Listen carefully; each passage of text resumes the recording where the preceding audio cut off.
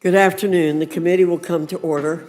Without objection, the chair is authorized to declare recess at any time. Before we begin, I want to take a moment to recognize Ashley Anderson, a member of the majority staff on the committee, who will be leaving at the end of this month. Ashley started in Congress in 2017 with Martha McSally, then went on to work for Mr. Reschenthaler, Ms. Miller-Meeks, and then came to the Rules Committee as Policy Director for Chairman Burgess in 2024. Ashley, it's been a pleasure to work alongside you, and we'll certainly miss you here at the Rules Committee. All of us are rooting for you in this new and exciting chapter of your career.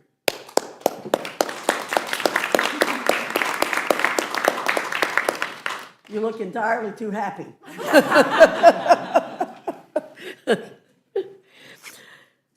Now we turn to the business before us. Today, the Rules Committee is convening to consider four measures: H.R. 6955, H.R. 7008, H.Con. Res. 113, and H.R. 9770. H.R. 6955, the Main Street Capital Access Act, would tailor bank regulations based on the size of the financial institution to spur local bank formation and to empower community lenders. When the Dodd-Frank Act was signed into law, community and mid-sized banks were unnecessarily subjected to a regulatory structure designed for large, complex financial institutions. This caused a ripple effect throughout communities across the nation. Local lending was suffocated, and the American people were the ones most affected. H.R. 6955 ensures community lenders can focus on serving families, small businesses, and local economies, making life more affordable for Americans and empowering Main Street. H.R. 7008, the Stop Insider Trading Act, would prohibit members of Congress, their spouses, or dependent children from purchasing stocks that are publicly traded. Additionally, this legislation would require members of Congress to disclose publicly each intended sale of stocks with the clerk of the House prior to its sale. Further, should any infractions occur, the House Ethics Committee would issue a fine to the offending member equal to $2,000 or 10% of the value of the covered investment, whichever is greater, plus the net gain realized from the sale. In addition, this legislation aims to restore trust in our election systems by implementing a common sense requirement of showing a valid photo ID to vote in federal elections. 24 states already require photo ID to be presented prior to voting. Heck, you even need to present a photo ID to utilize the Olive Garden's never-ending pasta pass. 80% of the American people believe showing photo ID at the polls makes sense. It's beyond time to make this simple first step to securing our election system. H.Con. Res. 113, the concurrent resolution on the budget for fiscal year 2027, unlocks the very first step in advancing our third reconciliation package under the House Republican majority. This concurrent resolution covers three issues of paramount importance: providing additional resources for baseline readiness so that the men and women of the armed forces are given the tools they need to carry out their missions successfully; securing American elections, an issue that the American people remain very attuned to and support through and through; and supporting our nation's farmers and ensuring that our nation's food supply and food security remain as strong as they can possibly be. I look forward to the forthcoming testimony of our colleagues on why advancing this first step of our third reconciliation measure is so important. Finally, we turn to H.R. 9770, the continuing resolution that would fully fund the federal government through December 4th of this year. The House has been working diligently to pass standalone appropriations bills consistent with regular order. While we remain optimistic about the work of Chairman Cole and our colleagues in this process, that does not mean we should blind ourselves to the reality of the timeline ahead of us.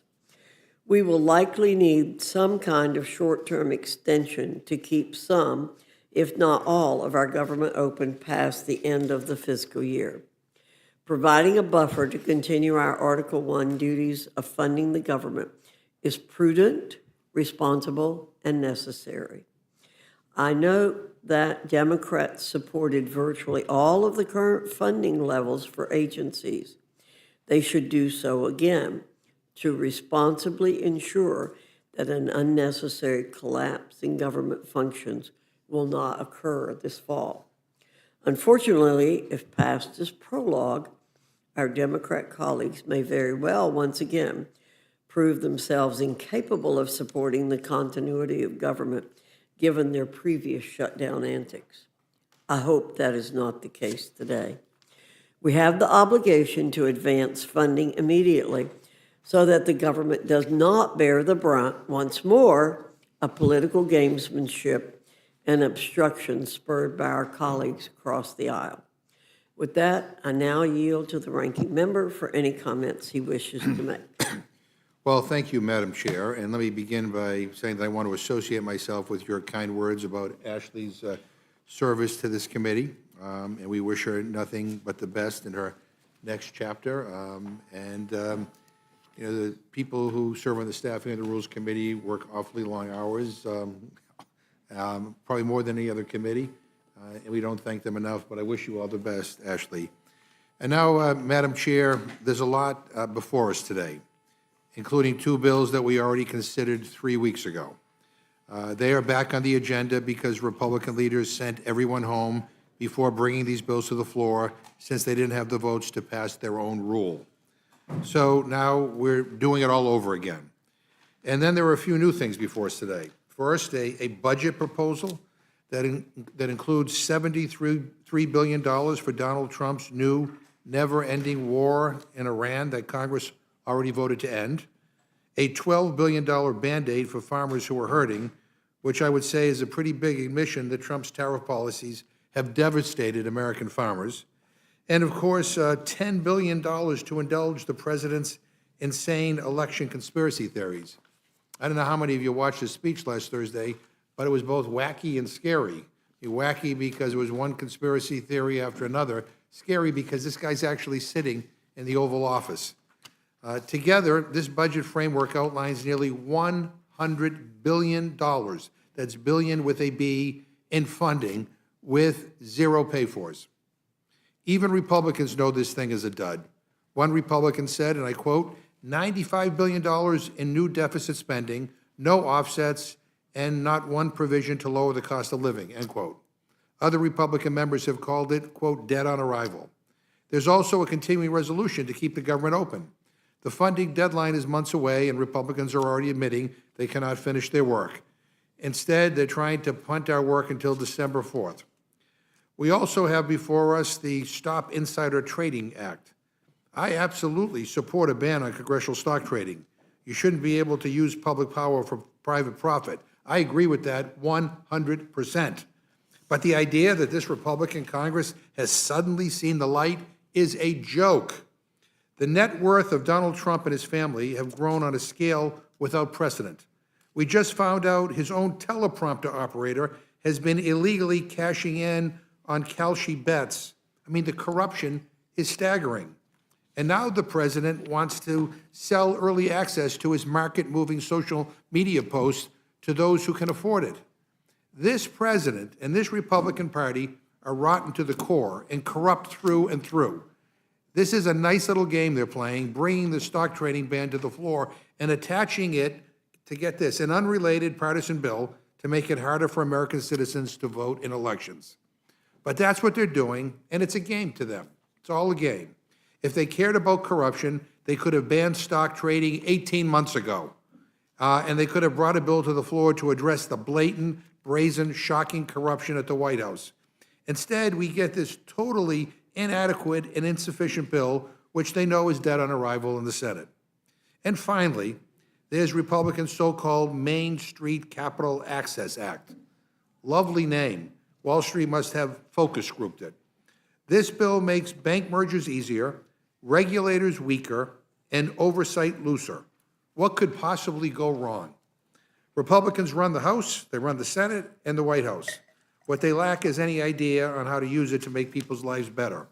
Power is supposed to be about helping people, and instead this majority uses it to protect the president, to pay off the powerful, and to funnel more money into yet another endless war.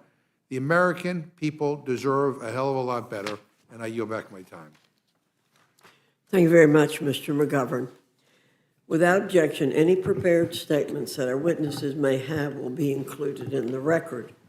I now welcome our panel, Chairman Arrington and Representative McGarvey from the House Budget Committee. Your full statements will be submitted for the record, and we ask that you summarize your statement in 5 minutes. Chairman Arrington, I welcome your testimony. Thank you, Madam Chair, Ranking Member. I agree with Mr. McGovern. The American people deserve better than what they've gotten for the last year and a half. But what they've gotten is a Democrat Party that I don't recognize in my 10 years of service. Persistent, habitual, never-ending obstruction to stop the president from succeeding in advancing the policies and the agenda the American people overwhelmingly supported and voted for unilateral Republican leadership in Congress alongside of this president. That has made it difficult to govern. What was unprecedented from my Democrat colleagues is now par for the course. Exhibit A, the first shutdown of the entire federal government over a clean CR. It's the first time it's ever happened from my Democrat colleagues. Both parties have participated in these shutdowns. I will readily concede that. But the first time a clean CR was rejected just to keep the government funding at the last year's funding levels until we could mete out a compromise solution. What was their reasoning? What was their counteroffer? To repeal the program integrity measures that we put in place in the big, beautiful bill to stop waste, fraud, and abuse, to prevent people not eligible, illegal, or people who are able to work and not working, siphoning money off of the safety net programs that are there for our most vulnerable Americans. It was the longest shutdown in history before the next Democrat shutdown. This time it was shutting down the Department of Homeland Security after we had agreed, four corners, on funding the government. They shut down Homeland. They handcuffed our Border Patrol agents from protecting our borders. They basically shut down our Coast Guardsmen from defending our ports, CISA agents from defending our critical infrastructure against being hacked. For over 70 days, they held the American people's security hostage until we used a reconciliation bill to break the obstruction and fund ICE and CBP because they defunded it. To be clear, they shut Homeland Security down and then they defunded ICE and CBP. We had to turn it on unilaterally through reconciliation. We didn't get a single vote from Democrats on that. Now here we are in the long train of obstruction abuses to do something before November as the window closes that is not just meaningful, it is important, it is critical, it is urgent. Support our troops, strengthen our food supply, and safeguard the integrity of our elections. Madam Chair, the obstruction and resistance at all cost and on all fronts goes beyond shutdowns. For the first time in 65 years, or what is at least 65 years of a tradition of bipartisan support for the NDAA, National Defense Authorization Act, that are the policies that undergird our entire United States national defense have been held up in the Senate by the Democrats. Prior to that, based on a temporary personnel decision of the president, they held up FISA 702, a critical security tool for our intelligence community to stop Chinese espionage, to stop terrorism, to stop drug trafficking. This is this new shameful era of obstruction, and I presume that the motivation is to placate the left-wing Mandami socialist base of the party. I have no other answers. So, Madam Chair and members of the distinguished Rules Committee, I present to you a reconciliation bill that will provide emergency funding for our sons and daughters so they have baseline battlefield readiness, emergency funding to provide resilience and strength to our food supply that we all benefit from, and lastly, the consent of the governed and a functioning democracy requires integrity and confidence in elections. And I will quote former Speaker Nancy Pelosi in 2017 after the 2016 election, based on the phony Russia collusion that was debunked later by an independent counsel. And I quote, "Our election was hijacked. There is no question. Congress has a duty to protect our democracy." Well, here's where I agree with her. We have a duty to protect our democracy. And when half the country has little to no confidence in the outcome of our elections because we don't have basic safeguards like a photo ID, I think it is incumbent upon us to act and act with purpose and with urgency. And with that, I yield. Thank you very much, Mr. Arrington. Mr. McGarvey, you're recognized. Thank you. Welcome to the Rules Committee. Thank you, Chairwoman Fox. Thank you, Ranking Member McGovern. Ashley, thank you for your service. Best of luck in your next chapter. I'm here on behalf of Ranking Member Boyle and House Budget Committee Democrats to talk about what is actually in this bill, and I think importantly what is not.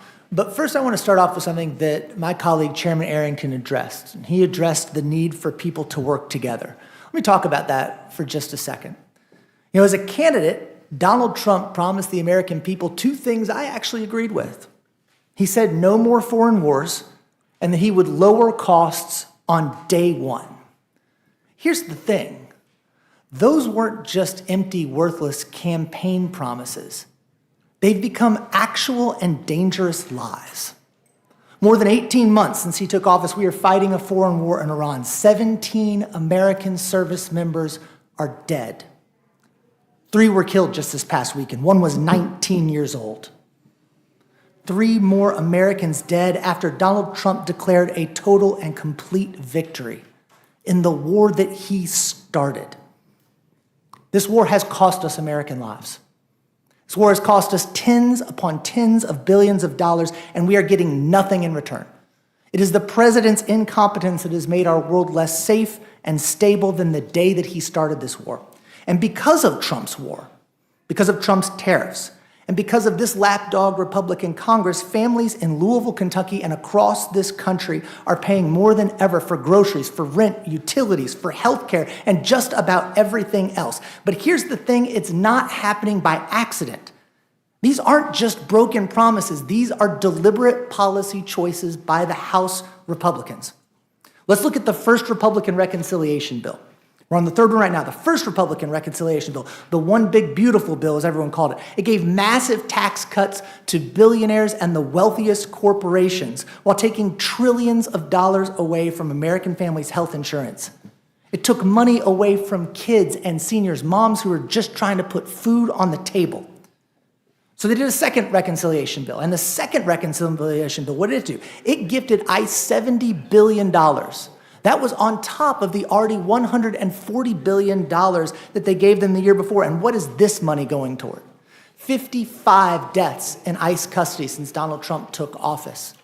Kids used as bait, families ripped apart, people killed on American streets. Just this past week, we saw 2 Americans killed by unfit and untrained ICE agents.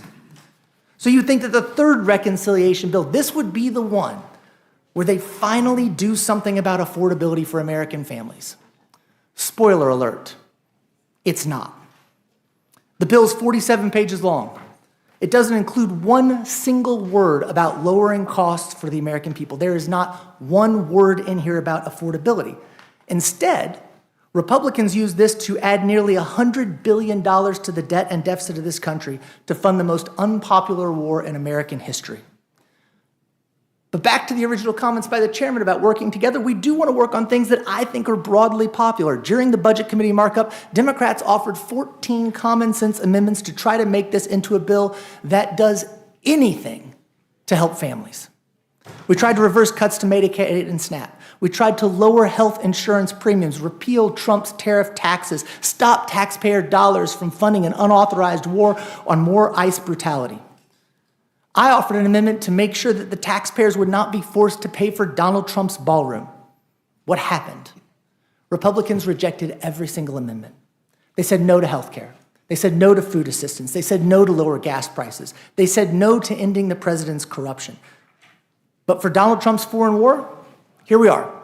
And House Republicans are happy to open the checkbook. This is a budget of broken promises. It puts American people last. As we sit here, we sit in this fancy room, and we're talking about rules and process and budgets and reconciliation. We may think that the American people are sitting here watching. They're not. They're not talking about reconciliation. They are at home right now talking about their bills. They're talking about rent. They're talking about healthcare. They're talking about groceries. They're talking about gas prices. They are sitting here wondering what they're going to do about utilities and prescription drugs and why their paychecks don't go as far as they used to. And they're asking a fair question. This is a question we should ask ourselves. The American people are asking this question. Why can Republicans always find money for billionaires and wars, but never for the rest of us?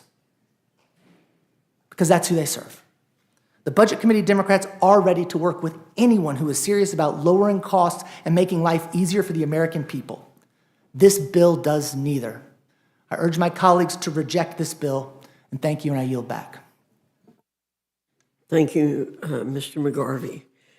Ms. Fishbach, do you have any questions? Mr. McGovern. Yeah, thank you, Madam Chair. First of all, let me just say, I love you Republicans. You don't take responsibility for anything. I mean, you control the House, you control the Senate, you control the White House, I think you control the Supreme Court, and nothing is your responsibility. Boy, it must be nice to live that way. And I'll just say one thing. When you guys want to get things done, I mean, you do. When you wanted tax cuts for millionaires and billionaires, I mean, you shoved that through, added $4.7 trillion to the debt. You got that through. I wish we could have stopped it, but you got it through. When you wanted to cut Medicaid by $1 trillion, you did it in a nanosecond. SNAP by $200 billion, you're going to increase hunger in this country. I mean, so the idea that, this idea that somehow you can't get anything done, yeah, you do. The stuff you get done, unfortunately, is bad for the American people. But everything is somebody else's fault. It's never your fault. And don't even get me going on corruption or on fraud or waste or abuse. I'm looking at what's happening in the White House right now and the silence of the entire Republican conference. I mean, that is complicity. That is complicity. And history will record that you were silent as this president ripped off the American people. I've never seen anything like it. It makes Richard Nixon look like a Boy Scout. But Chairman Arrington, in 2024, you came before this committee and you said, quote, at a time when our national debt is approaching $35 trillion, we are adding almost $8 billion to the debt every day, and we pay 62 cents on every dollar just to service the debt. We must lead Congress toward a path of fiscal responsibility. The trajectory is unsustainable and is arguably the biggest threat facing our nation, end quote. You ended your remarks by saying, and I quote, not paying for our spending is not only irresponsible, it is irrational. We cannot continue to thrust the costs of things we think are important onto the backs of our kids and grandkids, end quote. Chairman Arrington, do you still believe that our debt is one of the biggest threats facing our nation? I do. So, Chairman Arrington, can you affirm the basic fact that since January 20th, 2025, since President Trump and the Republicans assumed full control of government, the national debt has increased by $3.3 trillion from 36.2 trillion to 39.5 trillion. It's a misleading stat because the economy has grown with the cuts that we made on waste, fraud, and abuse. In total, for the first time in a decade, the deficit to GDP has gone down under Republican leadership and this president's watch. You disagree with the figure? The CBO, that's a direct quote from the Yeah, but you CBO. disagree with that our debt went from 36.2 to 39.5? Because I think that's We have. pretty clear. We have liabilities in Social Security, Medicare. We have liabilities across the board that are outpacing Mr. McGarvey, would our you sources say of revenue. that those are accurate numbers? Yes. And in fact, another stat we can look at, the debt of this country from George Washington through Bill Clinton was about $5.7 trillion. The debt from George W. Bush and Donald Trump alone is nearly double that.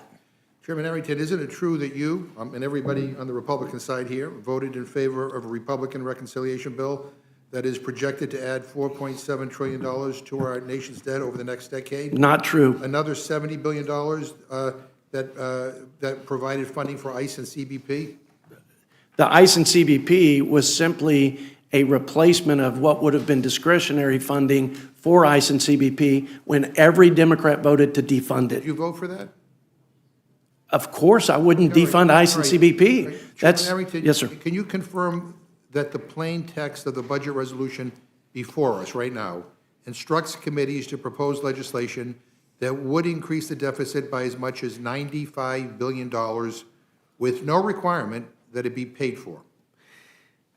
Mr. McGovern, ever since I've been here, and probably for 100 years, when we are in conflict and our military needs supplemental resourcing to keep our troops safe, we have never offset it. And the $200 billion that you and your colleagues gave to Ukraine, that was not offset. So I don't expect we should do this any differently. Yeah, but you said, I go back to, not paying for our spending is not only irresponsible, it's irrational. That's, We I cannot agree. continue to thrust the cost of things that we think are important onto the backs of our kids and our grandkids. I guess that's correct. The question is, how can you come before the committee and advocate for spending tens of billions more taxpayer dollars on top of the trillions that you have already added to the deficit while not requiring any of this? It's a fair question. Not just the military stuff, Yeah. and other stuff, why, that none of it is paid for? It's a fair question. Yeah. And I think we have to ask ourselves as a Congress, why we provide emergency funding, supplemental appropriations for emergencies, because those emergencies require expeditious action, A, and B, if we don't act, we'll spend a lot more money. Now, that doesn't mean we shouldn't budget for emergencies. We need to do a better job of that across the board. Was it an emergency to give tax breaks to billionaires and millionaires? Because that was not paid for either. I mean, It was, in fact. Okay, all right. Well, In fact. I'm glad, so we just have a disagreement. You think an emergency is making sure that millionaires and billionaires get tax cuts, and big corporations? I just disagree with that. That's a fundamental values question. I didn't say that just for the record, although some, after a 21% inflation tax, would have said a 22% tax hike would be an emergency for their families. Yeah, your budget resolution instructs the Armed Services Committee to increase the deficit by as much as $60 billion in order to use taxpayer dollars to cover more of the cost of the president's war in Iran. Are you aware that Republicans gave the Department of Defense an extra $150 billion last July? Yes. And according to the Trump administration's own numbers, more than half of that money, $75.7 billion, has yet to be spent or even obligated? I know that we gave $150 billion to the defense of our country. So given that you've said that our nation's debt is such an existential crisis, Yes. wouldn't you agree that it is irresponsible to spend another $60 billion in taxpayer dollars on Trump's war when you already have $75 billion available? No, sir, because we were so in the hole after 4 years of a president that didn't have not just regard for our readiness, but for what our troops were focused on in terms of war fighting. That first $100 billion was to make up for 4 years. Thank God we put that additional monies to prepare for. $75 billion that hasn't even been obligated yet. I've also submitted an amendment that I hope to offer in the Rules Committee later tonight to use $13 billion out of that $60 billion to add the Major Richard Starr Act to the reconciliation bill. This would help combat wounded veterans get the full support that they're entitled to. Chairman Arrington, would you support making my amendment in order to help these veterans? We simply unlocked the reconciliation process, Mr. McGovern, and you know the process as well as I do. The policies will be meted out by the authorizing committee chairs, not myself. But you So would have no objection for me offering an amendment and hopefully maybe getting a bipartisan. I would simply, our focus, Because if we're not going to pay for this Yeah. other stuff, the whole issue Yeah. over the veterans bill that Republicans pulled last week was a lot of the veterans organizations were upset that you were robbing Peter to pay Paul. You were actually cutting veterans benefits on one hand to increase veterans benefits for other groups on the other hand. So this would alleviate that. So that's what we're trying to do. Ms. McGarvey, would you be okay with us trying to do that? No, in fact, I sit on the Veterans Committee, Ranking Member McGovern, and I think this is something where we actually all agree we should be taking care of our veterans. Instead, they are looking to actually take things away from veterans who are suffering from tinnitus, veterans who are suffering, and they're not willing to pay to help them. So we'll see what happens later today. I think you'd all agree that affordability and the cost of living, whether it's gas prices or childcare costs, are some of the top concerns of the American people. The question is, why does this budget resolution not include anything to bring down costs? I mean, you don't have to just take my word for it. On July 15th, the Republican congresswoman from South Carolina described your budget as, quote, $95 billion in new deficit spending, no offsets, and not one provision to lower the cost of living, end quote. So the question is, why doesn't your resolution instruct any committee to propose legislation that would, for example, lower health care costs or help people who have lost their health care coverage regain it? I would say that the first step in unwinding the cost of living crisis that was created by the failed policies of your party was to stop the wild, reckless, unbridled spending. This administration continues, by the way, a whole of government assault on fraud, not on domestic energy producers, but on fraud. And we cut, like I said, $1.6 trillion in waste. We put pro-growth policies that gave us a 3.8 and a 4.3 growth rates before you shut the government down. It sounds like we're back to the old, let's blame Joe Biden. But why doesn't your resolution instruct any committee to propose legislation that would lower Americans' child care costs? Or why doesn't the resolution instruct any committee to propose legislation that would lower Americans' housing or rent costs? Or why doesn't your resolution instruct any committee to propose legislation that would lower gas prices for Americans' energy bills? I mean, this is kind of the problem in a nutshell, and I'll close with this. You know, when it comes to war and tax cuts for wealthy and big corporations, you guys trip over yourselves to spend tax dollars with no offsets. This is your MO. But when it comes to helping American families, Republicans think it would be wasteful spending. I got to tell you, I still do in-person town halls. I don't know about you, but I do. And all people want to talk about is the high cost of living. They can't afford their rents, can't afford to buy homes. Child care costs are out of control. Health care costs are out of control. They want to know why the hell aren't we focused in on that? And instead, we're focused in on, giving the well-off and the well-connected even more. I think people have had it. And I think that's one of the reasons why you're going to see every Democrat oppose this. And I hope some Republicans who care about fiscal responsibility will oppose it as well. I yield back. Thank you, Mr. McGovern. Mr. Scott, you're recognized. Thank you, Madam Chair. Mr. Arrington, I personally believe that we won the last election because Americans wanted us to secure the border and stop the tax increase.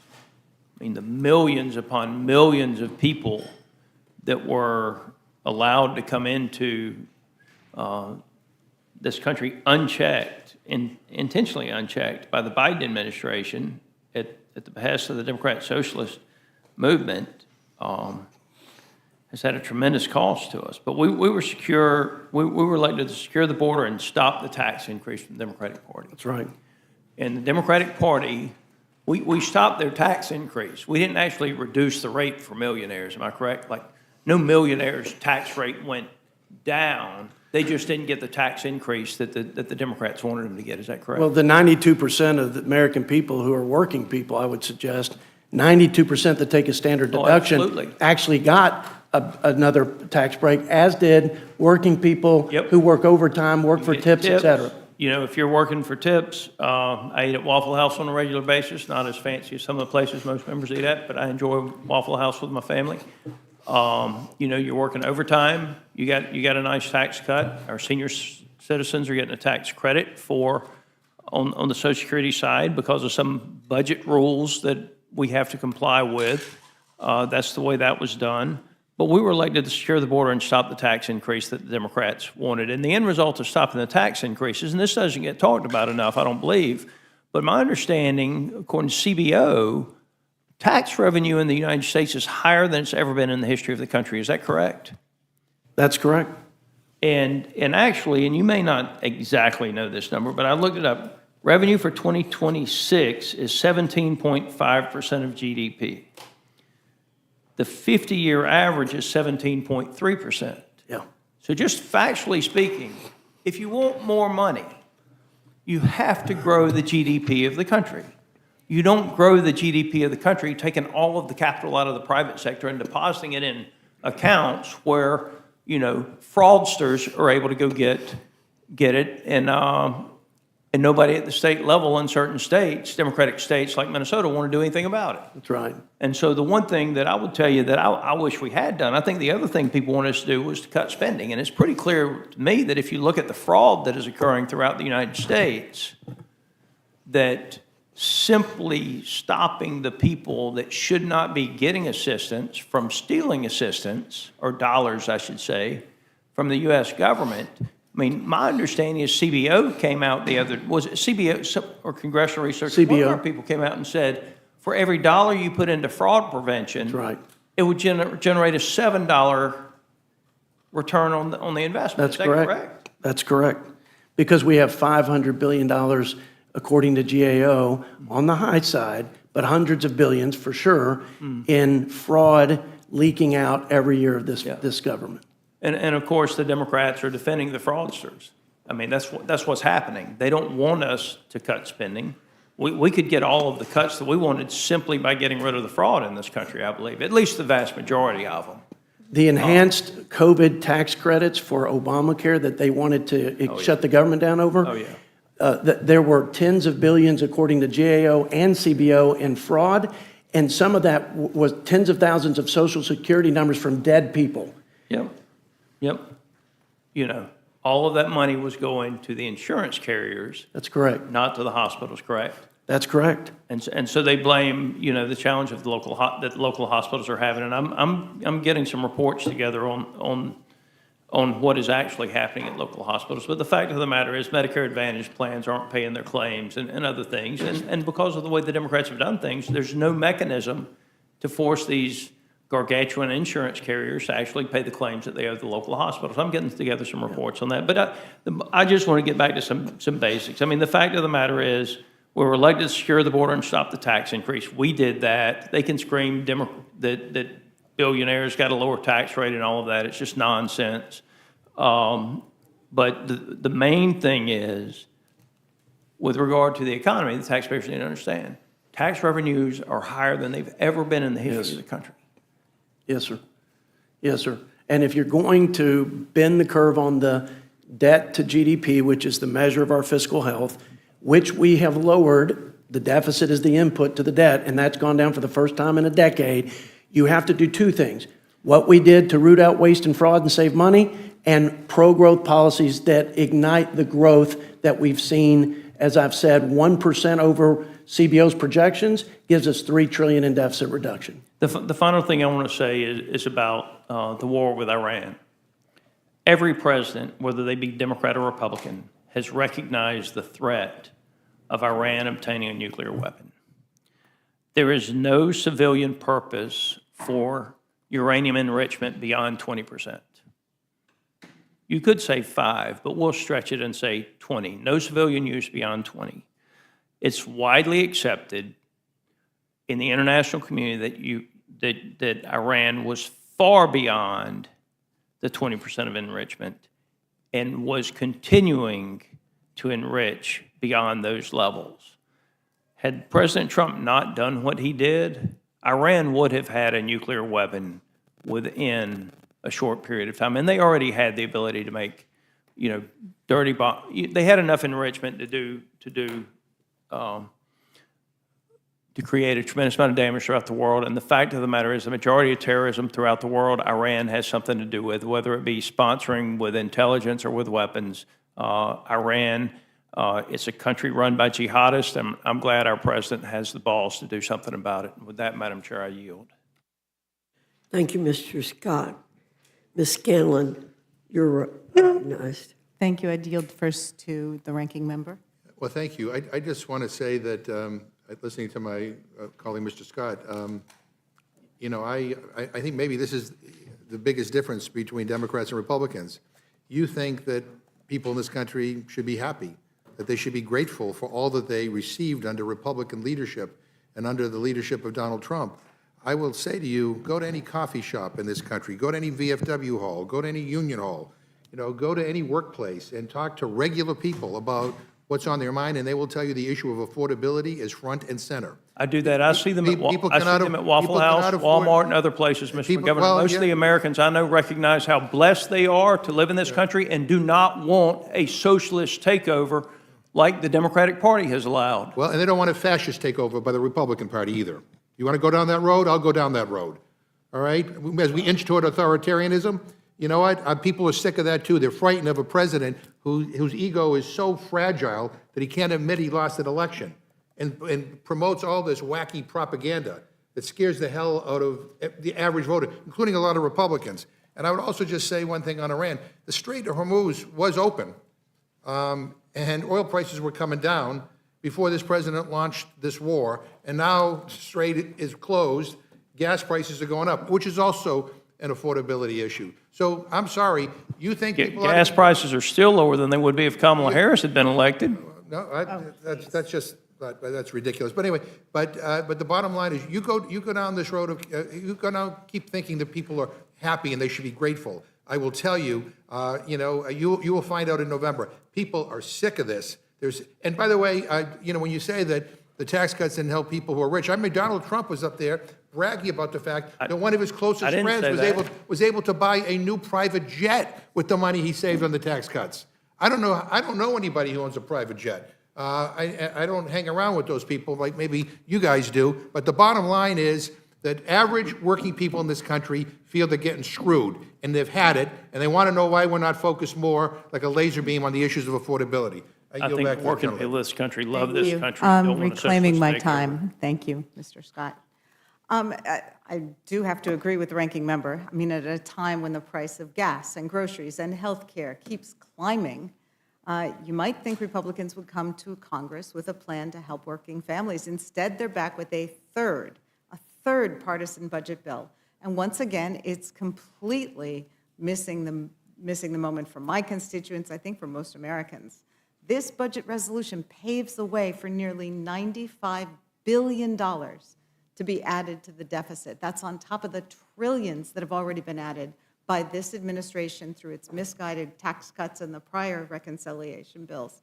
Look, more than $70 billion would bankroll the president's ill-conceived, senseless war. I mean, that's the monetary damage on top of the deaths that we're already seeing. It is the most unpopular war in American history, and presumably some portion of that will go to fund Pete Hegseth's obsession with the testosterone levels of members of our military.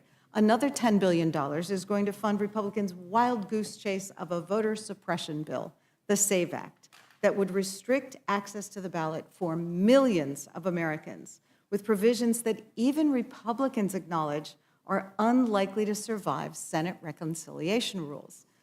It's interesting to hear our Republican colleagues try to justify that bill.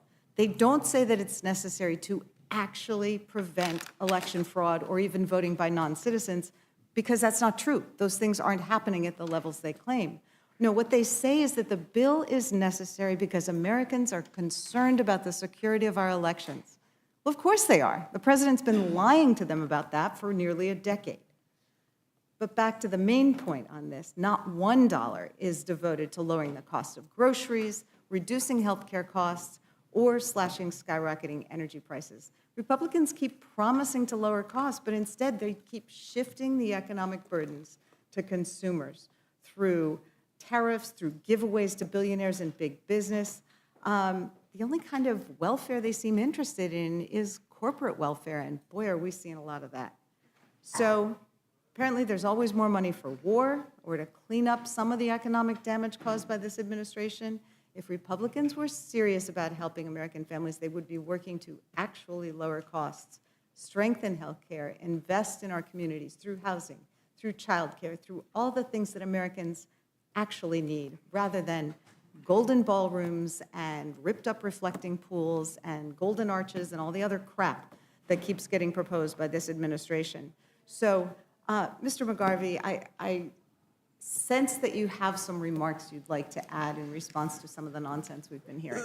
Thank you, Ms. Scanlon. I appreciate your remarks. I wanted to go to some of the things that Mr. Scott addressed specifically about fraud and about the actual budget and the tax cuts themselves. We all agree, right? Let's get rid of the fraud. Let's get rid of fraud. Let's get rid of fraud. Let's get rid of waste. Let's get rid of abuse.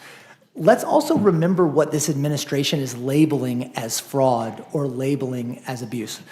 Director Vogt came in front of our committee, Mr. Chairman, and he answered our questions, because the thing about a budget is you can talk about things all you want. In a budget, it's actually written down what you like and what you value. So he said there was fraud in the LIHEAP program, LIHEAP, Low Income Home Energy Assistance Program, right? But he didn't find the fraud in the program. He zeroed it out completely.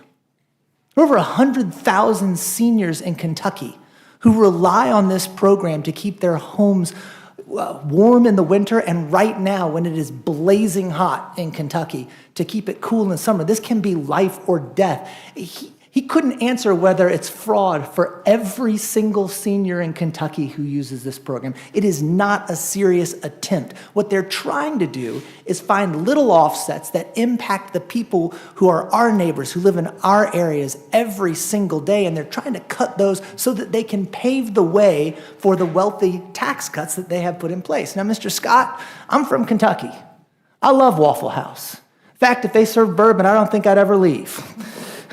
But what you need to do is explain the tax cuts to the people at Waffle House the next time you're there, because in this budget, there were $4.7 trillion in tax cuts. The wealthiest Americans got over 50% of that. If you make $1 million in America under these tax cuts, by 2027, you will have $100,000 more in your pocket. But let's look at what we did for the people who work at Waffle House.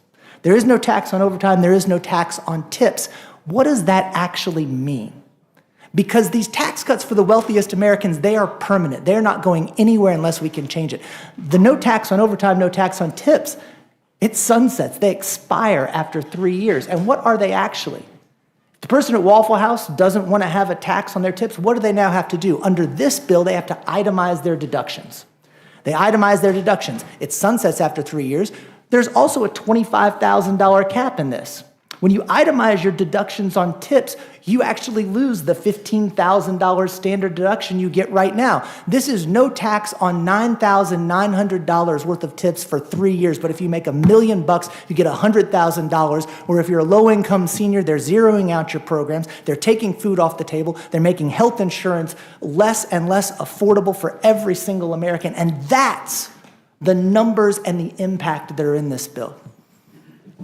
Thank you. I appreciate that. And it just galls me every time our colleagues start talking about fraud when the actions of this administration show that that is not the focus, or at least not the focus with respect to the people who are committing massive fraud. I mean, if you just look at the fact that the administration has canned most of the inspectors general, whose job it is to actually investigate and prosecute fraud, waste, and abuse, and have been doing a really good job at that up till now.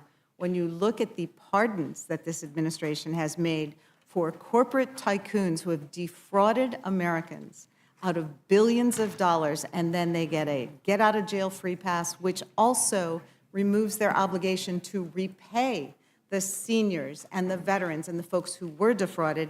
And finally, I guess in addition to that, you see the folks who've had their charges dropped when they've made sizable donations to either the president's campaign funds or his library or one of his golden ballrooms or something like that. And then finally, you just look at the front page of the Wall Street Journal today, which says, Justice Department pulls back on pursuing corporate crime. They've sent all their folks out to track down day workers at Home Depot, and they are not going after corporate crime, they're not going after drug traffickers, they're not going after human traffickers, and they're sure as heck not going after folks in our government who are defrauding the American people. So I thank you for your work on this, and I yield back. Thank you, Ms. Scanlon. Mr. Griffith, you're recognized. Thank you. Ms. Leisure Fernandez, you're recognized. Hello. Thank you very much. Good to see you, Chairman, and good to see you, Ranking. You're the ranking member here today, Margaret McGarvey. And thank you for the explanation about the fact that it's not really working people, it's not seniors, it's not people who pay taxes who have benefited from the deficit spending that we have seen the Republicans engage in the last 18 months. And that's really what's key here is this is deficit spending.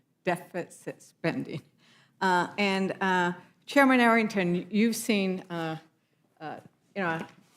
this chart. I think you and I have discussed this chart before because it shows that Republicans like talking about the deficit, but really what Republicans like doing is increasing the deficit. And every year, every presidency under Reagan, H.W. Bush, the deficit went up, not by a lot under those two. It went down during Clinton. During W. Bush, it went up, went down during Obama, and then, boy, under Trump, it just soared. Came down a bit under Biden, and now you actually have the distinction of being able to serve as chairman of the Budget Committee and will be able to retire and claim as one of, I think, your accomplishments that you have added to that deficit spending. And this bill before us is going to add to that legacy of deficit spending by Republican presidencies if it ever got passed into law. And what we're hearing is that we're finally maybe some of the, they call them hardliners, I don't know what the right name for it is, but people who say it's not good to do deficit spending are saying, wait a minute, there's no pay-fors in here. There were no pay-fors in the $70 billion that we passed last month either. Do you remember by how much Trump raised the debt in his first term, Chairman Arrington? The debt has gone up by too much under presidents in recent times, mainly because of the unfunded liability in entitlements that are on automatic spending.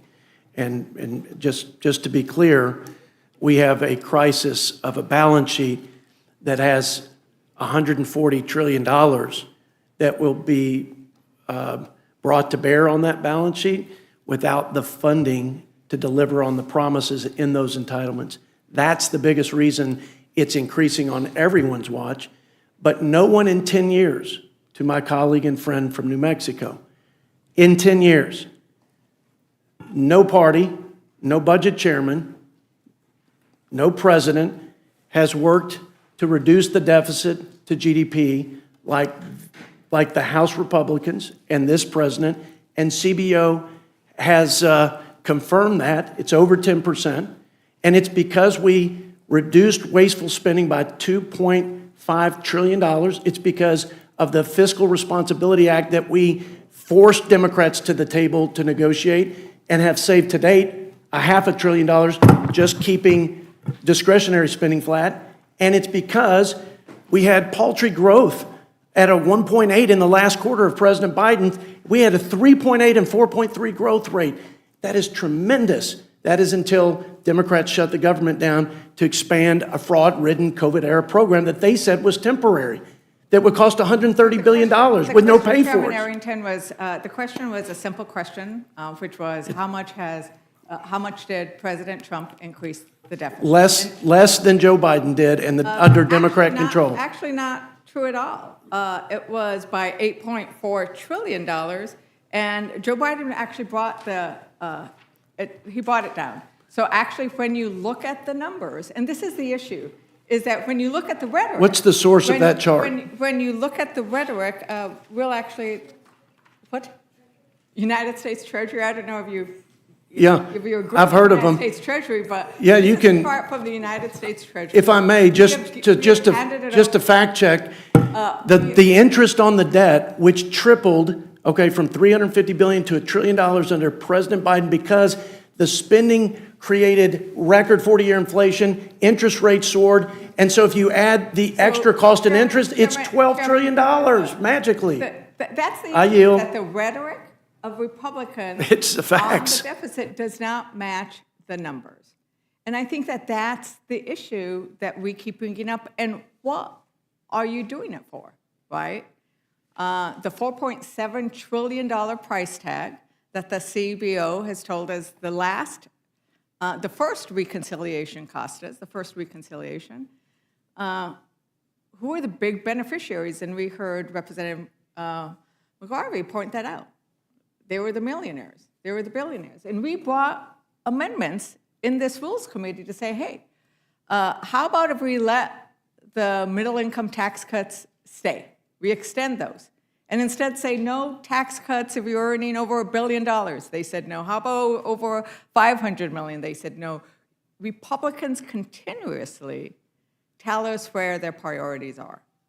And the last $70 billion was for ICE.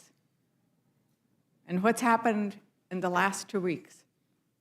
More shootings in the streets, murders, killings in the streets, because Republicans refuse to put any guardrails on. And I think that that's what we're facing here is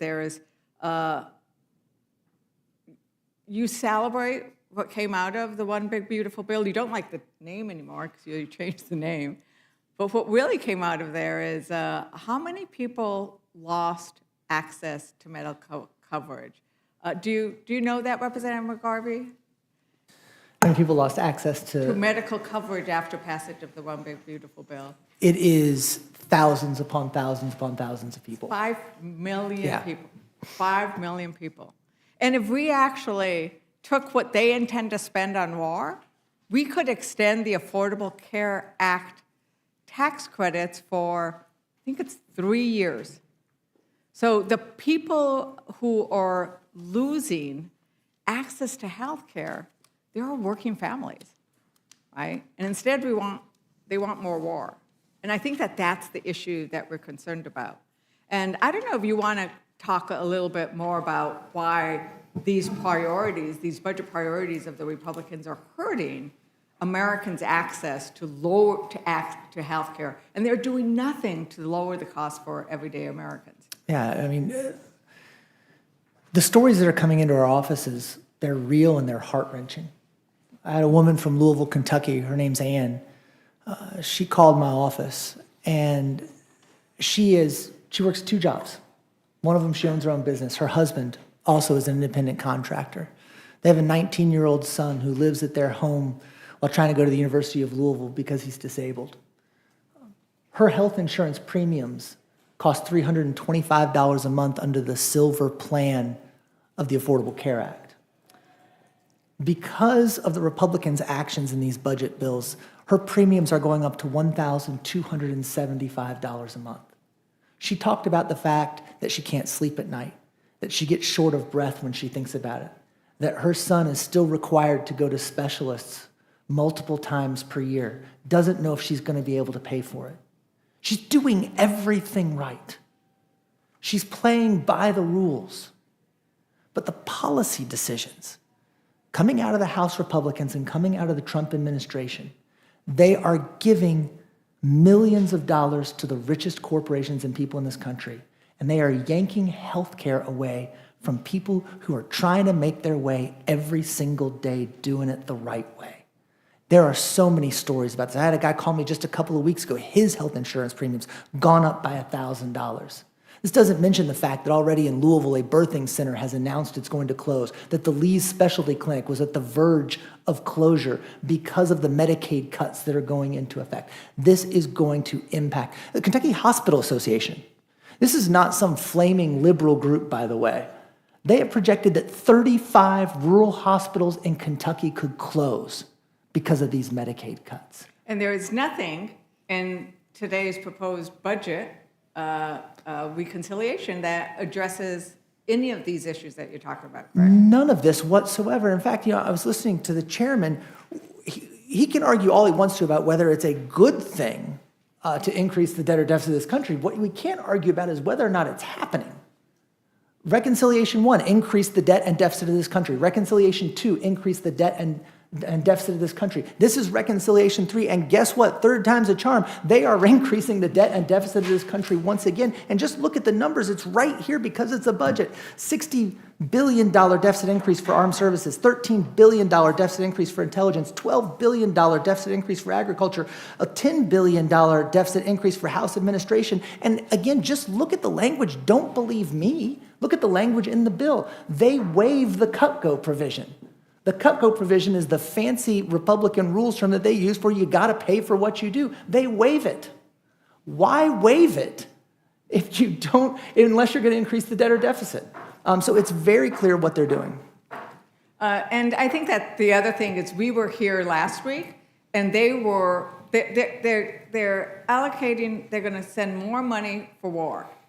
But last week, they were unwilling to pay for veterans' services, for the benefits that veterans need without a pay for. But they're going to spend this money without a pay for. I think we should prioritize our veterans. And there is no instruction to the Veterans Services Committee, is there? Our veterans get nothing in this bill. So our veterans get nothing out of this bill. Shows you where their priorities are. And with that, Madam Chair, I yield back. Thank you, Ms. Leisure Fernandez.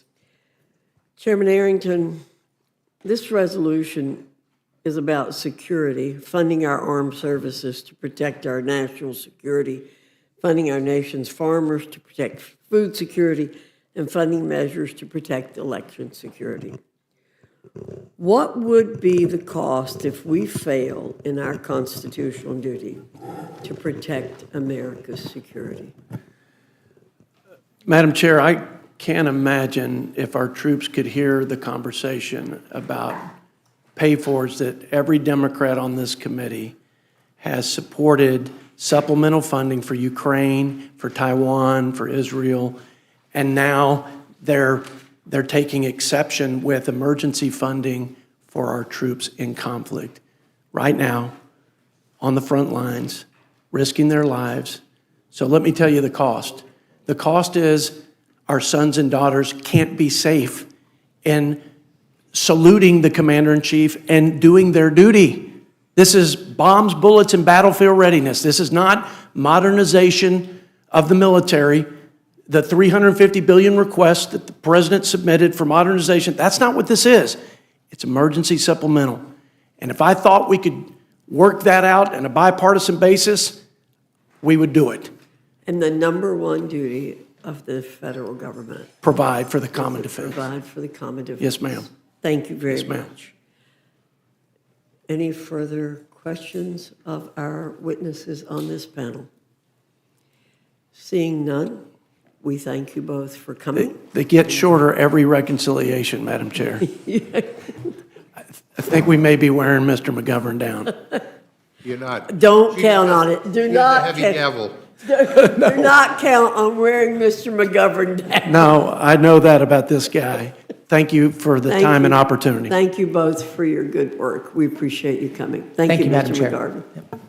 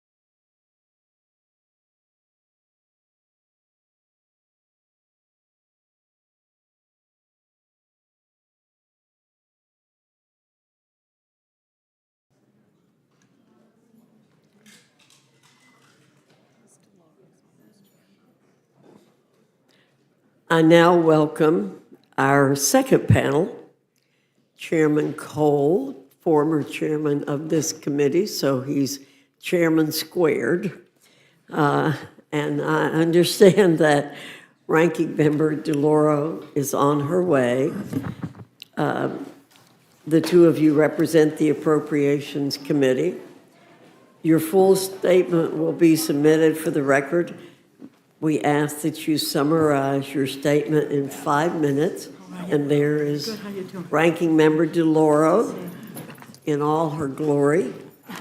Chairman Cole, I welcome your testimony. Thank you very much, Madam Chair. Chairwoman Fox, Ranking Member McGovern, members of the Rules Committee, I appreciate very much the opportunity to testify today. I come before you today on H.R. 9770, the Continuing Appropriations Act of 2027. Over the past year, the House Appropriations Committees worked diligently to fulfill our Article I duties. Last month, we completed our markup process for fiscal year 2027, reporting all 12 bills out of the full committee by June 24th. It's the earliest date this feat has been accomplished since fiscal year 2020. As of today, the full House of Representatives has also passed 3 of these bills across the floor, including the Military Construction and Veterans Affairs Bill, the Agricultural, Rural Development, Food and Drug Administration Bill, and the Related Agencies Bill, and the National Security, Department of State, and Related Programs Bill. I'm deeply proud of the work that the committee's done thus far, and I'm appreciative of the support we've received from the rest of our colleagues in this chamber. Unfortunately, current circumstances in the Senate make clear that Congress as a whole is unlikely to complete the full appropriations process by the start of the fiscal year. The fact remains that our friends and colleagues across the rotunda have yet to report any appropriations bills out of the Senate Appropriations Committee. Despite good faith efforts and reasonable negotiations, political gamesmanship from the left has kept their process at a standstill. While I've not given up hope that we can enact at least some appropriations bills before the start of the fiscal year, I'm also realistic, and I acknowledge the reality on the ground. Congress will need to enact a continuing resolution of some sort prior to September 30th to avoid a government shutdown at the start of the fiscal year 2027. Every member in this room is only too aware of what transpired over the last year. The threat of a shutdown is not only real, it's happened twice in the last 12 months. First, Senator Schumer and Senate Democrats plunged the nation into the longest government shutdown in history last October. Not to be outdone, they then later pushed the Department of Homeland Security into the longest partial shutdown in American history. Both of these shutdowns were unnecessary, reckless, and irresponsible. It would be equally reckless and irresponsible to repeat the same mistake at the end of this fiscal year. Stability is necessary, which is why the House is moving early and taking the step of putting today's bill forward. H.R. 9770, the Continuing Appropriations Act 2027, will put in place a continuing resolution keeping the government open and operating through December 4th of 2026. This will not only allow Congress time to continue our work on full year appropriations bills through regular order, but will also ensure that the government remains open through the November election and into early December. Some may ask why it is necessary that we take this bill up in July. I would simply state that it's never too early to do the right thing.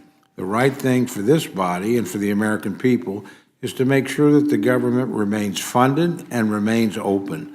Passing this bill now ensures that we, the House, have taken this important step prior to the August district work period.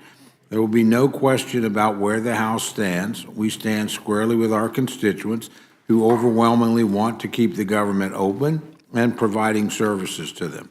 Importantly, today's bill also does not contain a single poison pill rider. It's a clean CR, fully funding our government. This includes our military and defense needs, support for our veterans, and critical services for our constituents like roads, parks, child care, water projects, infrastructure improvements, scientific research, job training, and countless others.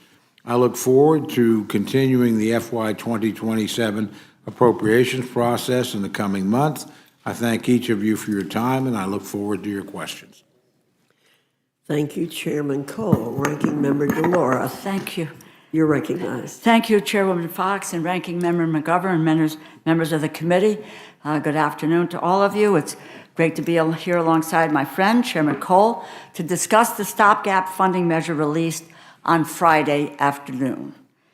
I want to begin by stating clearly and plainly, Democrats do not want a government shutdown. In a perfect world, the months remaining between now and September 30th would be ample time to fund the government on a bipartisan basis through the appropriations process, one bill at a time. However, given Republicans' refusal to write bipartisan bills in either the House or Senate, a continuing resolution is necessary. If I am going to support a continuing resolution, it needs to continue government operations, exclude any poison pills, and it must maintain Congress's constitutional authority over spending decisions. At this time, the continuing resolution released on Friday does not meet that standard. The final Homeland Security bill passed unopposed in April. Unopposed, it was by a voice vote, by including a provision to remove all funding for the Border Patrol. Chairman Cole's bill does not continue that agreement, giving the Trump administration permission to use billions provided by this bill to fund Border Patrol without any substantial reforms to how that agency operates. It's a clear line in the sand that Democrats have drawn for months. In recent weeks, immigration agents have shot and killed residents in Maine and Texas, neither of whom were the target of enforcement operations, highlighting the urgent need for dramatic reforms to protect our communities from further violence. We have also been prevented this measure, hastily put together with little more than a couple of days of thought. That is not the way to govern. The majority has not made time to gather information from our colleagues in the executive branch to identify any potentially critical anticipated needs, let alone anything that may come to light over the next couple of months, especially as we head into the heart of wildfire season and approach hurricane season. We are putting the cart before the horse by considering this legislation without understanding the full scope of what is needed to continue operations through December 4th. As a matter of fact, we have just received a lengthy proposed list of anomalies from the White House. But the process has made no time for us to evaluate these proposals. And this bill does not account for anything that is in these proposals. And the chairman and I both know we go through these with a fine-tooth comb to see what is flexible and what isn't flexible. What are the needs that have to be met? Border Patrol problems aside, Chairman Cole has put forward a plain bill, absent controversial riders, and containing most of the standard authorities we enact in these stopgap measures. That's a welcome change from most of the regular bills that have come to the floor this summer. But we still do not have all of the information that we need. We still have 2 months before the end of the fiscal year and should not rush through an incomplete funding extension. We ought to wait for the information that we need to get it right the first time. This resolution was dropped on us on Friday afternoon without any bipartisan negotiation. Had we been consulted, there are several provisions we would have pushed for to strengthen the measure and to protect congressional prerogatives, including the reversal of a proposed federal rule from the Office of Management and Budget that allows political appointees in the Trump administration to unilaterally block or terminate grant funding if they deem it not sufficiently in line with the president's policy priorities. If we had been brought in before the bill was released, we could be here touting a bipartisan agreement with a plan to fully fund the government for the next fiscal year before the end of this Congress. Instead, we are scrambling to jam through a one-sided stopgap measure 3 days before everyone leaves for the August recess. I'm deeply concerned about what may be attached to this funding measure through the rule that is passed out of this committee. There are some Republicans who have decided that they will not allow any legislation to be considered under a rule unless it includes an extremely partisan measure to restrict voting access for millions of American citizens. Under no circumstances will Democrats support that measure. If the position of my friends across the aisle is that they will shut down the government unless we severely restrict American citizens' voting access, I invite them to make that case to the public and see how the public responds in November. At minimum, I cannot support this bill without the inclusion of the technical language regarding the Border Patrol that was agreed on. It was agreed on as a bipartisan, overwhelming voice vote in April, until we are certain that the Republicans will not use this legislation to advance their voter suppression measure. Beyond that, the decision to pursue this path without any bipartisan negotiations gives me serious reservations in moving forward. I'm happy to answer the committee's questions. I thank you, and I yield back. Thank you, Ms. DeLauro. Ms. Fishbach, you're recognized. Thank you, Madam Chair. And Chairman Cole, I think you mentioned it in your opening remarks, but I just wanted to check again and make a point of it. How many of the 12 appropriations bills have passed out of your committee? 12, all 12. And how many have passed the House? 3, And how many have passed the Senate? 0. So, That includes obviously out of committee, not just out of the Senate itself, but the Senate Appropriations Committee hasn't gotten a single bill done yet. And I think it's pretty unlikely they're going to get them done between now and September 30th. and thank you for pointing it out. I wouldn't have asked the question, but not out of committee, not out of the House, or excuse me, out of the Senate. And I mean, the Senate's obviously not taking their duty seriously if they are not even taking up the ones we've sent and doing anything. And so I think this is the only responsible thing to do. It's like you said, they're probably not going to do anything before September 30th, or it's unlikely that they will. And I think that to avoid a shutdown and allow them more opportunity to get their work done and take it seriously, I think this is a necessary thing that we need to do. And so I appreciate you bringing it forward, and it's a pretty simple resolution, pretty simple piece of legislation, and so I think that, it's easy to understand what's going on in it, and so I don't think we need to have, 3 months to digest what's going on in this. I understand it, and I think that everybody else does too. And so I appreciate you bringing it forward, and I appreciate the fact that you're taking the responsible approach and making sure that we are able to insist the Senate get their work done. Thank you very much. Thank you. Thank you, Ms. Fishbach. Mr. McGovern, you're recognized. Yeah, no, let me just, first of all, say that I want to remind my colleagues that the Senate is controlled by the Republican Party, and Susan Collins is the chair of the Appropriations Committee over there, so maybe there's a need for some change. And I would, I don't want to prolong this. I have respect for both the chairman and the ranking member. It just seems to me, based on what Ms. DeLauro just said, that maybe we could have reached a bipartisan agreement if there was a bipartisan back and forth before this was announced, and maybe we still can get to that at some point. But I don't really have any questions. I just wish that this was more of a bipartisan process, and maybe maybe everything would be a little bit different right now. But it is what it is, and I thank you both for being here, and I yield back. Thank you, Mr. Scott, you're recognized. Thank you, Madam Chair. I would tell you, it seems to me that the Senate's actually controlled by the parliamentarian, not the Republicans over there. But I just, Mr. Cole, I'm looking through the things, I mean, I don't see any reason for anybody to necessarily to object to this. I, like you, don't have confidence that bills are going to make it through the House and the Senate prior to the end of the fiscal year.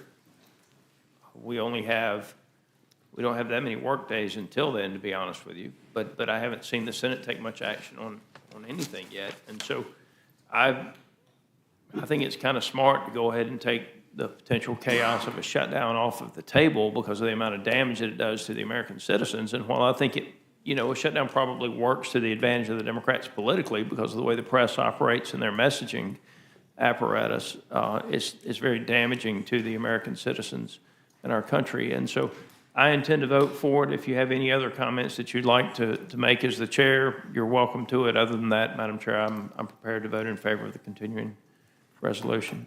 Mr. Cole? All I'd point out is that, look, there's nothing in the bill to be against. It just simply is a clean CR. And I've always had the philosophy, I don't vote on bills because of what's not in them. I vote against them or for them on the basis of what is in them. And there's nothing in here that's remotely controversial. And look, we've been through the 2 longest shutdowns in American history. The longest shutdown of full government, which Senator Schumer and Senate Democrats sprung on us.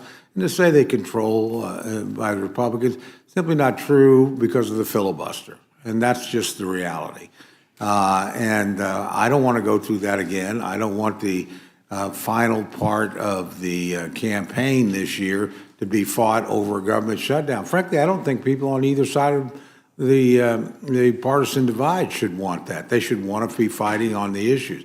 I promise you this, if we shut down the government come September 30th, that will be the issue that dominates politics in the next few years. We're just trying to take that off the table for both sides, make sure that there's certainty in funding the government, that we don't have another one of these situations where we have lines at airports because TSA agents aren't being paid for or any of those sorts of things. Just fund the essential things. We'll have the election. Things can be sorted out. We come back after that. If the Senate were moving, if they had made as much progress as we have, then again, I'd be happy to hope that would happen, but I just don't see the time for it. So let's remove the possibility of a government shutdown now through the election, have enough time when we finish that election to come back and make some appropriate decisions. In the meantime, we want to keep working on appropriations bills. I hope we keep bringing them to the floor. I know the House has lots of things to consider, but we're going to continue to try and move the regular process along. But we want to take away the possibility of a shutdown between now and the election because, again, we've seen that happen twice in this Congress already, generated by the Senate, and I'm not willing to risk a third time if we can avoid that. There's a difference between having a majority and being in control. You yield back, Mr. Scott. Yes, ma'am. Ms. Scanlon, you're recognized. Thank you. I hate to say it, but it feels like this continuing resolution is an admission of failure, not by our brilliant appropriators, but by House Republican leadership.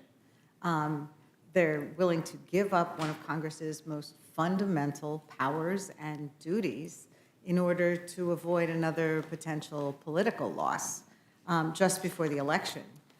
They're asking us to give a blank check to this administration because they can't manage either their Republican caucus or to negotiate actual bipartisan funding bills. So I think it's an insult to the Appropriations Committee because I know they continue to do good work even under duress, but it's a failure of Congress to be doing this months before the end of the year.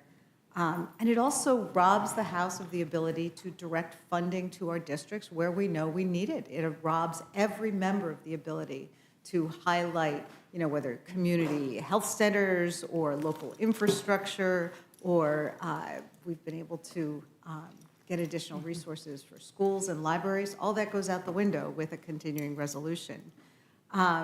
So I'm not in favor of this. I think it is an admission of failure by the Republican leadership. I was struck, Ranking Member Deloria, about something you said about the continuation of funding without guardrails for ICE.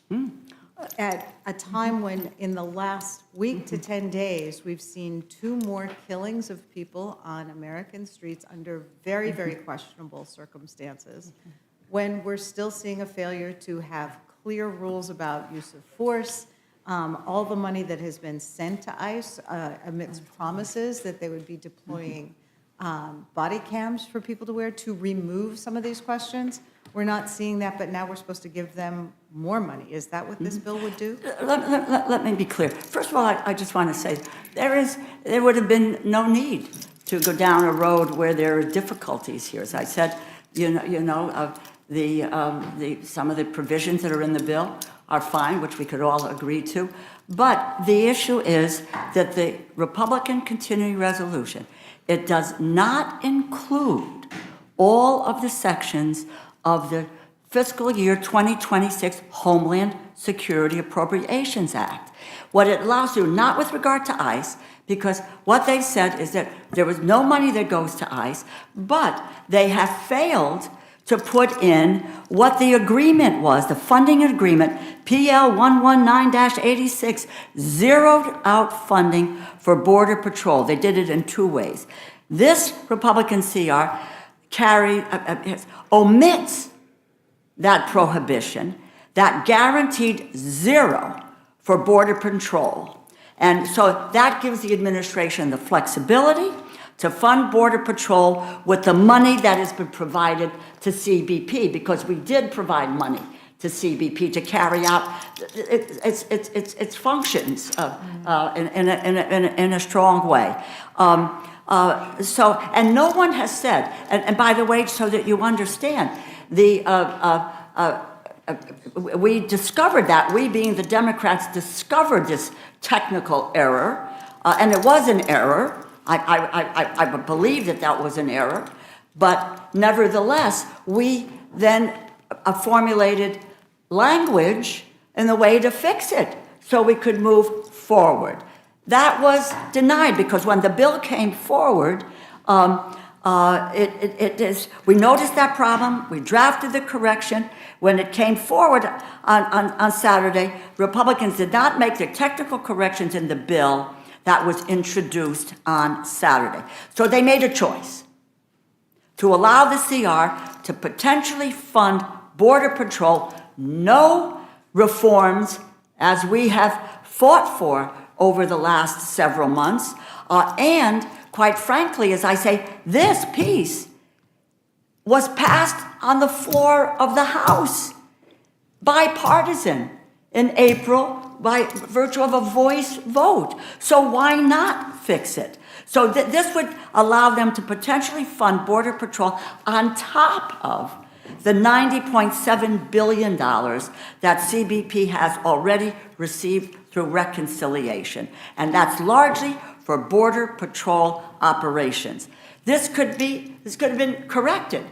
And so that is it. And I got all the citations and what bill it is, et cetera, et cetera, et cetera. So it omits this language, and I don't think that we can, what is it? Was it Ronald Reagan who said trust but verify?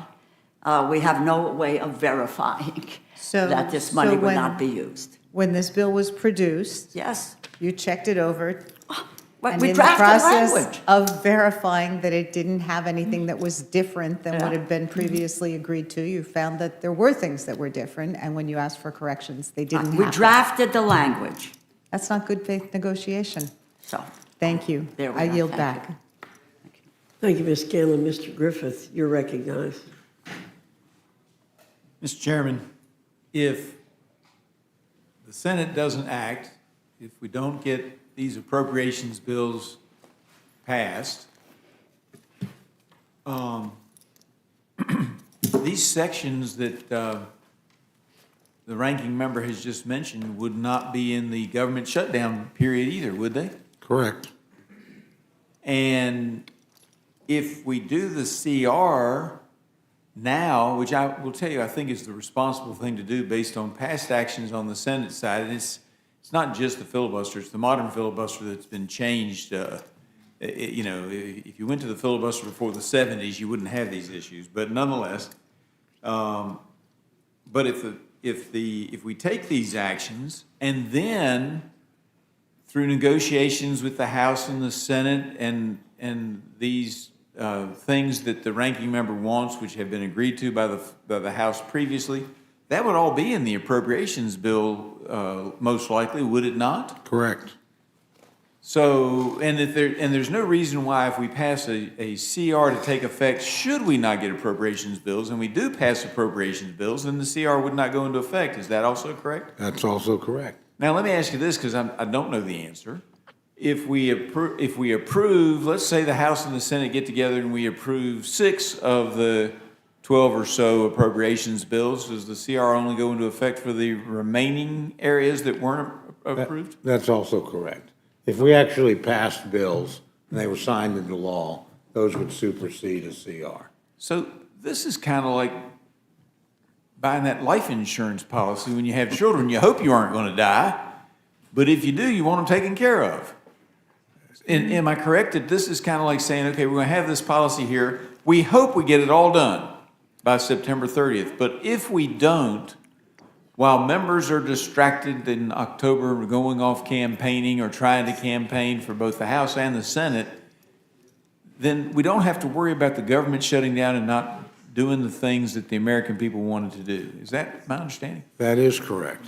And has it been your experience in your district, as it has been in mine, that of all the issues we fight about up here, having the government shut down and having people worrying about whether or not there's going to be, this, that, or the other, whether the money for disaster relief is going to actually get to where it needs to be, whether or not the Blue Ridge Parkway is going to be open in your district, may not be asking about the Blue Ridge Parkway, but similar functions like that, these are the things that people care about the most. Isn't that true? In my view, it is. And so what we're doing here is we're trying to do the responsible thing, recognizing that in the past there have been issues and problems. We're just trying to make sure that government moves smoothly as we move forward, and then we can negotiate all those things and we get these appropriations bills passed. That's fabulous, is it not? I think it's the prudent thing to do, given what's happened literally within the last year. I mean, the longest government shutdown in history, followed by the longest partial government shutdown in history. There's nothing in this bill that's remotely offensive to anyone. It just simply continues things and make sure we can have an election, sort these things out, but not shut down the government with all the risks to public safety, to the functioning of the economy, that those things done. And again, we've watched the Democratic, contingent in the Senate do that twice already. So making sure it doesn't happen a third time, we think is the prudent thing to do. Well, and it's prudent notwithstanding, it doesn't matter who does what, it just makes sure that if we're negotiating points and we're arguing for our points vehemently and respectfully, but we can't get an agreement by September 30th, the American people don't have to pay the price. That's exactly the effort here. I appreciate it. Thank you, Mr. Chairman. Thank Appreciate your you. work. I yield back. Thank you, Mr. Griffith, for always getting to the heart of the matter. Ms. Leisure Fernandez, you're recognized. Thank you, Madam Chair, and hello, Mr. Chairman and Ranking Member. I would note that in the short hearing that we've had so far, we've had Republicans mention repeatedly over and over and over again, shut down, shut down, shut down. I'm not talking about And I've heard the Ranking Member talk about, can we have a conversation about a CR so that we can work out matters? Because a CR is best like an appropriations. I always like it when the two of you come before us and say, well, we worked things out, right? We didn't each get what we wanted, but we worked things out. And what I'm hearing today is we were giving this bill, we had very little time to look at, and we haven't been able to work things out. And is that a good summary of kind of what we're seeing here? I mean, the fact is like I said at the outset, I'm not going to get into, everybody's view is about the government shutdown. All I can just say, it took you 79 days to come to a conclusion. I made the very first day is to say, let's separate out border security and ICE and fund everybody else. It took you 79 days to want to do that, to pay these people. You kept talking about it, but you didn't. That aside, we could come to an agreement here. Why are we not following what we said we would do in April of 2026 with regard to the funding of ICE, which is there, and the technical error. I don't believe anybody did this with malice aforethought. I think it was a technical error, but what is contemplated is not providing that fix and saying zero, as is in the bill for this effort. That is not a problem. By the way, I might just add, look, I've talked about the Senate a lot, and you know what they do or what they don't know. But I do know that the chair and the ranking member there, Chair Collins and Ranking Member Murray, have talked about coming to a bipartisan conclusion on where we go to a CR, which is not the case on the House side. And again, look, we received this moments ago. How many pages is this? Some 20 pages of anomalies from the White House, which have not been reviewed or gone through about what that means. For instance, the OMB proposal for Section 8, you need language to address funding shortfalls and to maintain the current services for public housing agencies. Without the anomaly, public housing authorities would have insufficient funds to maintain assistance for tens of thousands of households. Shouldn't we take the time to find out whether or not we can get this right on the first go-round? All we're simply asking for is to take a look at the technical fix that's needed.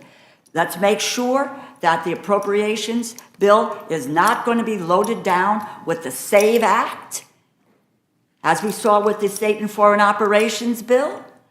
And to talk about not a clean CR, that certainly wouldn't be a clean CR. We have no guarantees there of what comes out of the committee here, and we could get to a bipartisan resolve of this if we were to move forward in good faith.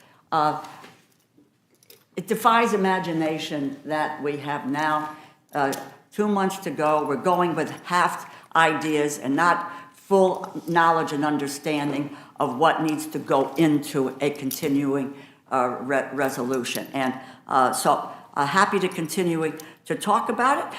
I will say one last word. People talk about, well, let's wait and see. Very clearly, there hasn't been any level of trust built up by this administration. Let's take a look at rescissions. Let's take a look at impoundments. Let's take a look at reconciliation.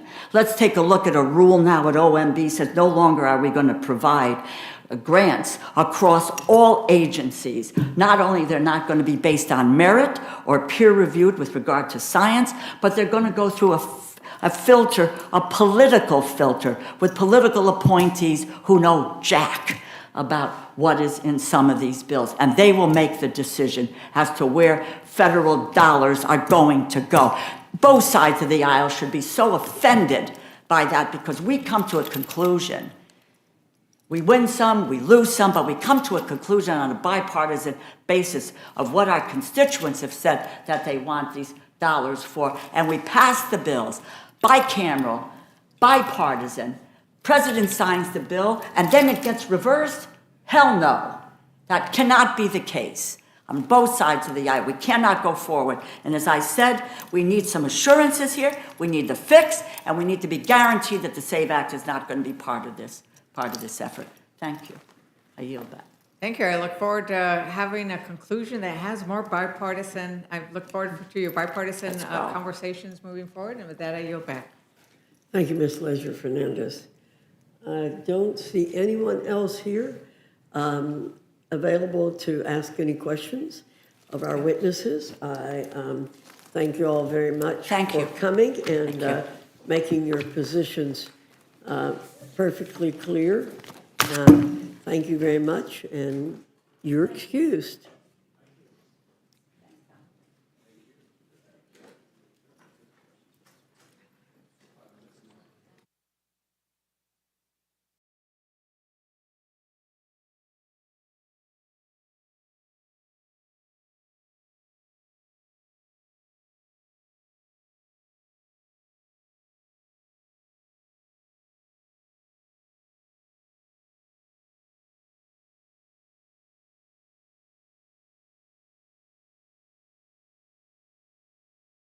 I now welcome our next panel, Chairman Stile and Ranking Member Morelli from the House Administration Committee.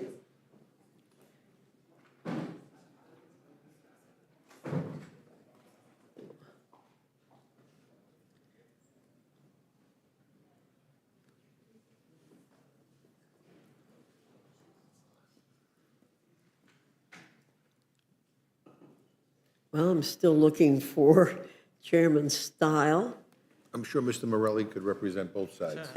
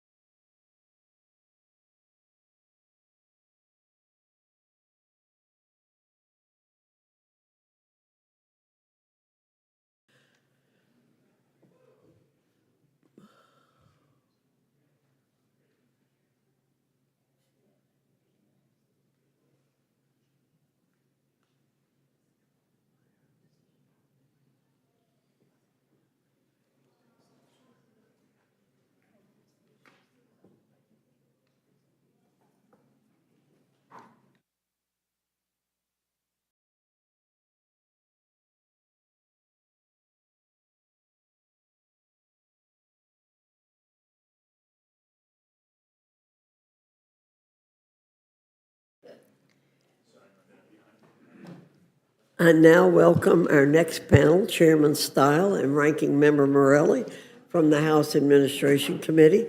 Your full statements will be submitted for the record, and we ask you summarize your statement in 5 minutes. Chairman Stile, I welcome your testimony. Chair Fox, thanks for having me in. Ranking Member McGovern, members of the committee, thanks for inviting me to testify today in support of H.R. 7008, the Stop Insider Trading Act. I also want to thank Speaker Johnson, Leader Scalise, Whip Emmer, and their teams for their commitment to getting this common sense bill to the floor. Also want to thank a handful of our colleagues who are at the front and center of this debate, including your colleague on this committee, Chip Roy, as well as Brian Fitzpatrick, Tim Burchett, Anna Paulina Luna, and others for their feedback and support throughout the process. Before the committee today is a Rules Committee print, which combines the Stop Insider Trading Act with another common sense measure the committee has advanced, the Voter ID Act.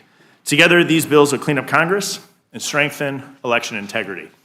I'll begin by discussing the second section first, which addresses lawmaker stock trading. This section ensures that lawmakers cannot use their position to profit off insider information they may garner while serving in Congress. Under the bill, members of Congress, their spouses, their dependent children are prohibited from purchasing securities issued by publicly traded companies. To sell a stock, members are required to provide advanced public disclosure at least 7 days in advance to the clerk of the House or the Secretary of the Senate. The penalties associated with violations are steep. Members will be assessed a fine equal to $2,000 or 10% of the value of the transaction, whichever is greater. In addition, violators must forfeit any realized gains from a profitable sale. Legislation, I believe, is critical to restoring public trust in this institution. Nearly 15 years ago, Congress passed the Stock Act, which required lawmakers to publicly disclose stock trades. However, the disclosure rules lack detail and can be filed a month after the transaction. This, coupled with increased attention to members' trades, in particular by social media accounts, has fueled public frustration. I believe it's time we just stop allowing members to buy new stock. Doing so removes the appearance of impropriety altogether. Americans should be confident that lawmakers are working for them, not for their stock portfolios. Someone wants to go trade stocks for a living, there's a place to do that. It's called Wall Street. If you're here in Washington, you should be working on behalf of the American people. The reforms in the Stop Insider Trading Act are common sense, and I think that's actually why they're so overwhelmingly popular. Now let me turn to the third section of the bill, the voter ID section. Madam Chair, you may have seen the big news over the weekend. The never-ending pasta bowl is back at Olive Garden. I used to work at Olive Garden, so this hit close to home. But to safeguard the integrity of their pasta program, Olive Garden, as you may have seen, implemented photo ID requirements. However, in jurisdictions across the country, from Illinois and California and Minnesota, an individual can go to the polls on Election Day and cast a ballot without providing confirmation of their identity. In other words, Madam Chair, we're protecting our breadsticks more than our ballots in jurisdictions across this country. Our Voter ID Act implements common sense election integrity measures to require voters to show photo ID when casting a ballot in federal elections. This is another common sense policy, and again, I think that's why it's so popular with American people. 24 states require photo ID to vote. This bill makes that standard and takes it nationwide. Today, we have a real opportunity to clean up Washington and increase Americans' confidence in our election. I encourage all committee members to support this legislation. I look forward to your questions. I yield back. Thank you, Chairman Stile. Ranking Member Morelli, you're recognized. Thank you very much, Madam Chair, to you and to Ranking Member McGovern and to all my esteemed colleagues. It's always nice to be back in the Rules Committee, so thanks for the opportunity to be here and address the And bill. former member of the committee. Yes, I'm sorry, yes, of course, and most importantly. Madam Chair, as I've said repeatedly, House Democrats strongly support a stock trading ban for members of Congress. We also support a ban on the President, the Vice President, and federal judicial officers from trading individual stock as well. But none of that is before us today. Rather, this bill is a crude combination of two completely unrelated bills, the so-called Stop Insider Trading Act and the Voter ID Act, the latter of which is already a crude reformulation of at least three other failed Republican voter suppression proposals. If Republicans were serious about ending stock trading by government officials, they would not have attached a subsection of the Save America Act as a poison pill. And if Republicans were serious about protecting elections, they would not have gutted CISA's election security unit. They would actually fund the work of election workers across the country instead of indulging the president's almost childlike obsession with the 2020 election. Instead, they echo his criticisms of state and local election administrators, both Republicans and Democrats, who patriotically and without favor do the unglamorous work of securing our democracy. Turning to the bill before us, I'll address both measures individually. Neither of them deserves passage. First, the so-called Stop Insider Trading Act. This bill would, in fact, allow members of Congress to continue to own and trade individual stocks.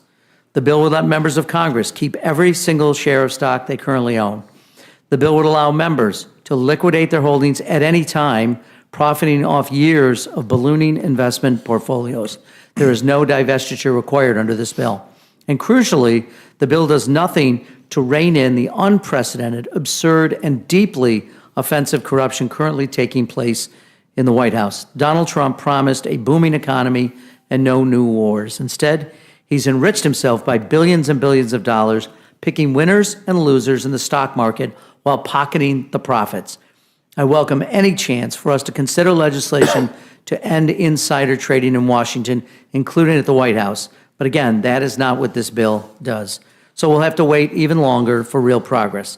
And when House Democrats regain gavels in November, after this bill inevitably and justifiably fails to become law, and we finally ban stock trading by Congress, by the President, and by the Supreme Court. Now, to address the second fully distinct part of this bill, Voter ID Act. I have to say, in the words supposedly of Yogi Berra, this feels like deja vu all over again. We will all remember the long list of failures. Republicans attempted to pass the SAVE Act, then the SAVE Act Part 2 once again, then the Save America Act, and now the Voter ID Act. All these bills have the same purposes and the same origins. They aim to eviscerate mail voting needlessly burden millions of eligible American voters, and further President Trump's obsession with undermining our elections in aid of Republican Party priorities and Republican politicians, not to further the aims of this republic, not to assist our democracy, but to do this in a partisan way. The show your papers regimen and regime passed and proposed in this latest iteration would be more restrictive than any in the country currently in use anywhere, including in states like Texas and Florida, those liberal bastions of voting rights. In fact, several Republican officials have appropriately criticized provisions of this bill as burdensome and potentially illegal. Republican Ohio Governor DeWine recently vetoed an anti-vote by mail bill almost identical to this one, noting its restrictions would, quote, would not discourage fraud, would not add any real security, and would create an additional and significant burden for Ohioans to vote by mail. As I've said before, I support voter identification, but despite its name, the Voter ID Act is not a voter identification bill, it's a voter suppression act. And I might just say, and my dear friend and colleague who I often agree with, Chairman Stile, but equating an endless pasta bowl at a chain Italian restaurant with the fundamental constitutional right to vote, I think indicates how seriously we're taking this matter. In our markup, committee Democrats offered a reasonable voter identification provision as an amendment to this bill. And to show good faith, we even retained a grant-making provision in the original text. Not only did Republicans reject our amendment, but they stripped out the grant-making provision in advance of today's rule. That's right, Republicans removed the only slightly redeemable quality of this otherwise very bad bill. Simultaneously, in a different vehicle, Republicans would instruct the Committee on House Administration to increase the deficit by $10 billion to impose SAVE Act restrictions that have died in the Senate. So I'll tell you this much. It's notable the majority has agreed to $10 billion as a new baseline for federal support for election administrators. I'm going to remind people of that, and I look forward to a more effective, more secure use for that level of funding over the next year. But in the face of these two destructive bills, I would ask my colleagues to show some courage, oppose these foolish measures, and with that, I thank you for the time, and I'll yield back. Thank you both for your comments. Chairman Stile, I did mention that the Olive Garden has now instituted a requirement for a vote for ID in my opening remarks. Our friends across the aisle want to sow division by claiming that voter ID requirements for voters suppress voting. Did the largest study on this question conducted by the nonpartisan National Bureau of Economic Research, which tracked 1.6 billion data points over an 8-year period, confirm that voter ID laws have no statistically measurable negative impact on voter participation? Yeah, that's correct. I think that's a really important point. You need an ID to board an airplane, open a bank account. I obviously make light hard of the Olive Garden requiring photo ID. There's events that our colleagues on the other side of the aisle host that require a photo ID to get in. And so the notion that somehow photo identification for voting is a barrier. It's actually the statistics just don't support that. If you look at my home state of Wisconsin, we have a reasonably robust photo ID bill. I think there's room for improvement. This law does that. But what we see is continued high voter participation, and I encourage high voter participation. I think that's a good thing. And I think actually what we will see by requiring photo identification is people's confidence in our elections to increase. And the statistics really show us when people have confidence in their elections, they're actually more likely to participate. There's a lot of data that came out of the state of Georgia after Georgia passed their state election integrity legislation. And so I'm actually of the belief that we will see voter participation increase. May I? Mr. Morelli? Yeah, just respond to it. I don't think that we face such profound differences in belief around voter ID requirements. My state doesn't have a photo ID. We do signature analysis, as is done in many states. But let's just assume for a moment that we could get together and decide that we have a national standard. I would say that, for instance, in North Carolina, I know you're well acquainted with it, you can register to vote and vote with a driver's license, even if it's expired for a year or less, a public assistance program ID card, a student ID or staff ID from a list of over 7,000 institutions.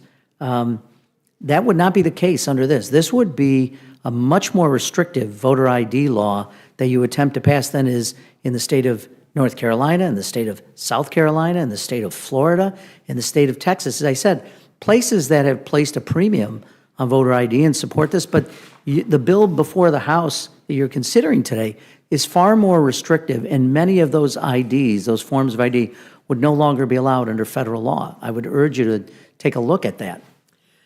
Well, I wasn't going to bring up North Carolina, but since you have brought up North Carolina, I would say to you that we passed we passed a law in the state, the Republicans passed a law in the state of North Carolina with no Democrat support to have voter ID. That was challenged in court by a Democrat member of our Supreme Court. Stopped that from going through till it was approved. We passed a constitutional amendment supported by 61% of the people in the state. That was challenged by Democrats.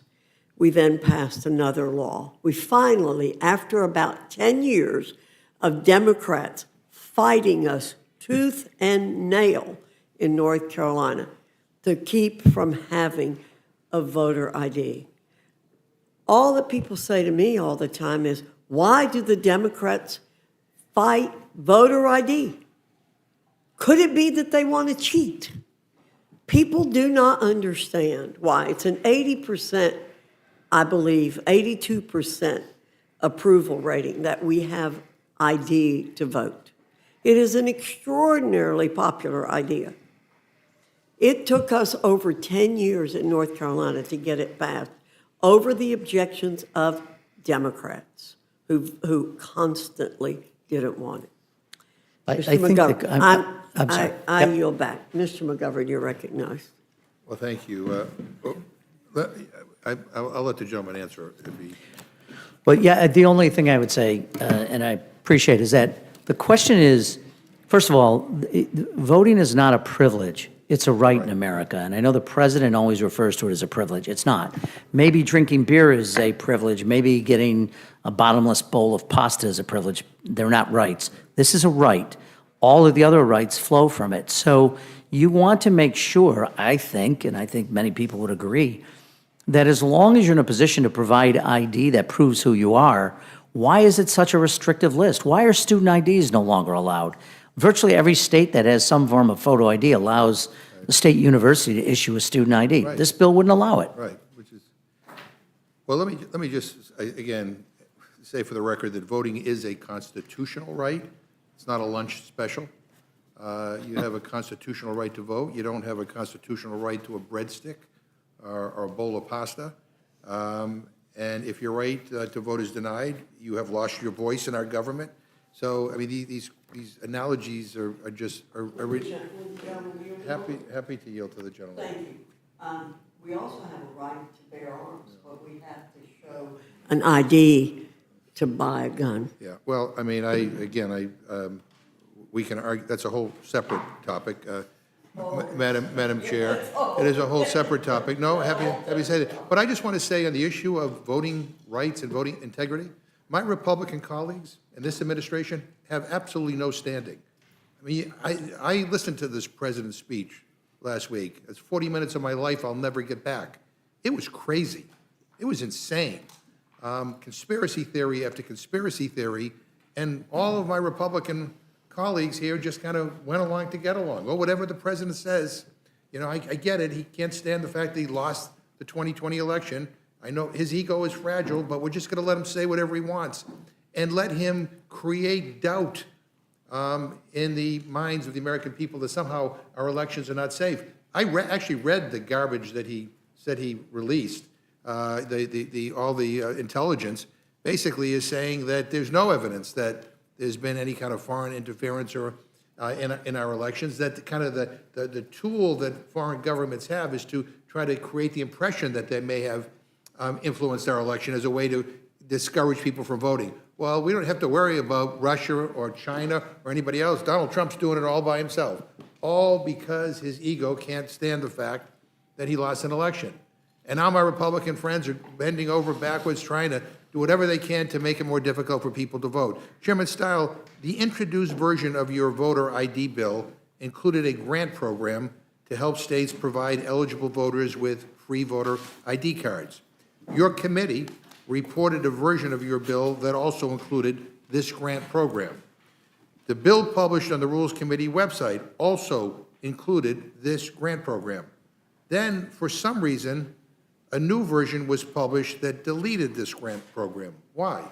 So there's different ways that we want to make sure all individuals can receive an ID. Under Supreme I Court. just want to know why the grant program was deleted. I was getting there, Okay, if all you'll right. give me the opportunity to respond. There are multiple ways we want to make sure that everyone can receive an ID. We're also going through a reconciliation process. As you know, this committee had a conversation, I believe, on that earlier today. There are funds now available in the Committee on House Administration, something that we're looking at. But under the Supreme Court, everyone is allowed to get an ID if it is so determined that it's needed, as it will be under this legislation. But to you vote. could have done it in this bill today.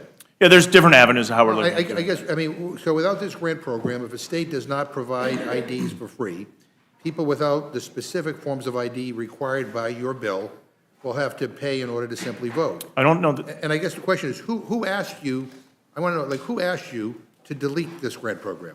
I actually, if I can comment, I don't think your previous statement's actually accurate. I think as we look at the Supreme Court jurisprudence, if it is required, states will be required to provide the ID. I'm just gonna know who The asked- second question that you asked is, we're looking at ways to make sure Well, who that asked you these. to delete the grant program? Because it was I've had in the broad original bill, conversations it was with- reported out of your committee, it was in the, it was in the, it was in the bill, it was published on the Rules Committee website. So somebody just recently had asked you to take this out. I'm just curious, who was it? Was it the Speaker? Was it Trump? Was it who? No, there are broad conversations about how we ultimately have all of these pieces of the puzzle work. We're also working in real time on the reconciliation piece. But why? Why was it taken out? I'm just trying to understand why it was taken out. You had it in your original bill. It was in the bill that you reported out of your committee. It was in the bill published on the Rules website. So like, now it's not there. And so I'm just trying to understand, like, why? There's got to be a reason why. Somebody asked you to do it. So I just want to know who asked you to take it out, and I want to know why. We're always looking at ways to improve and So who finesse asked you bills, to and take this it is out? part of it. It's part of a broader conversation. Can you give us like a name so we can follow up with somebody to find out, like, what you know, like, why was, I mean, who's having this broader conversation? Republicans in the House of Representatives. Okay, so, all right. So you asked, I'm reading your letter that you sent to the Rules Committee. And you're asking the Rules Committee for a closed rule on this bill, meaning that you don't want any amendments to be even considered. Yet you got a chance to amend this bill at the last minute by taking out the grant program. Why do you think your colleagues don't deserve the same opportunity? I mean, obviously, that'll be a decision for you here at the Rules Committee as to whether or not amendments are allowed. Usually when we get a letter like this from a chair, it says that they ask the Rules Committee for an appropriate rule. You actually are very specific, saying that you request the committee grant a closed rule. Yeah, I'm of the belief that the bill is ready to be brought to the floor and will pass. But you, again, this was in the bill that you introduced, that was reported out of your committee, that was, published on the Rules Committee website. It mysteriously gets taken out. You can't tell us who asked you to take it out or why it's taken out. And yet you kind of do something that most chairs don't do, who usually ask for an appropriate rule. You ask for a closed rule, I guess so that nobody could try to put it back in or to amend this in any other way. I just don't understand why your colleagues don't deserve the same opportunity that you had to be able to remove something that, again, made it through your committee. And I got to tell you, it just seems to me that this is just another example of all of you guys playing politics. And the reason why this matters is that these grants could have made it so that people without these ideas could get them. I mean, that was the whole point of this. And it's gone. So I don't even know what the hell you guys are trying to do, but it's certainly not trying to preserve the integrity of elections or to get more people to vote. You're trying to make it so that people will be frustrated and can't vote. And again, I think that goes against what this country is about. Mr. Morelli, you've submitted a substitute amendment to this legislation. Can you explain your amendment to us and what advantages it has over Mr. Stiles' bill?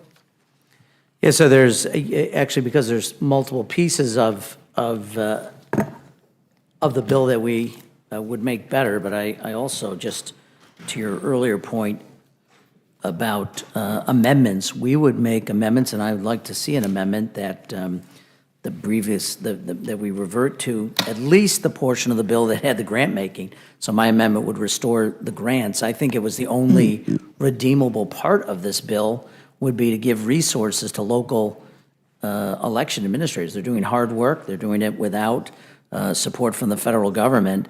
And now this bill takes away what I consider the only redeemable part of the bill. They need support.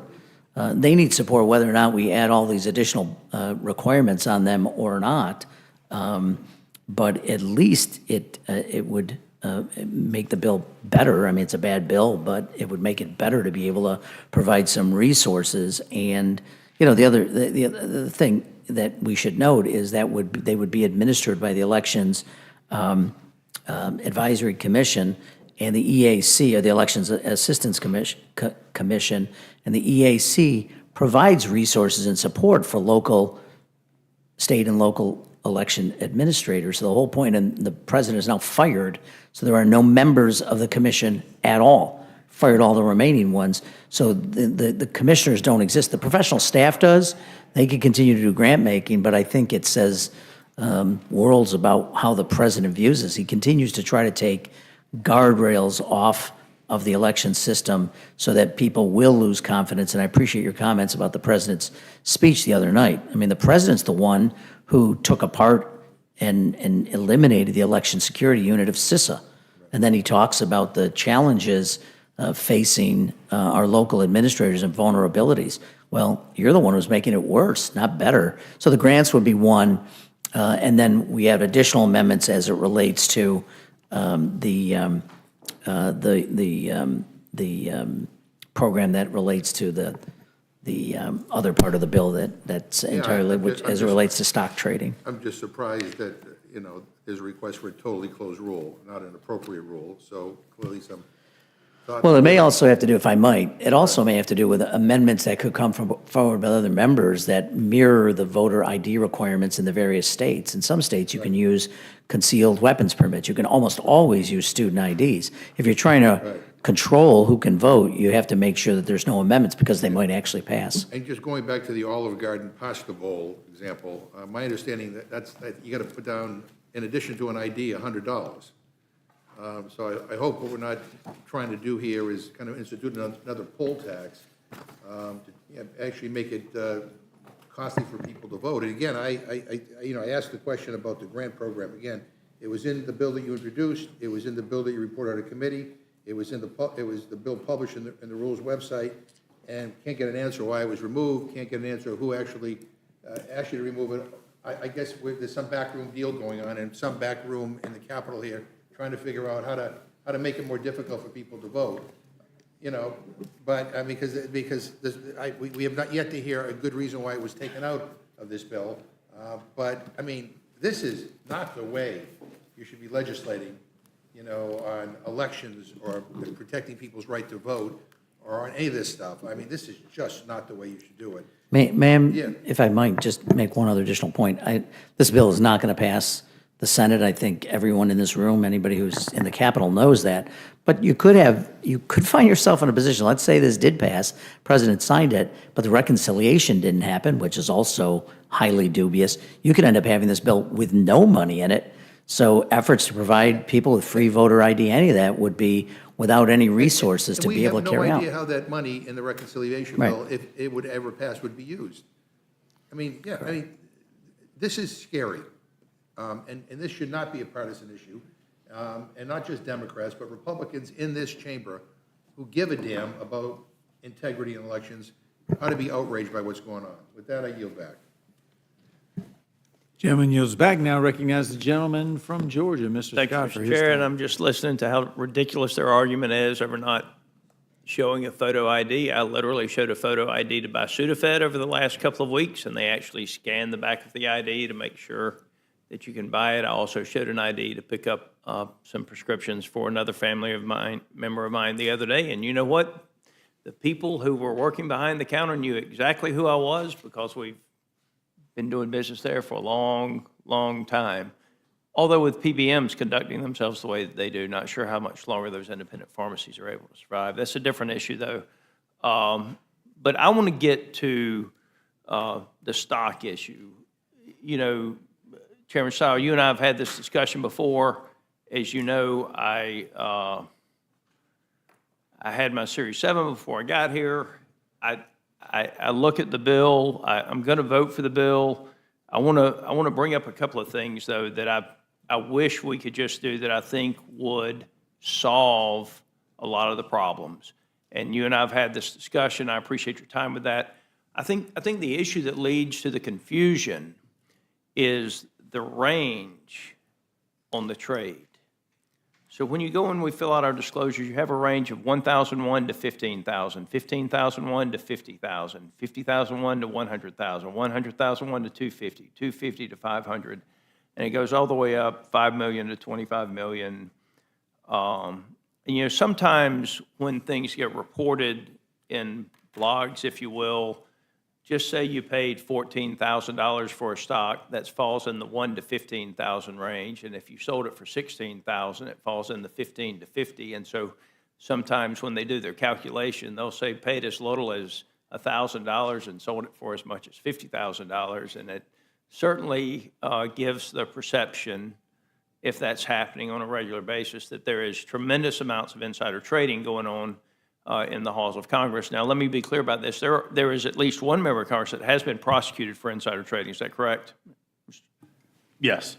And but if you look at this form, you can also go down and you can click other exact amount.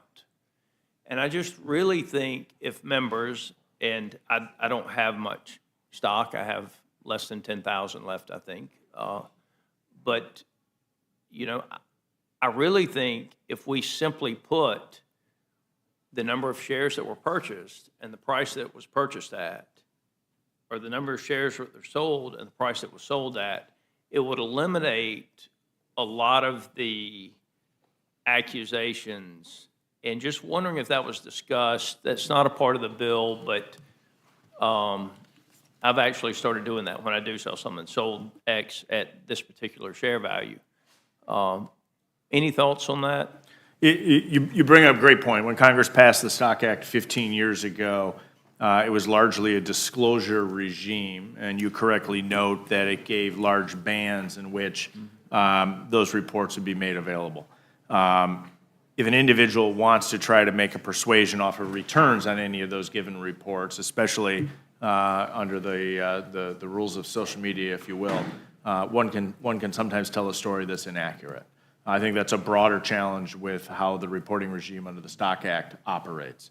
This bill before us today is a little bit more laser-focused in the aspect of insider trading. As you correctly noted, a member of Congress was held accountable for insider trading. Insider trading is already illegal and should be prosecuted to the fullest extent of the law. I think one of the challenges we see is prosecuting insider trading is actually really difficult.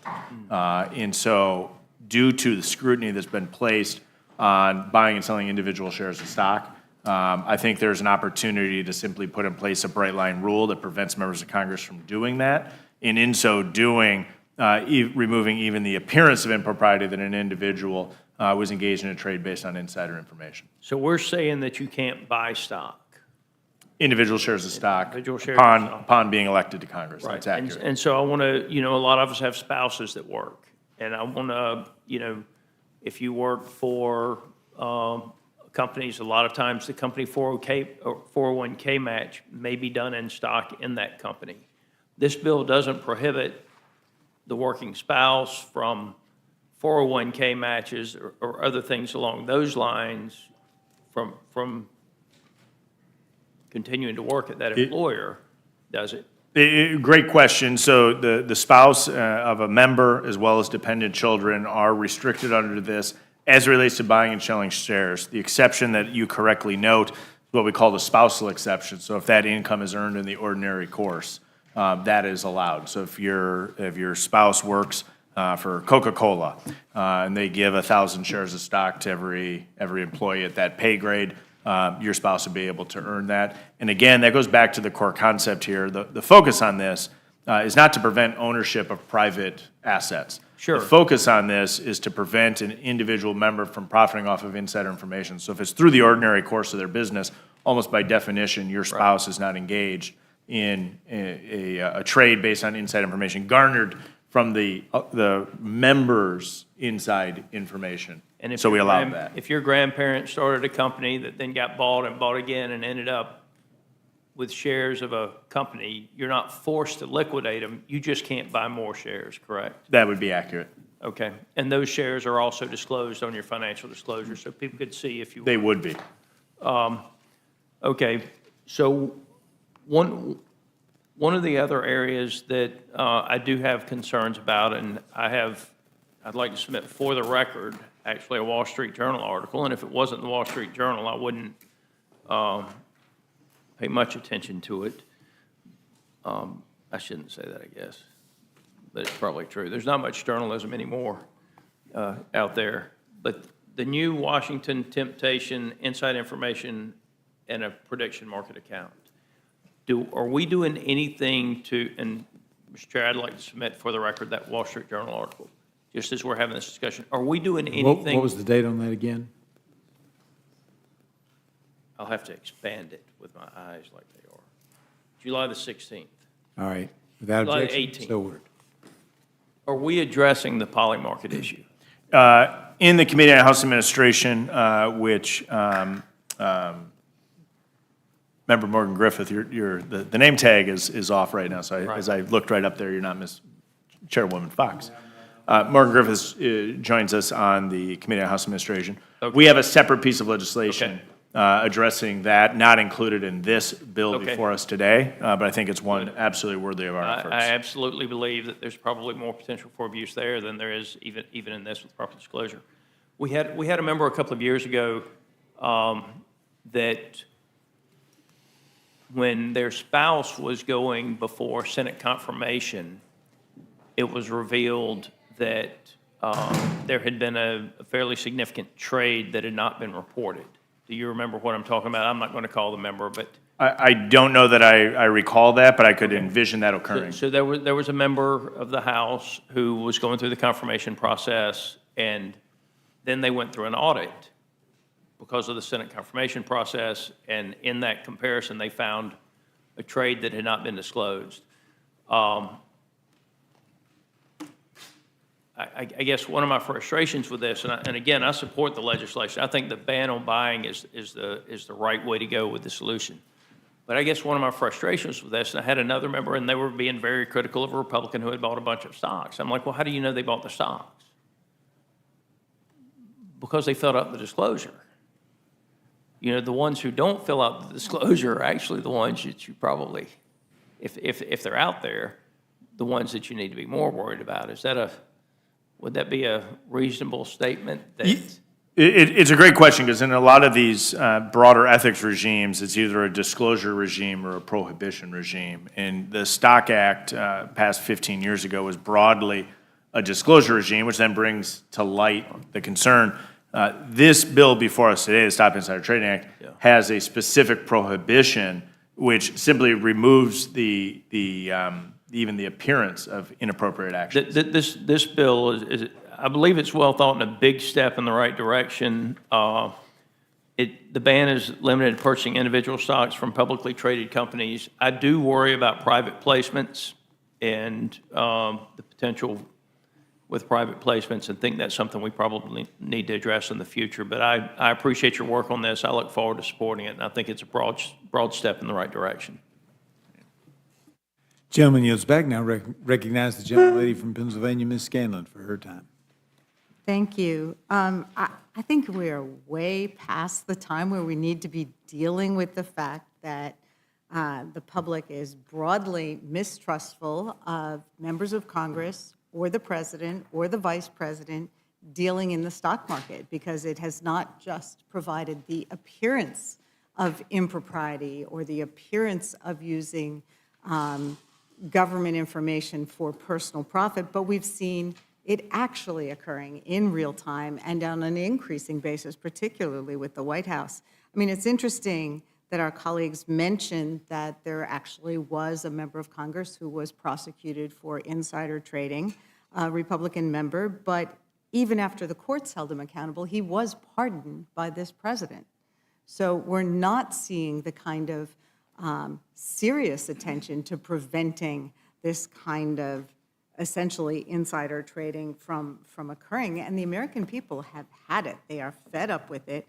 Congress needs to enact a comprehensive ban on members of Congress, as well as the president, the vice president, and members of their families from owning or trading individual stocks or having other financial dealings. And I agree with Mr. Scott, I know he's leaving now, but I agree that we should also be dealing with this with the prediction markets.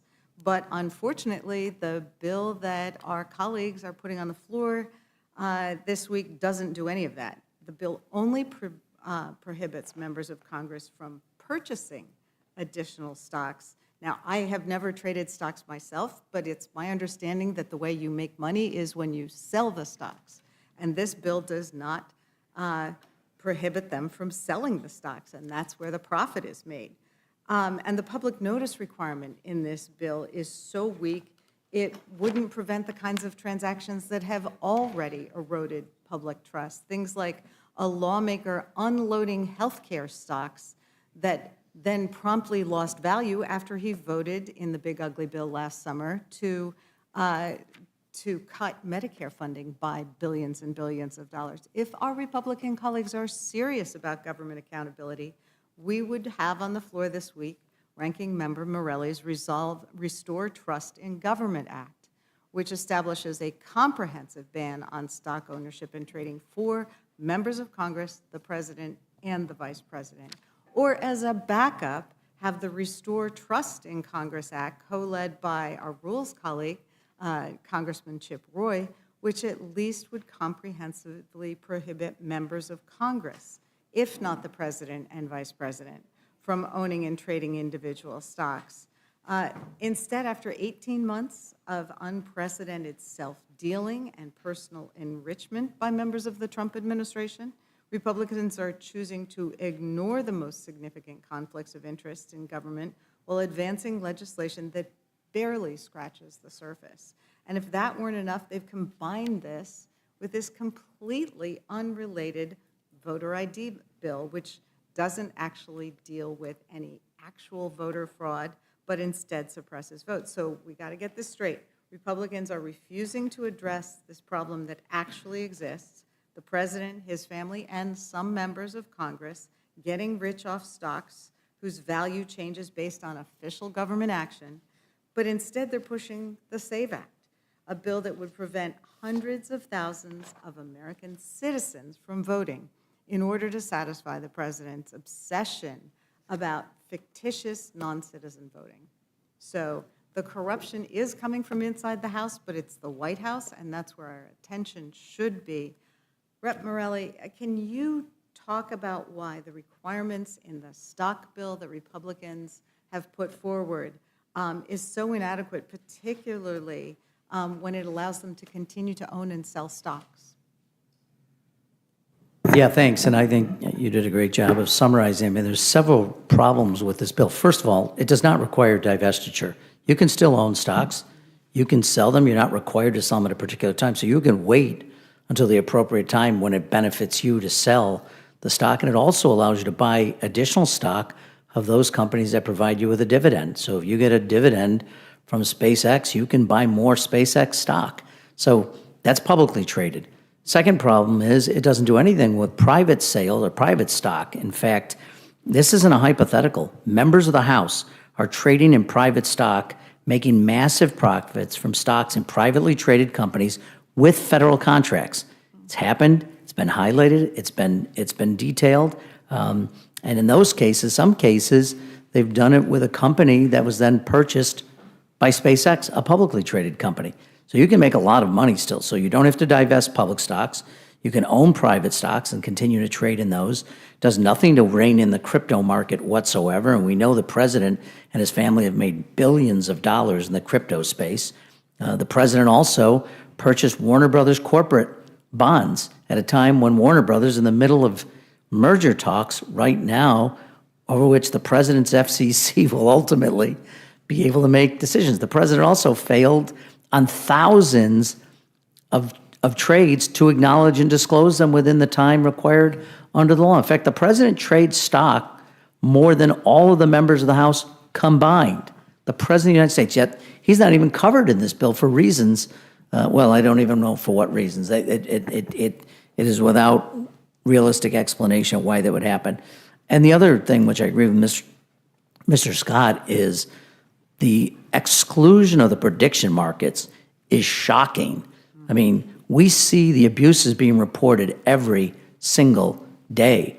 You know, whether it's things about contracts or military strikes or some foolish things like when the White House press secretary is going to stop her press conferences to the minute and find that some people can trade on that. We know that it was reported over the weekend that Representative Luna shared with someone that J.D. Vance was going to be chosen as vice president because she had inside information, and she passed it along to someone with the express purpose of putting down a contract in the prediction markets over whether or not it would be J.D. Vance, and that person profited handsomely from this. This is, to the point you made, if we have any hope of restoring trust in the American people in our government, we have to stop doing the things the president, the vice president, members of Congress, and the judiciary have to stop doing things where the public feels there's inside information that we have access to, in many cases that we do, and are profiting from it. And this is not that hard to do. There are bills, there's a number that you've referenced. We could do it in this bill. We need to take out the Save America Act provisions, which don't deserve to be in this bill, but we could change this, but require divestiture and private stock trades and the crypto market participation and prediction markets. Let's give the American people the kind of government they deserve and that they want. Yeah, it is just unbelievably concerning and offensive that folks are supposed to be public servants, supposed to be serving the people, not themselves, continue to be able to use information that they obtain as a result of government service in order to profit. Although we did see a new twist on that this week when the president announced that he will sell access to his Truth Social posts. If you can pay $100,000 or so, you will get early access to government action that will then move the market, so it is literally pay to play. If you pay off the president's social media company, you're going to be able to make more money because you'll have advance notice. I mean, it is a culture of corruption that is truly mind-boggling, and we need to put an end to it. You had something else? Well, just then, the president is somehow under the idea that if you do things openly, publicly, it makes them okay. So if he told you he was going to rob your bank in the middle of the day and, you know, filmed it while he was robbing your bank, that somehow that's no longer a crime because he told you he was going to do it. So developing for Truth Social, where he's going to give inside information to people who will pay significant amount of money. So you're only doing it for economic advantages. There's no other reason to have the app. But think about this. In the 21st century, the United States Congress is going to sit and allow the President of the United States, who makes market-making decisions every single hour, is going to allow that person to sell that information to private investors who will pay him for it, and we're just going to sit here and go, okay, that's okay? I mean, Does anybody in America think that's okay, other than the members of Congress who are unwilling to stand up to them? Well, I'd suggest that this Congress will say it's okay, but hopefully the next one won't. Thank you. I yield back. Gentlelady yields back. Now recognize the other gentleman from Georgia, Mr. Jack. Thank you, Mr. Chairman, and I want to congratulate my friend Chairman Stile on bringing this legislation before us and the work that you put into this topic to deliver a really impressive piece of legislation. I'm curious, could you explain to this committee, from your perspective, what are people voting against when they vote against this legislation this week? But I think that's important to know. We hear a lot from our friends across the aisle what they would do if they were in charge. They were in charge and they didn't bring any of this. So you get a pretty good idea what they're going to do. Absolutely nothing. This bill in front of us is an opportunity to ban members of Congress from buying individual shares of stock. And when this comes to this committee for a vote to give us a rule, if we're successful, I think we will be, we'll be on the floor. And if members vote against it, they're allowing members to buy and trade individual shares of stock as they are today. I think this is our opportunity actually for the most comprehensive and important piece of ethics reform in the House that we've seen in probably over 10 years. This bill before us is substantive, it works, it has broad support, and I think we got an opportunity to make a huge change. And folks that choose to vote against it can go home and explain to their constituents why they think members of Congress should be able to buy individual shares of stock. And two, on the other side with photo identification, this is our opportunity to make sure that all 50 states have photo ID when individuals go to the polls. It's a pretty straightforward, easy concept. It's popular because it's common sense. American people understand that we need to have basic common sense election integrity. And you either support election integrity or you think that you should just be able to walk in, as they do in the state of Minnesota, and vouch for up to 8 people to cast their ballot.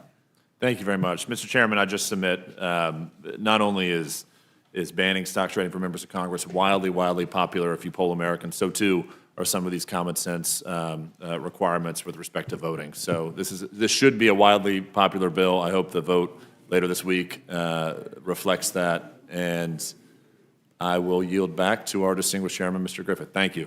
Gentleman yields back. Now recognize the gentleman from Colorado, Mr. Neguse, for his time of questioning. Thank you, Mr. Chairman.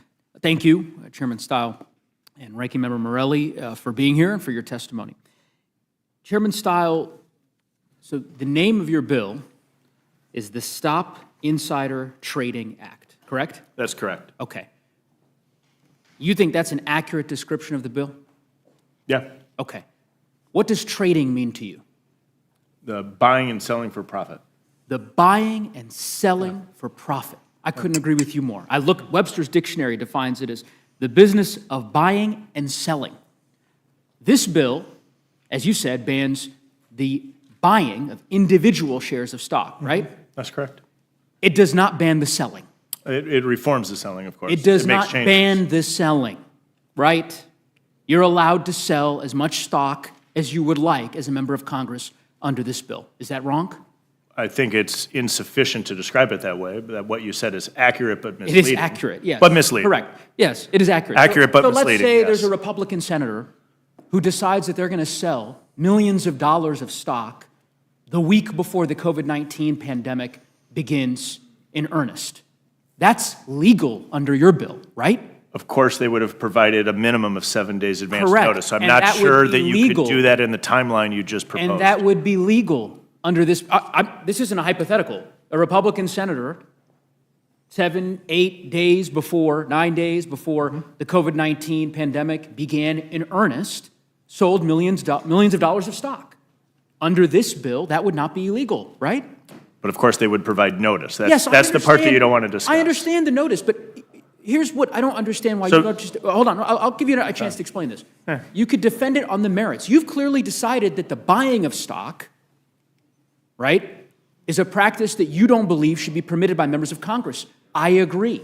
Okay. But for some reason, you've decided that the sale of stocks, individual stocks, is completely fine, but for the notice requirements that you've now imposed in this bill. And I don't quite understand that disconnect, because there are many bills that have been introduced, including a bill I introduced 7 years ago with Chip Roy and other members of this body that has 140 co-sponsors on it that would ensure that the sale and the purchase of stocks is banned. And this bill does not do that. So I'm trying to understand why you've decided that it's permissible on one end but not the other. Opportunity to by all respond? means. Great. So the focus of the bill is to stop an individual from being able to profit off of insider information. So that core concept of what is the bill's goal, I think, is really important. So let's go back to your example of an. Go ahead. Sorry. Go ahead. Please. I want. So let's go back. Let's go back to That the example hypothetical. of an individual that made a significant sale prior to the pandemic, because I think that's actually a very relevant discussion point inside of this.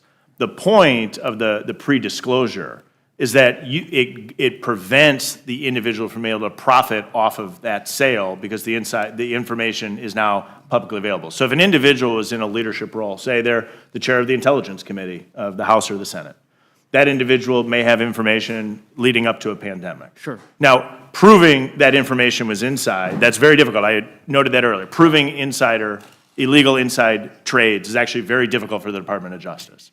So my bill would require that you would provide an advanced disclosure of that. That would be, of course, market moving. It Of mirrors. the sale. Just of the notion of that you intend to sell this stock. Right. That's Yeah, an there's accurate no, statement. so, okay. So walk you through the economics maybe. So No, I understand the example. I'll reclaim my time here because I fine. wanted to give you ample opportunity here.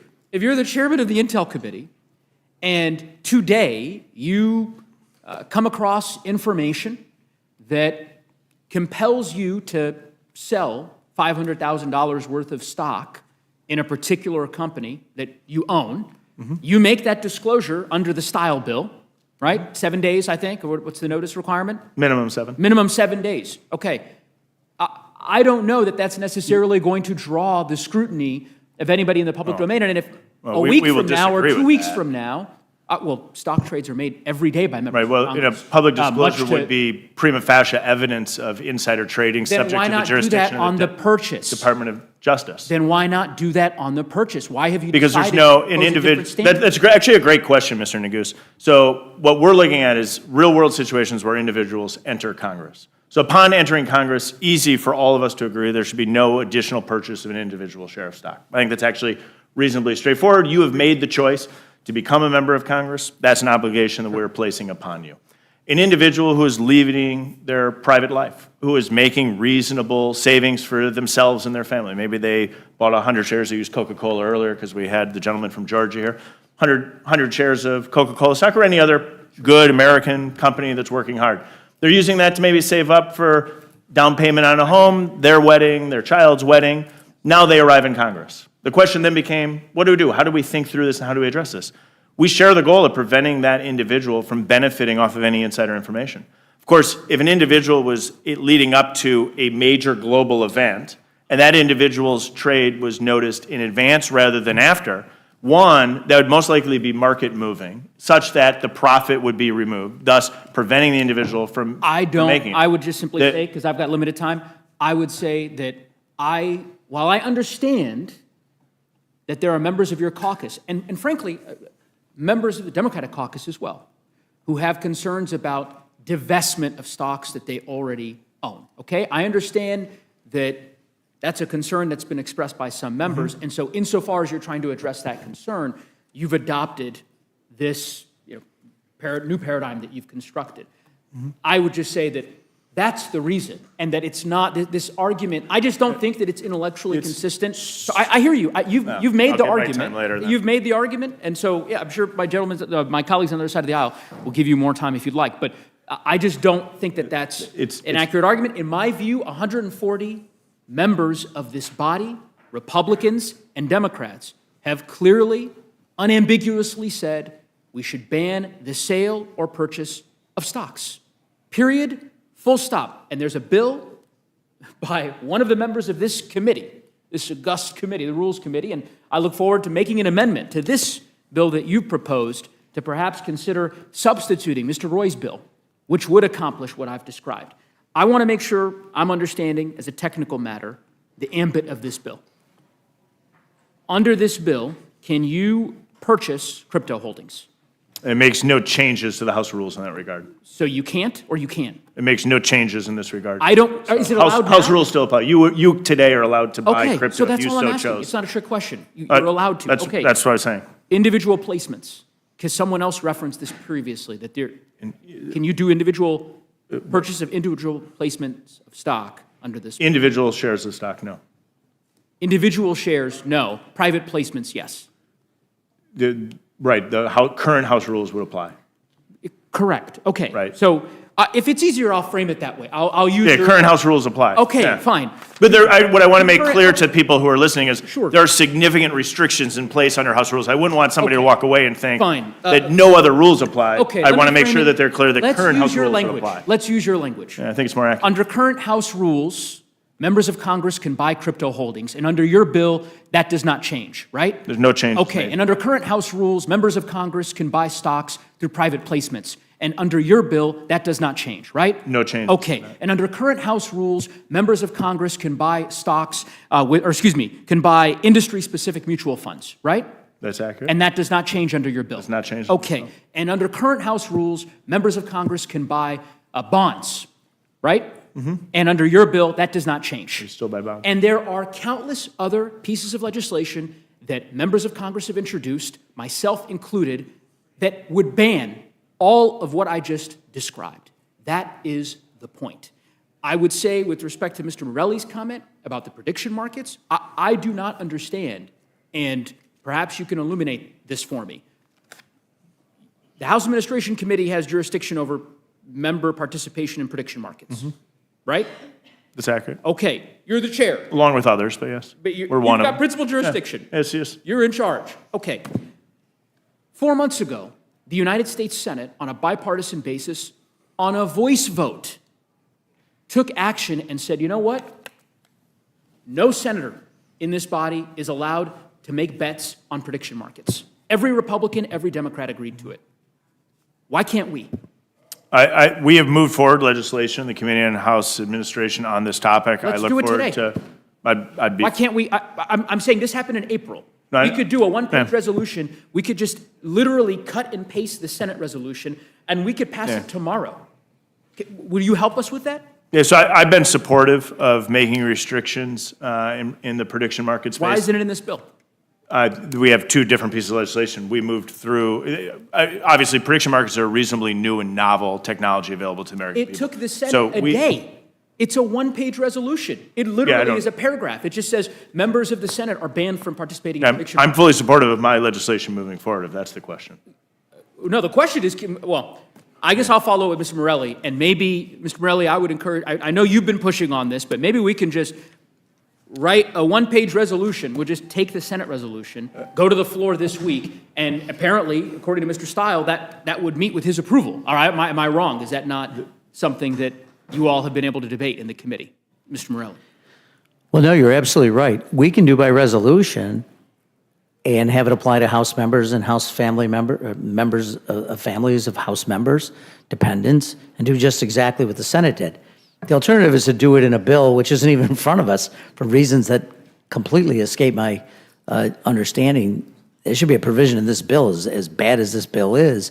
How would you not include the prediction markets? But yes, to your point, we could do a resolution. Doesn't have to pass the Senate. Doesn't have to have the president sign it. We can do a resolution pertaining simply to the House. We should do that today. I couldn't agree more, and I would hope that the majority Republican House would perhaps emulate what your colleagues in the upper chamber did under John Thune and simply say, instead of the delay and the dilatory tactics and everything else, we're just going to ban it.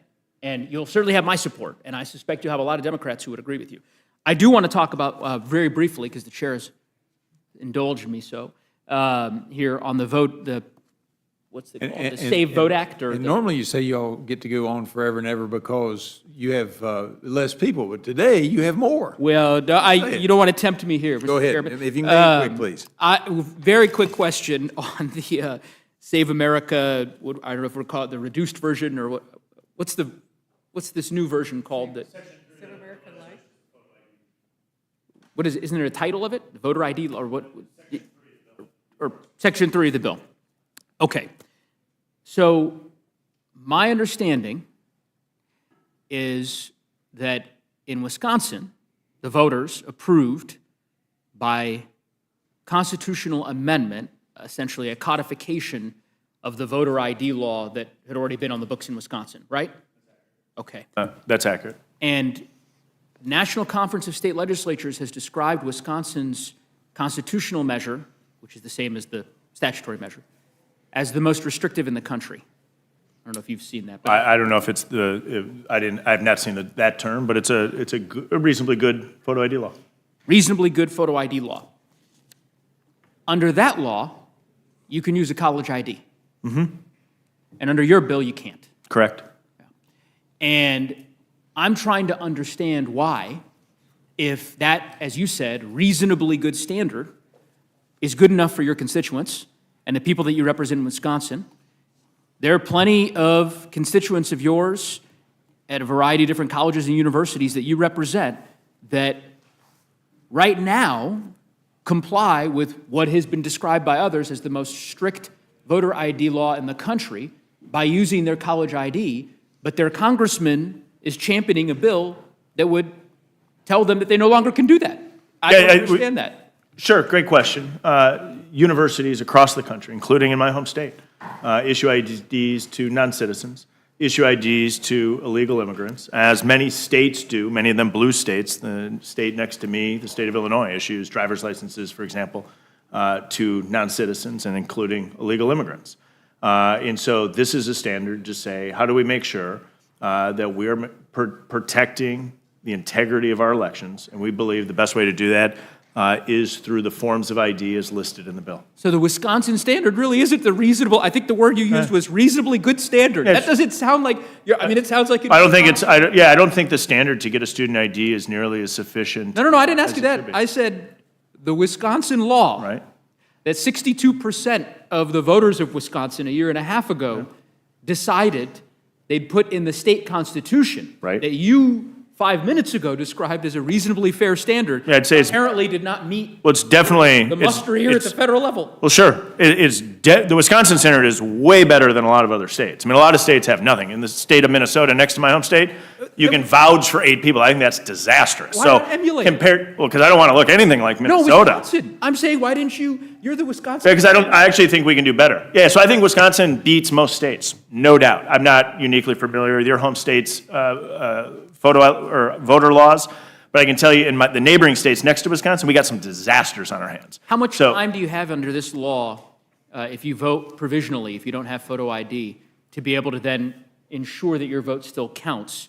What's the time span? You'd reference back to your state law on that. I thought the federal standard, I thought the standard here was 3 days, or is that wrong? Is it? Oh, it is 3 days. I apologize. 3 days. Apologize. 3 days. 72 hours. So, right. So if you forget your ID, You forget your ID, Yeah. you got 72 hours, that'd be accurate. and if you don't do that, then your vote doesn't count. Right? Right. You would not have cured your ballot. Correct. That's right. Do you know what that time period is in Wisconsin? Go ahead. It's a lot longer. Yeah. We also have Lot many longer. weeks of early voting. So an individual I hear you. could go in and do their early in-person vote I would safely in the state I of would just Wisconsin. say, And if you Chairman forgot it, you Kyle- could show up day after day after day. I would just simply say, obviously, I believe Colorado has a gold standard, but if it's good enough for the people of Wisconsin, I'm just, again, don't really understand why you would champion on the one hand the Wisconsin standard and then simultaneously propose a far more exact thing. And in my view, If the gentleman will give me the time, I'd be happy to answer the question. you don't want to hear the we've answer. probably beaten this horse to death here. So in any event, I thank you both. Gentleman yields back. I will yield back. And I recognize myself, and I will beat that horse. Mr. Stile, is it not true that the individual states, while they have sovereignty under the United States of America, do not represent everybody in the nation? That's right. So Wisconsin has a great standard for Wisconsin, but that doesn't necessarily mean that we want Wisconsin student IDs changing federal policy. Isn't that accurate? That's accurate. I wouldn't say that Wisconsin's is flawless. I'd just So say if it's the better than National other Conference of states. State legislature says it's the best of the states, that doesn't mean it's the best that the United States can do for its federal elections. Am I not? That's accurate. There you go. Now, I got a couple other things, because y'all got into talking about some financial stuff that, you know, I'm just a poor boy from Southwest Virginia, and I don't understand it all. I got to tell you, and I'm sure there's some people back home don't know what this is. Now, y'all that have money and are big time in the financial world, maybe you do. What in the heck is a private placement? He said you can still do private placements. I don't even know what y'all talking about. Yeah, it's not something I engage in, but under the House What rules, is it? individuals can own a host of different private assets. All right, I don't know what is a private placement? He said you can buy. You stuff- could ask your colleague to describe private placement per his question if you'd like, Maybe Mr. Morelli can answer. He seems. or to know what it terminology. is. No, I think there's just private offerings from companies that are not publicly traded, but are privately issued private stock. All right, and so as both of you know, because that's what I was worried about, because it implied that, the gentleman implied he wanted to get rid of that, but as you all know, having heard me talk about it, I got rid of all my $6,000 worth of stocks when the previous act was enacted, and the only thing I have is a small swimming pool entity that I have a ownership interest in. And if that's a private placement and we suddenly want to ban that, I'm like, whoa, wait a minute. Because that community pool might not exist if I hadn't bought a fair number of shares in it back in 1991. And I will confess, I sold a share this year. Well, sold is a loose term. Gave one to my youngest son when he turned 18. One of the shares that I own. So I understand there may be people doing big-time stuff, but there's also a lot of people, if that's a private placement, there's a lot of people who are doing things in their community where they've got a little community pool or some other thing that's more, I mean, it makes money some years. We might even make money this year, but we didn't make money in a number of years as well, and the idea is to make sure that people have a place to go swimming, be on the swim team, play water polo, pick up Stonegate Rules water polo on Sunday nights, that kind of stuff. So let's make sure we're not throwing the baby out with the swimming pool water, so to speak. That would be my concern, but I didn't know exactly what you're talking about. Now I do, and I appreciate that. The other thing on the sales, and I think the 7 days, Mr. Chairman, is probably a pretty good idea. I mean, if somebody wanted to argue about it being 10 days, okay, maybe the 10 days is a little bit better, but you know, if you own some stock and you're not a wealthy person, and we've been going through some of this, not with stock, but with other assets, trying to figure out how we're going to pay for that college education this year. And I mean, that was a discussion my wife and I had this morning before I left town, is what are we going to jigger to make sure we get tuition paid and the room and board paid, and you know, what's it going to look like in September when we get through paying all the big fees, and what's the monthly outgo going to be? And so to say that a member who comes to Congress, gets elected and comes to Congress and has a portfolio can't make a decision to sell that stock, and for whatever reasons, but most of the time, most members of Congress are not as wealthy as the public thinks we are. And you got to figure out how you're going to pay for things like college education. I've got two coming up on August 18th. I'll have two in college at the same time, and we're trying to figure out how to juggle all that. Now, as I said, we don't have the publicly traded stocks, and this bill just deals with those publicly traded stocks. Isn't that correct, Mr. Chairman? That's accurate. Yeah. And I think that's appropriate, and I think it's a pretty good idea. The mutual funds is pretty innocuous, too. You can still own the mutual funds, and my other son, who's more financially adept perhaps than I am, my older one, who's now 20, apparently, and we've got to change our financial forms, because apparently he got a statement the other day in the mail, and I saw it, and I said, "What's this?" He goes, "Oh, I bought a couple $1,000s out of my summer earnings last year in a mutual fund." I'm like, "Oh, great, I got to amend my public disclosure form to reflect that." It's not big money, but, and I think the disclosure's fine. But saying that they can't own or they can't sell is, I think, a little onerous and would discourage good people from running for Congress. Is there anything else you wanted to add, as we've had these discussions going on now for a good while? I appreciate it. Maybe just a couple things to note. And so going back to the 7-day disclosure, in how do you get there? looking at securities law, 10b5-1 plans are how publicly traded companies manage their senior leaders, who by definition have inside information on their company. And so, as I noted earlier, actually enforcing insider trading violations is actually pretty difficult for the DOJ. That's already illegal for all members and all Americans. It's illegal, they should be held accountable, the DOJ should prosecute it. It's difficult to prosecute. The 10b5-1 plan on the publicly traded company side, what in large part they're doing is these pre-disclosures. And what it does is it sets up the evidence to prosecute an insider trading case. So our colleague from Colorado was referencing this. And so if an individual made that public announcement 7 days in advance, it would be pretty easy to show the timeline. Now let's leave that one given person so I don't make an accusation of that given person. But let's say an individual member you could document, had inside information on a given topic. They provide a 7-day notice that they're going to make this sale. They then go and make the sale, and then the evidence is pretty clear. That individual engaged in insider trading. That disclosure and that point in time actually gives great leverage to the Department of Justice to hold an individual accountable. It's more difficult under the current scenario because you don't see where that timeline is. And so the reason publicly traded companies put these plans in place for their executives is to root out and prevent individuals from making insider information trades, which are illegal and should be prevented. And so what we tried to do is strike the balance to make sure that individuals who have successful private sector careers, and whatever that word is, whether or not it's successful that you own a local pool and are able to help people swim, or maybe you or your spouse worked at a publicly traded company, and that publicly traded company gave stock as part of the compensation. Or you used it to save up for either your retirement or for the education of your child. It's of the belief that we want to make sure that those individuals are encouraged and able to come to Congress in the same way we can have farmers and veterans come to this institution and serve. Once you're here, you can't acquire new and additional individual shares of stock. I think that's a reasonable restriction to put in place. But the core of this bill is it prevents members of Congress from being able to profit off of insider information by putting in place a bright line rule. That is really important. If I can just quickly go back on the photo ID in my home state of Wisconsin, because I think it's relevant. Wisconsin, as I noted, has a reasonably good photo ID bill. I don't think it's perfect. I think it's reasonably good.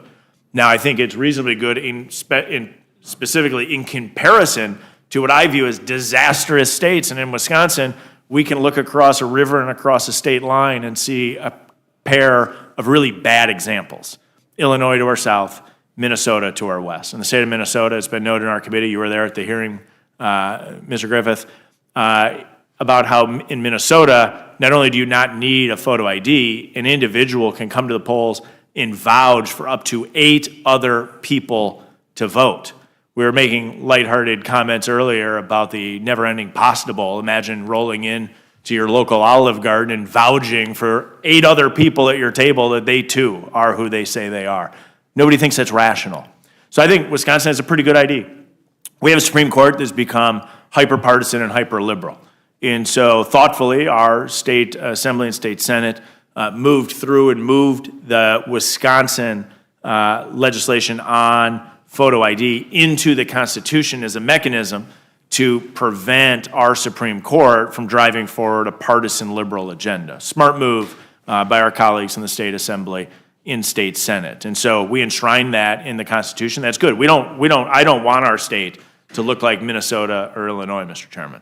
And so that said, I think there's room for improvement. And I flagged my concern specifically as it relates to the standards some of our universities are using when issuing a photo ID. It's a very different standard, for example, than the state of Wisconsin's Department of Transportation has when issuing a driver's license or a state-issued ID.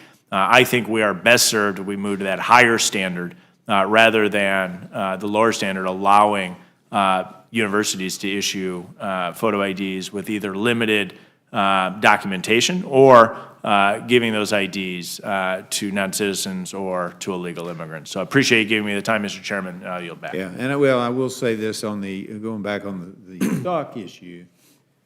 I think one of the nice things about the 7-day rule, and everything you said was accurate, but one of the things I like about it is if a wealthy member of Congress, more likely to be a senator, but still a wealthy member of Congress, suddenly said, I'm going to sell $1 million or $2 million or $5 million of the share in the XYZ Corporation, that gives the public notice that they're selling, maybe I ought to too, or that they'll take a look at it, or people will take a look. Roll call will certainly report it if there's a 7-day notice, and now that's not happening, and it just happens, and then people say, well, I wish I'd known he was going to sell. I'd have sold too.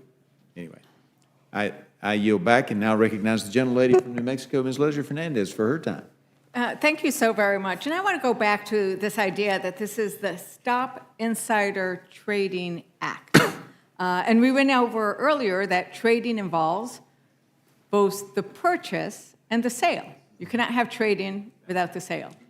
And Chairman, you said that the purpose of this was to make sure that Congress people don't make a profit off of information we get here from serving. Is that, did I recall you saying that correctly? Yeah, as it relates to publicly traded company stock. Yeah. Let's go back to the question of, do you make a profit when you buy a stock?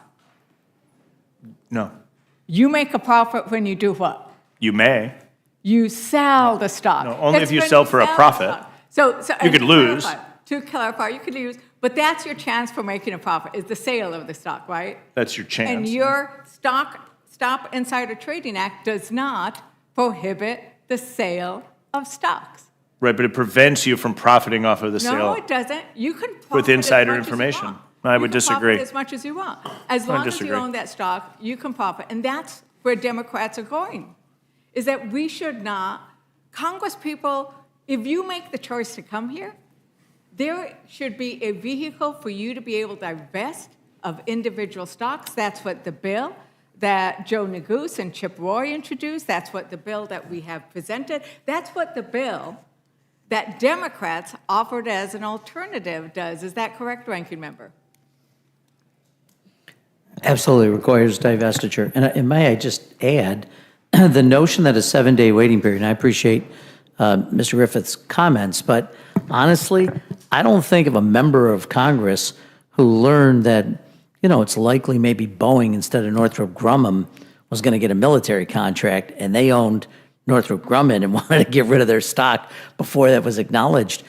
Saying I sold $10,000 worth of stock a month before anybody knows about it, and I acknowledge it's 7 days, that does virtually nothing. There's nobody sitting around watching in real time what members of Congress are doing respectfully, and there's no way to track that. And to your point, you only make the money if you sell at a price that's higher than what you bought it at. So you can only make the money, and it's true, you can lose money too, but you get to control the timing of when that happens if you're not required to divest, right? I mean, so that's, and by the way, if you already own stock and there's a dividend, you can buy more of that. So the notion that you can't buy is not true. Now, it is more narrow, but the buying, holding, and selling of stock is still allowed under this on the public side. On the private side, there's no, they haven't done anything here at all. Right, and I think the concern is, my colleague from Pennsylvania referenced it earlier, that maybe what you want to do is maybe lose less, right? And you know, here's the article that said that when you're going to be making these big decisions about what happens, we had a colleague that a week before he voted to significantly cut Medicaid, and I'm quoting from an article here dated 11/20/25, the first on NBC, Mr. Chairman, which I'd seek to enter into the record. A week before he voted to significantly cut Medicaid by $1 trillion, this representative dumped 6 figures worth of stock in a quartet of companies that manage nearly half of all Medicaid enrollees in the country. Now, Chairman, Without objection. your bill would do nothing to have prevented this sale, correct? I would actually disagree with that. You disagree with that? Yeah. You, It would do nothing. I think that's an inaccurate statement of the bill. okay, so would it have, he would be able to have sold this stock? You would have had to No, give notice. you would have he provided public notice of the sale. But he would have been able to sell it. It would not have prevented it. It might have allowed the world to know before a a newspaper article came out, but it would have still allowed it. And the Well, other it thing- depends on the timeline of that sale, of course. 7 days notice would You require would- 7 days to elapse. All your bill does is fill out a form, and this is the thing, what the American public is mad, and they are mad as hell about, is the idea that elected officials, both in Congress, in the Senate, in the White House, are making big bucks, and they are the ones. That's actually why this bill is so important. It's about ending the profiting off of insider information. It So you does not end the exactly profit. nailed what they're upset about, and this is what the bill actually It does not accomplishes. end the profit. It does not end the profit, because the profit is at the sale, and this does not prevent the sale. You are allowed to continue. Only if you don't believe in market I forces. am going to move on, Ranking Member. Well, may I because- just make Yeah, one sure. additional point? Even if you had 7 days' notice, let's say the press did know. They came and said, hey, we realize that you sold all your stock in some company. You're going to say it's because I was diversifying, or it's not likely you're going to say it's because I learned that the United States government is going to be buying. I mean, it doesn't disclose anything. Yeah, it gives, I guess, the press a couple of days, if they happen to be following your specific trades, and gives them a little bit of a head start on trying to figure out what you were doing. But let's be clear, no one is going to say because I had information which led me to sell. But the good news is I did it for 7 days, so it gives you some advance time to figure out what was motivating me. Well, I mean, it's a silly. It gives you cover. All it Yeah. does is give you cover. And I think the bigger, huge, like gaping hole of this bill is that we might have information, or we might be, and in this instance, going to be one of hundreds of votes. The reality is there is a man, and there will always be a man, and hopefully someday a woman, who can move markets much bigger than any one of us, and that is the President of the United States. And this bill does not cover that at all. And we know that this is happening. Truth Social, President Trump said, with regards to NVIDIA, I've gotten all necessary permits. This company is going to go through. It's great. He never told everybody on Truth Social that he had bought $200,000 to $500,000 of that company's stock. And a CNN investigation found that President Trump is marketing stocks on Truth Social after he's purchased shares. Now, Chairman Steele, your bill doesn't cover the president or the vice president, does it?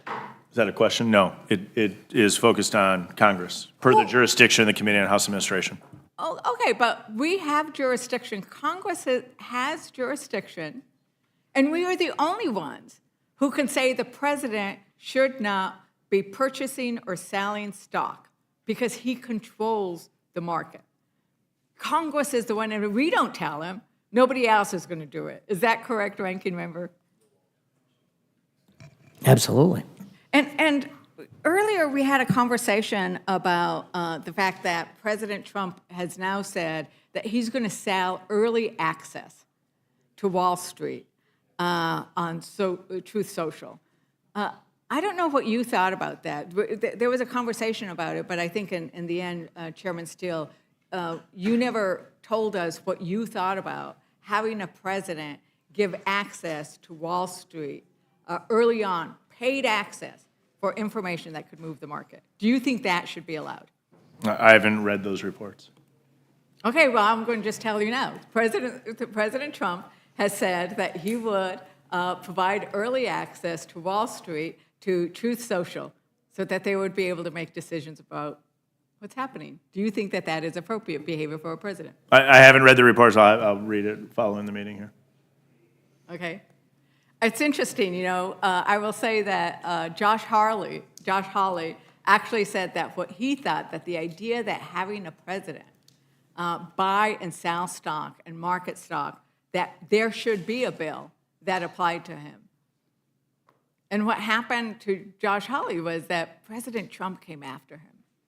And I'm just wondering if Republicans on the House side are equally afraid of this president coming after them for actually holding him to a high standard, to any kind of standard with regards to owning and selling stock. But I want to go to another matter, and that's this Section 3 of the bill, which is like Save Light, I guess. And what strikes me is that there are 3 forms of ID now allowed, and there is no tribal ID allowed. Did I miss that? I saw 3 forms that says state ID, military ID, and No, there's, a passport. there's 5 forms allowed.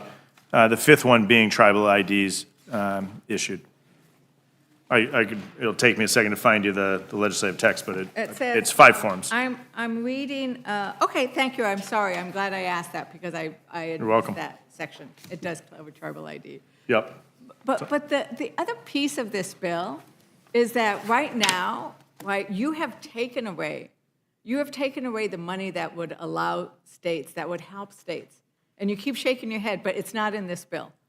And it is, I'm going back to that awful analogy you all kept turning to, of that this is like a bowl of pasta, that you need an ID to get a bowl of pasta. And Ranking Member Steele, Ranking Member Morelli, you spoke so eloquently about voting is not pasta. Voting is not a privilege. It's not a privilege. It's not something you do when you have enough money. When you have enough money to be able to go to a restaurant and eat as much pasta as you want. It is a right. It's a constitutional right. And our problem is that a lot of people do not have enough money to be able to own a passport. They do not have enough money to be able to own a car and have a driver's license. They do not have the kinds of money that allows them to easily access a passport, a driver's license, or these other things. And that's why a pot of money that would help people get the photo IDs they need would be so essential. And Ranking Member Morelli, you seem to want to add to that. Well, I just say this, that I think there's a little bit of a conflation of 2 different things. Voter ID, as I understand it, is to prove to a poll watcher that you are who you say you are. That's all. So why would student ID not be acceptable? The chairman said it's because it doesn't prove citizenship, but that's not the point of voter ID at the polls. The point of voter ID, as I understand it, photo ID, is to simply prove who you are. You're already registered to vote. That's already done. And so this makes it harder. And I think it's because, honestly, they'd prefer that college students not vote. So let's put a number of barriers in front of them.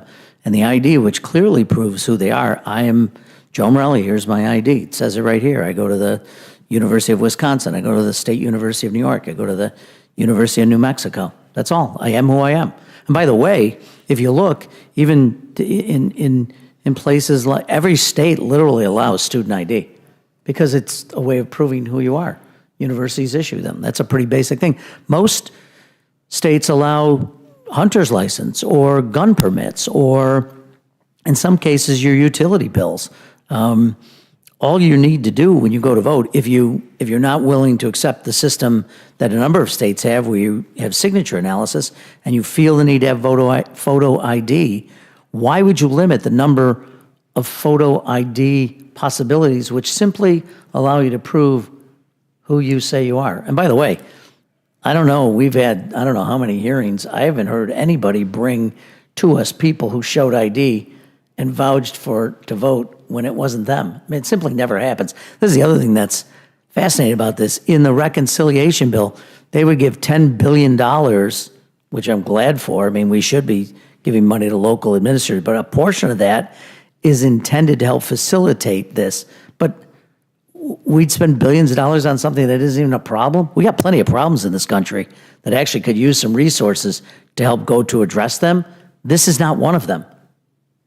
One of our problems is corruption, and what we're seeing in this bill is it doesn't address corruption, it just makes voting a little harder, and that seems for the course for Republicans. And with that, Mr. Chair, I yield back. Gentleman yields back, and now recognize the gentlelady from Indiana. Thank you, Mr. Chairman. Before I get into my questions about the Stop Insider Trading Act, I want to give Chairman Stile an opportunity to respond to some of the concerns that were raised about voter identification. Chairman Stile, is there not also an affidavit option for those that may or may not have IDs? And what else can you tell us about the ability that this provides to give opportunities to vote while also safeguarding our elections? You bring up a couple good points. We lay out in this bill, in particular, for situations where individuals are voting by mail, that one can go through the process of including your last 4 digits of Social Security number as well as an affidavit. What we want to make sure is that everybody is able and eligible to vote, which builds on the previous point, which I think is important to go back to, which is about the need for some individuals who may not have resources to obtain a free ID. In my home state of Wisconsin, the Department of Transportation estimates that the cost of issuing an ID, knowing that the employees and the equipment is already there, the cost of issuing an ID for an individual who can't afford one is a little less than $5, in the neighborhood of $4.50. Last year in the state of Wisconsin, or was it 2 years ago, if my memory serves me correctly, roughly 100,000 people in the state of Wisconsin obtained an ID without payment, costing the state less than $500,000. So the state of Wisconsin provides that to individuals that can't afford it, recognizing that it's required to vote in the state of Wisconsin. Then the question becomes, how do we pay for that? The total cost in a federal concept is reasonably de minimis, $500,000 in the state of Wisconsin, about 2% of the United States of America. You'd run that out nationally and get a pretty good idea. A few $1,000,000 to make sure everybody has it. If an individual doesn't have an ID in the United States, a state-issued ID, it's really important to help that individual get that. So I'm a big supporter of making sure that states are doing that. Under Supreme Court jurisprudence, states would be required to do that. Whether or not the funds come through the expansion of HAVA grants, whether or not it comes through reconciliation, whether or not it comes through appropriations, we can work that piece out. But I think ultimately to make sure that individuals who, if there are individuals who can't afford a state ID, we should help them get that. I think that's important. As it relates to student IDs, I think there's a lot of challenges on how some, again, not all, but how some universities issue their IDs, that there is not strict protocols as it relates to that. In comparison to the 5 ways that we allow for IDs, we all recognize that every state issues their state ID or state driver's license differently. We respect that difference, but we all respect that it's a robust and secure process. And so relying on that, obviously, if somebody has a passport, federally issued ID, if you will, that's allowed in a tribal ID. That being the core concept, I think, strengthens the integrity of our photo ID requirements. But again, these are common sense, and I know some of our colleagues on the left struggle when we slightly make fun of all the different reasons and ways that you need an ID. The point is you need it for almost everything. So goodness gracious, if you need an ID for everything, let's just put the standard in place. You need a photo ID to vote, so we don't have folks going to the polls, voting in federal elections in the state of Minnesota this November, where one person walks in and vouches for 8 other people. The standard needs to be set. You need to show photo identification to vote. Now, ultimately, I'd love to see the whole broader package go through with other election reforms, but this is the most basic, common sense principle you can imagine. You need photo identification to vote, and separate, of course, is legislation that prevents members of Congress from profiting off of insider information, the Stop Insider Trading Act.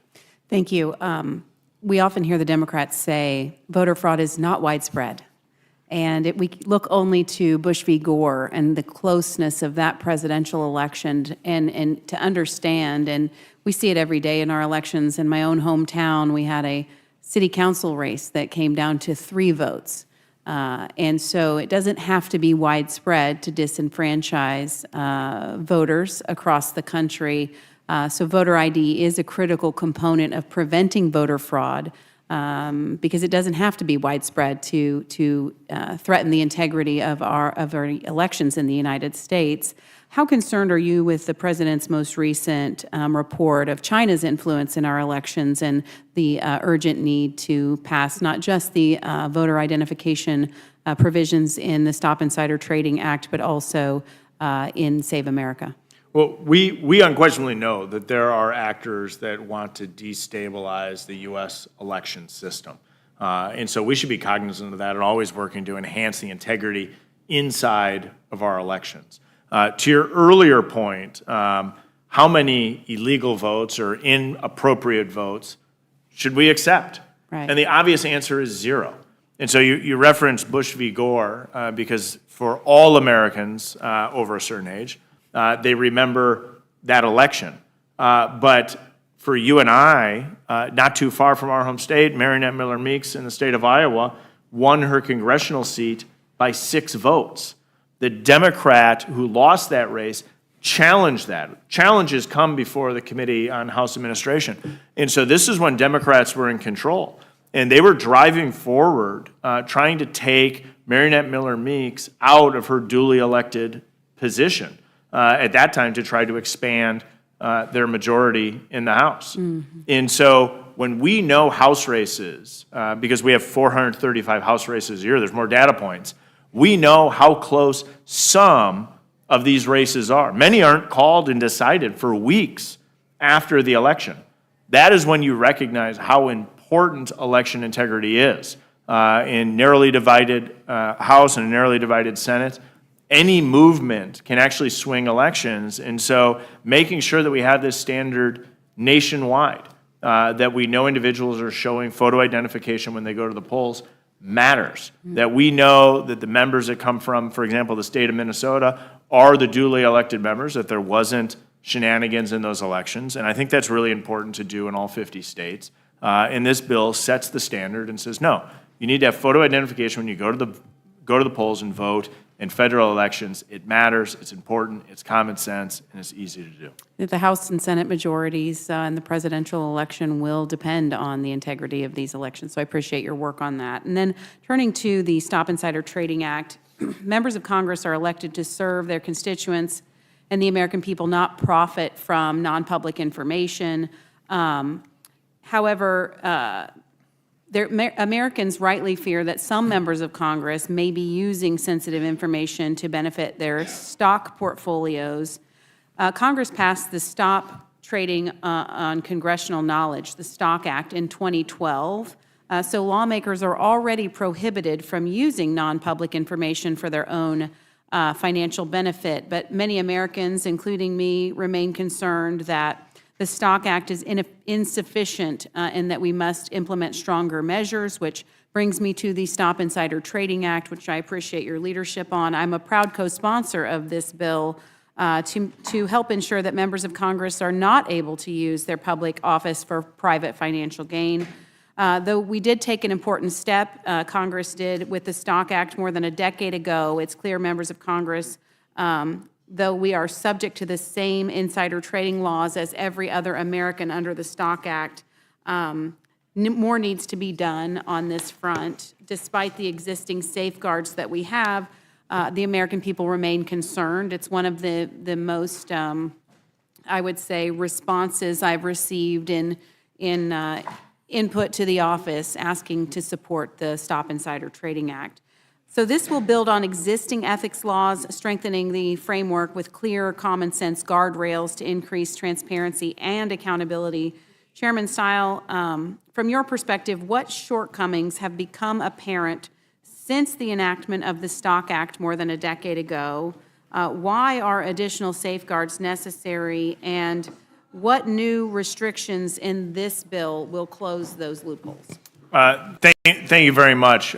You note the STOCK Act passed about 15 years ago, and what it does and does not require. One of the challenges that we see with the STOCK Act is because the reporting is 30 days after the fact, and the reporting is within bands. That was noted earlier by our colleague, Mr. Scott. That coupled with attention in particular in the social media space raises a lot of concerns.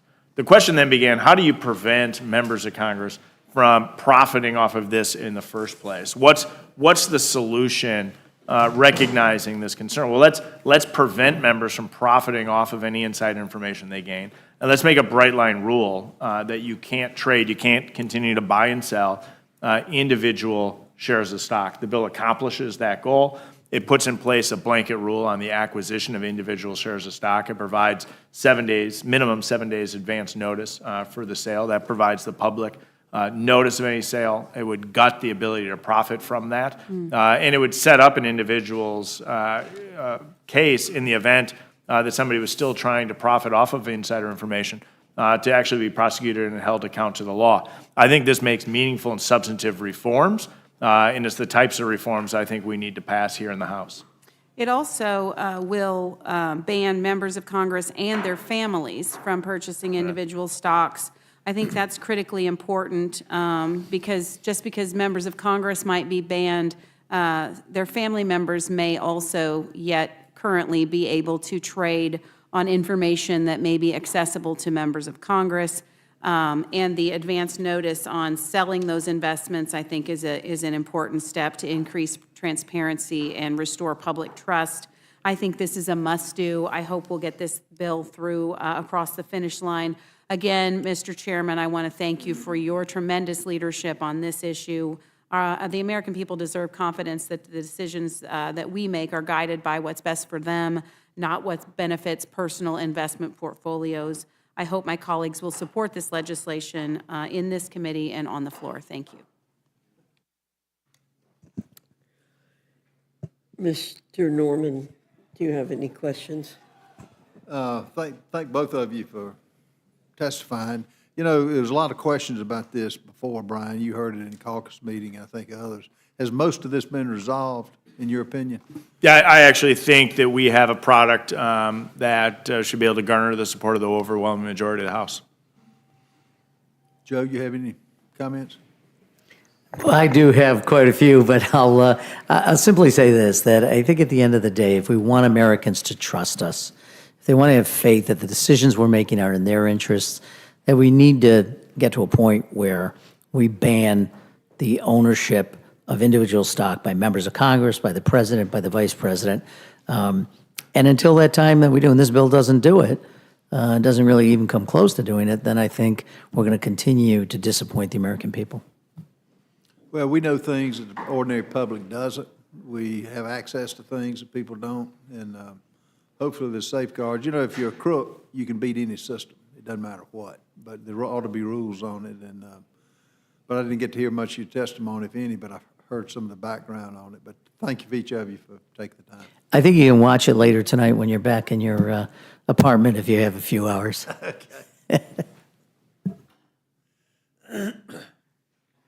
Yield back. Thank you, Mr. Norman. Seeing no further members here to ask any questions, I thank our witnesses for being here, and you are excused.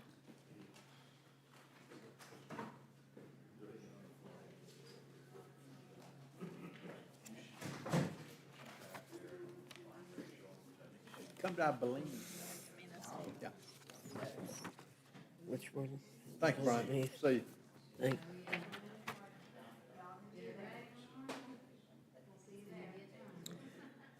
I now welcome our next panel, Chairman Hill, Ranking Member Waters from the House Financial Services Committee.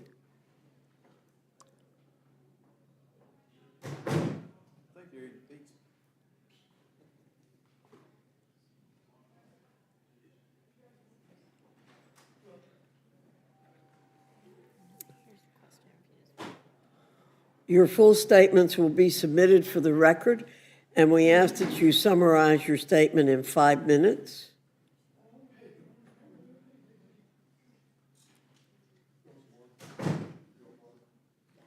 Chairman Hill, I welcome your testimony.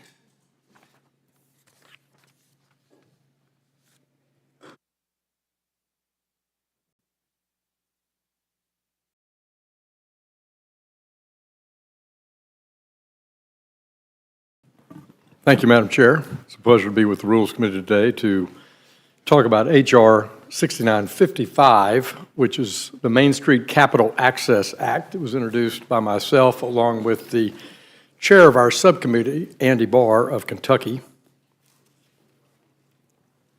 Since becoming chairman of the committee, I've made it a priority to restore strength and vitality to America's community banks. These institutions are foundational to our financial system, indispensable to our economy, and a unique strength of our country. The legislation before you is about one simple idea. Let's help community lenders make it easier for small businesses and entrepreneurs to access the capital they need to grow, hire workers, and strengthen Main Street America. For many small businesses, the greatest obstacle to expansion is not a lack of good ideas or hardworking employees, but it's access to financing. Community banks and credit unions remain the backbone of small business lending across the country, particularly in rural communities and in smaller cities. Recently, during our debates about comprehensive housing policy that the ranking member and I were engaged in, you heard me say time and time again that 6 out of 10 home construction loans come from our community banks under $10 billion. Our community banks and their credit unions, they know their customers, they understand local markets, and they're often willing to finance businesses that larger institutions overlook. Unfortunately, over time, outdated regulatory requirements have made it increasingly difficult for those community-focused institutions to deploy their capital efficiently. Compliance costs have risen dramatically, and resources that could otherwise be used to make loans instead have been devoted to navigating unnecessary regulatory burdens. The Main Street Capital Access Act takes meaningful steps to modernize these requirements while preserving the safety and soundness of our financial system. It removes barriers that unnecessarily restrict the flow of capital to local businesses without compromising our strong supervisory framework that protects consumers and maintains confidence in our banking system. This legislation recognizes an important reality that regulation should be tailored to risk. Requirements designed for the nation's largest and most complex financial institutions should not automatically apply in the same manner to community-based lenders whose business model is centered on relationship banking and serving local communities. By improving the regulatory environment for these smaller institutions, we expand opportunities for small businesses that depend on them. Several times this year, Congress has taken, on a strong bipartisan basis, votes and passed this kind of concept of tailored regulatory compliance based on business size and complexity. This approach means that greater access to financing for manufacturers looking to purchase new equipment, family-owned restaurants seeking to open a second location, farmers investing in new technology, and entrepreneurs starting businesses right along all of our main streets. This is not about weakening oversight. It's about making sure that our regulatory framework is efficient, effective, and appropriately calibrated. Strong financial institutions and vibrant local economies are complementary goals, not competing ones. And the benefits of increased access to capital extend well beyond individual businesses. When small businesses can obtain financing, they hire employees, increase wages, invest in their communities, and generate greater economic growth. These investments ripple outward, supporting suppliers, creating new opportunities, and strengthening local tax bases that fund schools, infrastructure, and essential public services. At a time when many small businesses continue to face inflationary pressures, higher borrowing costs, and economic uncertainty, Congress should be looking for practical, bipartisan ways to remove unnecessary barriers to growth. This legislation does precisely that. The Main Street Act spurs new bank formation, tackles banking deserts, and lowers significant barriers for new banks. It reforms the bank supervisory process to make it more transparent. The bill brings common sense tailoring back to bank regulation based on an institution's size, business model, and risk profile. And it provides certainty around regulatory approval of bank mergers and acquisitions. The bill improves bank resolution framework in a way that protects depositors, promotes greater competition, and allows smaller banks to meaningfully participate in the bidding process for the assets of a bank that has failed. It helps banks attract, retain, and enhance their funding sources to better serve American families and business. All in all, in my view, the Main Street Capital Access Act reflects the principle that federal policy should encourage responsible lending, promote economic opportunity, and ensure that our community financial institutions can continue to serve the businesses and families that rely on them every day. I urge my colleagues to support H.R. 6955, and I thank the chair, and I yield back the balance of my time. Thank you, Chairman Hill. Ranking Member Waters, you're recognized. Thank you very much. Thank you, Chair Fox. We all care about community banks and credit unions. For that reason, I was pleased to work with Chair Hill on a package of community bank provisions included in our landmark housing bill, the 21st Century Road to Housing Act. Oh, there it is. Now, even though Trump refused to sign it, that legislation has become the law of the land. And those provisions help community lenders and not mega banks, big tech, payment apps, or even payday lenders, debt collectors, and credit bureaus. Unfortunately, that is not the case for the bill before you today. H.R. 6955 is a Wall Street deregulation hiding as a community bank bill. This package is made up of 24 Republican bills with just 2 Democratic bills. Tomorrow, Madam Chair, we mark the 16th anniversary of the Dodd-Frank Wall Street Reform and Community Protection Act becoming law. That law was passed in response to the 2008 financial crisis when, in case my Republican colleagues have forgotten, millions of Americans lost their jobs, their homes, and their life savings. But this package ignores those lessons and rolls back a long list of safeguards and oversight of the largest banks. Importantly, the nation is grappling with an affordability crisis and surge in financial scams and fraud costing consumers tens of billions of dollars. This is all made worse because Trump has shut down the Consumer Financial Protection Bureau. Voting for H.R. 6955 would add insult to injury by hampering a future CFPB from issuing new rules such as reining in debt collectors or abusive medical debt practices. But maybe that is the point. Furthermore, Madam Chair, this bill ignores the lessons from the failure of Silicon Valley Bank and other regional banks just 3 years ago. These large regional banks failed after Congress rolled back capital, liquidity, and other rules specifically for those banks.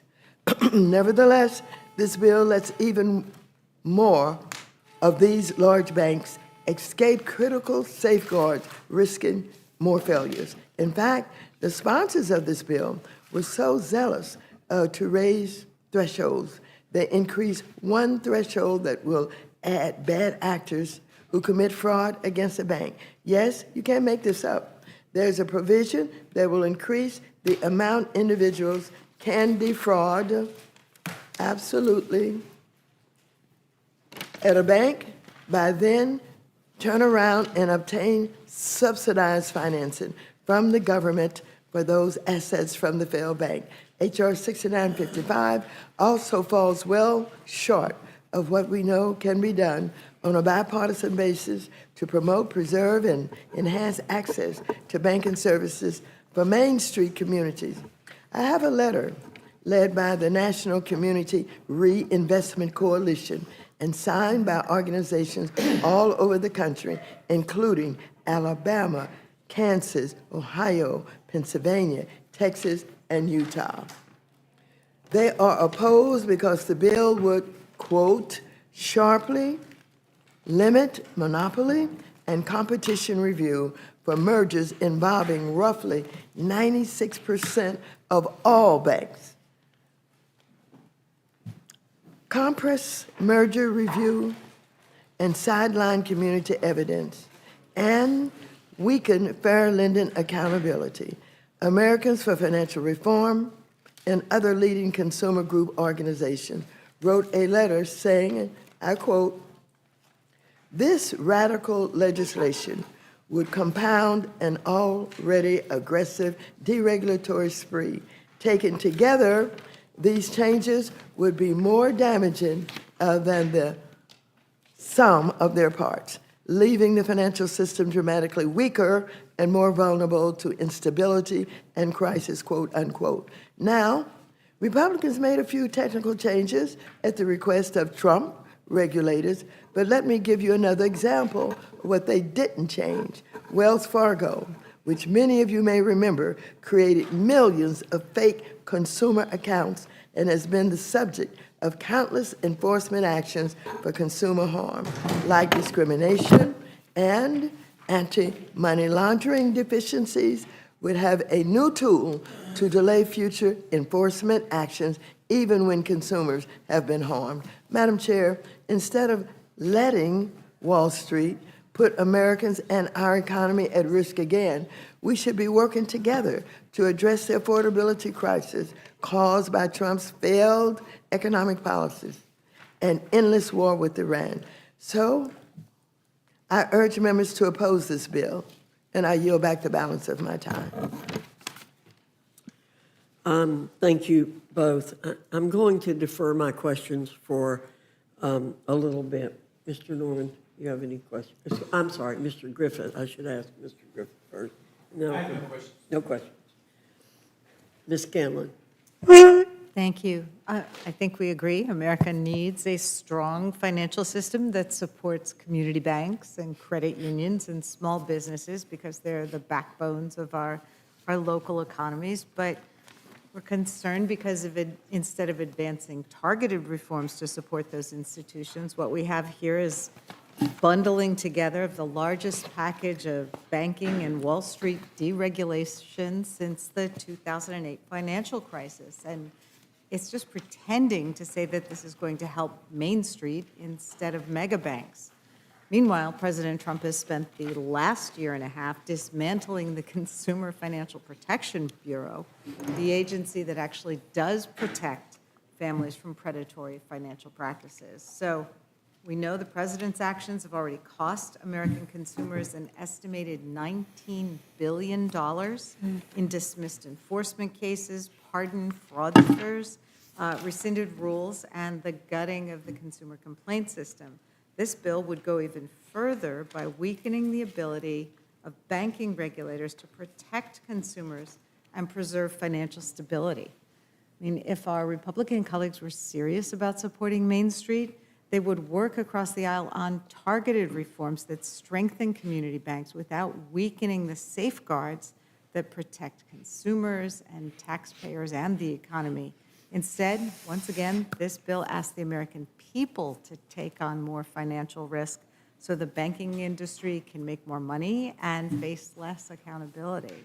So, I'm not in favor of putting the thumb on the scale for billionaires and big businesses and leaving the American people to shoulder the risk. Ranking Member Waters, after the financial crisis in 2008, Congress established a number of regulatory thresholds and supervisory authorities that this bill would change or roll back. Can you explain why those guardrails exist and what could happen if regulators lose the tools they need to identify problems before they become crises? And I think you mentioned some California banks. Well, thank you, Representative Scotland. I just want to say, in the way that you have described your concerns, that's exactly what is happening with this bill.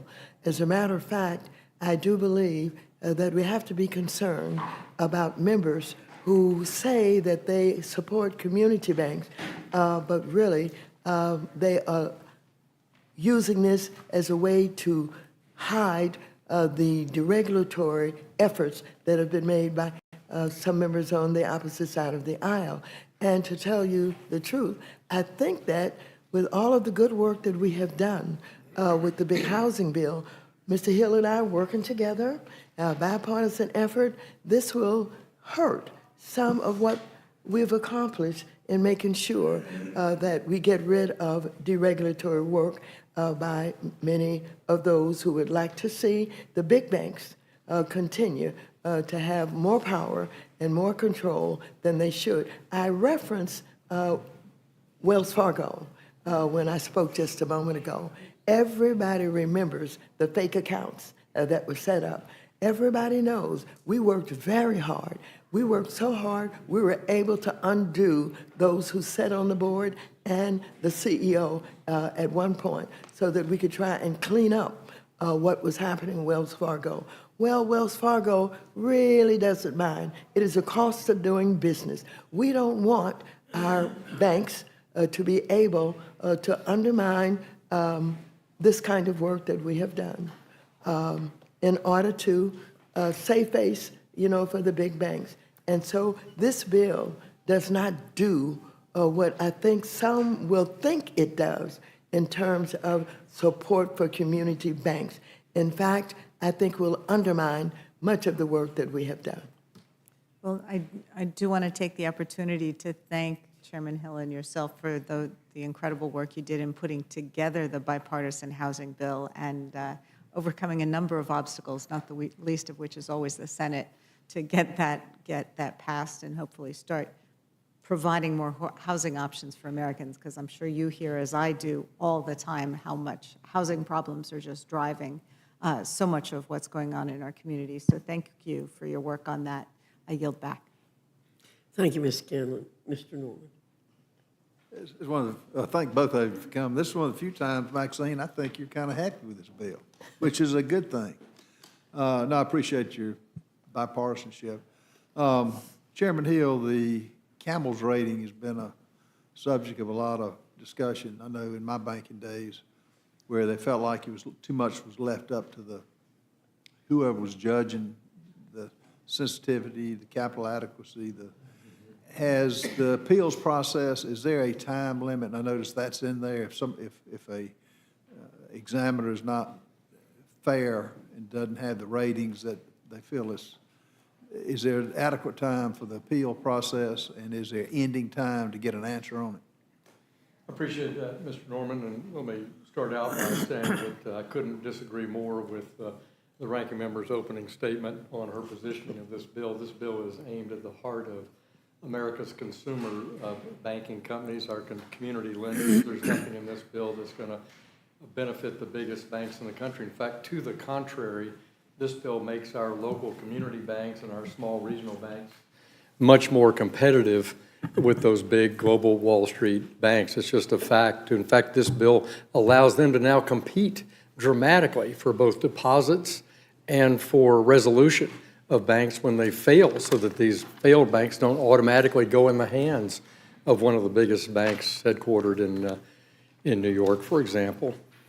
And I can walk through more detail on that as we go through the evening, but let me answer your question, Mr. Norman. Don Regal, a Democratic senator from Michigan in the 1990s, said that one of the biggest frustrations he heard from his constituents in the Regal-Neal bill that was signed into law in the 1990s by President Clinton, that bill said that banks ought to be able to question an exam output in some orderly way, to have an ombudsman, to allow them to assess with an independent view whether that bank had been treated fairly or not. And this was after really 10 tumultuous years in the economy in the 1980s, where a lot of banks failed all across the country and a lot of savings and loans failed.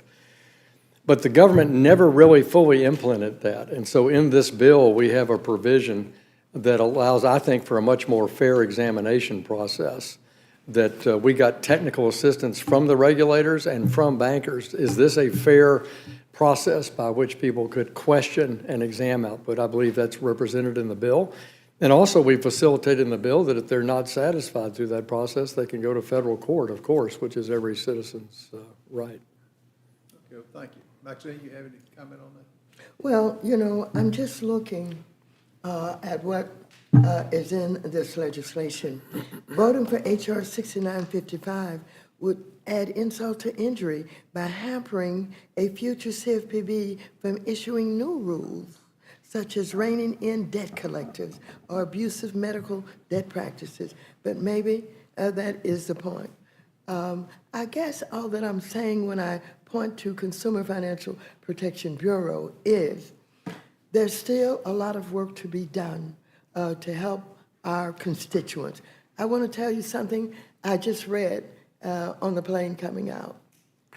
Walmart is putting beef under lock and key because the thievery that is going on by people who can't afford the increased price of beef anymore is just running, their profit margins on beef. And so why is this happening? It is happening because we have an affordability crisis. We need to be paying attention to what we do to protect our consumers. The Consumer Financial Protection Bureau is there to make sure that our big agencies who have so much power are not working on behalf of just big banks, but on behalf of small banks. We can't excuse them, we can't let them off the hook. As a matter of fact, if you really want to do something for community banks, separate big banks from community banks in a real way, instead of big banks hiding behind legislation supposedly for community banks. Well, thank both of you for testifying. Appreciate it. I yield back. Thank you, Mr. Norman. Ms. Leisure Fernandez. Thank you so very much, Madam Chair, for recognizing me and for the conversation today.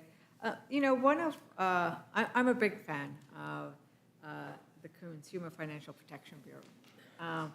And I'm also very concerned that what we're seeing is President Trump is regularly pardoning fraudsters who provide tens of thousands, sometimes millions, to his campaign or to his family's businesses and so forth.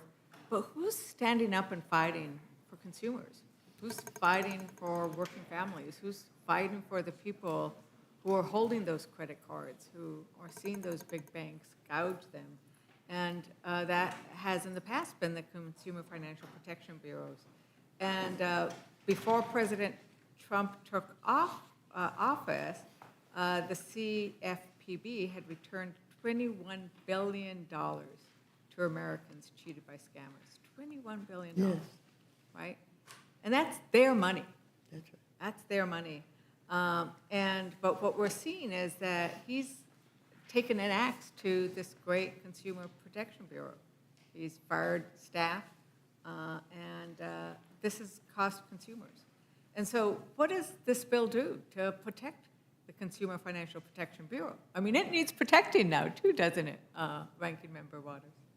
Well, you aptly mentioned the Consumer Financial Protection Bureau, which many of us have fought so hard to have some place for our consumers to register their complaints. Prior to the Consumer Financial Protection Bureau, there was no place really in government that the average consumer could lodge a complaint.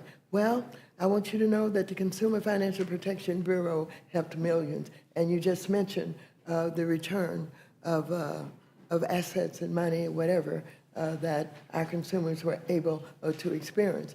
And so if we don't have a Consumer Financial Protection Bureau, those people who are being treated badly, who have been ripped off, who have been taken advantage of, really don't have anywhere to go. And so we've got to look out really for the consumer banks. Everybody knows that I and many of you, we really support the small banks. We really support the community banks. We wouldn't do anything to undermine the community banks, but this bill does that. It really undermines their ability to have a voice, to have someone that's going to speak up for them when they have been defrauded, et cetera, et cetera. And so we've got to fight against the bill. I know some people will be tricked, and they'll think that they'll be helping community banks.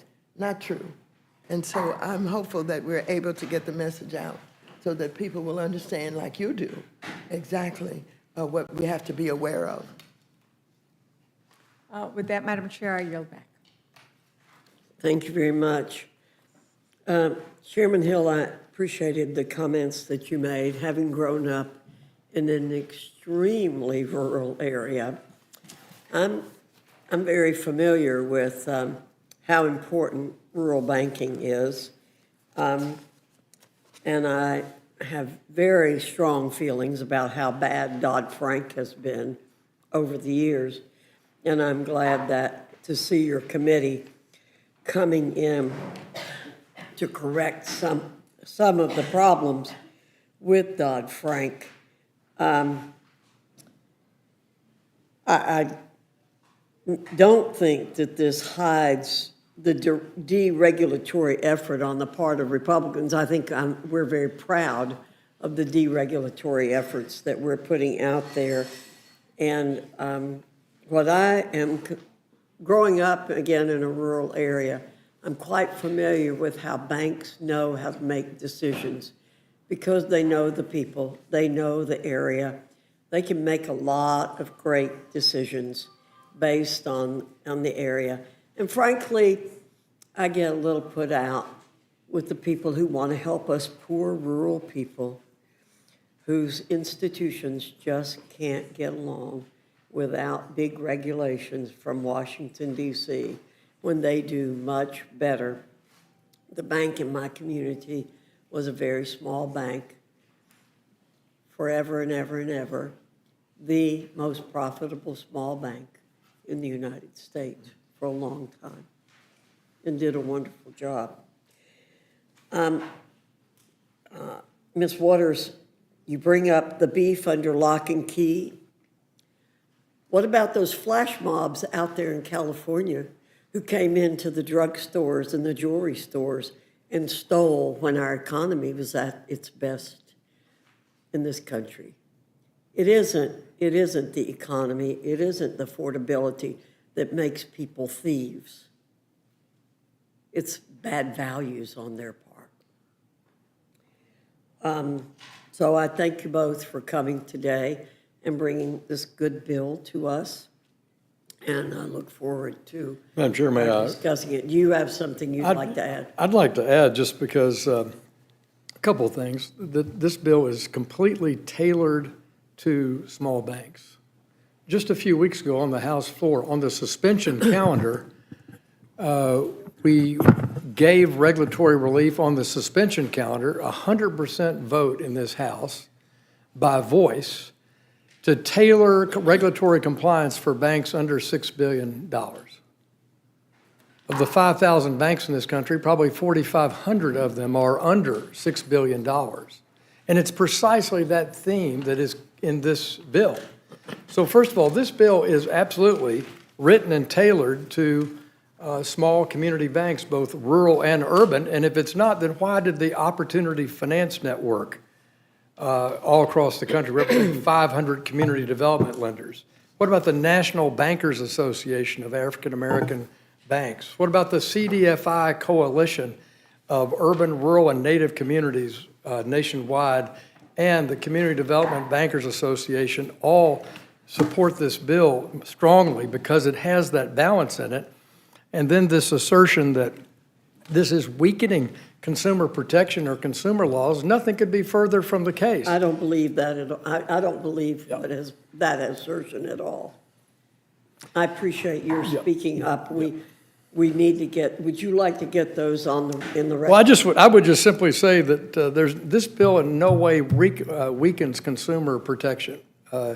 The laws on safety and soundness, like if you want to stop a bank from unsafe or unsound activity, are fully able to be implemented in this statute. And the same for consumer compliance on fair housing, fair lending, equal opportunity, credit opportunity. All those laws are in place and fully implemented by our supervisors.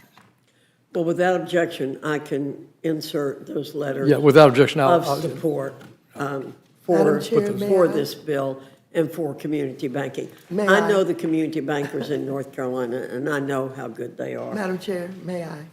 Well, I'm going to recognize Mr. Scott. Okay. Ms. Waters. Madam Chair, I appreciate the chair and the ranking member being here today. Mr. Hill, do you have any further comments on the bill? I mean, I know I'm from a small town, and regulatory relief for the small banks, I think, is important. Well, I ran one of those small banks before I was in Congress. I ran it successfully throughout the financial crisis. Our bank grew and was more profitable in the years of the financial crisis and following the financial crisis. And but we were operated in very small rural counties, like 10,000 people in the county, in the Mississippi Delta. And I know that I spent more time worried about the next compliance exam or hiring the next compliance officer than I did than hiring the next loan officer, because of the one-size-fits-all approach on consumer compliance and safety and soundness laws. And what we do here is, without compromising compliance or compromising safety and soundness, we tailor it to the business mission, size, and complexity of the institution. And I think this will really help, particularly small rural institutions. I was just in the chairwoman's state earlier today with a group of small banks from around North Carolina, and they explained to me how they thought this would benefit them specifically in that regard. And if they are better off, then their customers are better off. That's exactly right. Yield back to the gentleman. I don't do much banking anymore, unfortunately.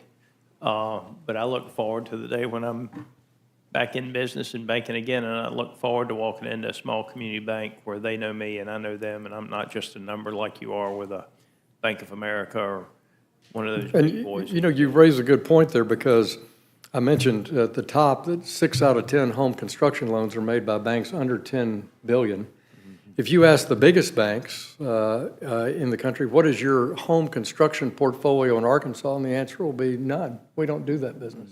Ag as well. And the pandemic exposed that the biggest banks, like Bank of America or other, I'm not picking on Bank of America's, but the largest 5 to 10 banks have a credit requirement and a credit box that doesn't facilitate reaching out to a lot of small, rural, entrepreneurial, or local farm or local businesses. And that's why our Main Street banks are essential. We don't want to be Canada with 4 banks. We want to have a diverse in size and diverse in location financial system. This bill, the Main Street bill, will aid Main Street, not Wall Street, and help achieve that. I know BB&T and SunTrust weren't necessarily your hometown community bank. They originated that way and kind of bought them. And, you know, kind of the bigger they get, the less important you are to them and the less customer service you get out of them. And so I'll just tell you, the small banks are the ones that I very much want to make sure we're taking care of, and I trust you, Chairman Hill, to do that. And so, and competition is good for the marketplace. Yep. Because that's where customer service will succeed. With that, Madam Chair, I yield. Thank you very much. I thank our witnesses for being here. We have no other members here to ask questions, so thank you all very much for patiently waiting. And appreciate your being here. I need a statement about ending. No, okay. Never mind.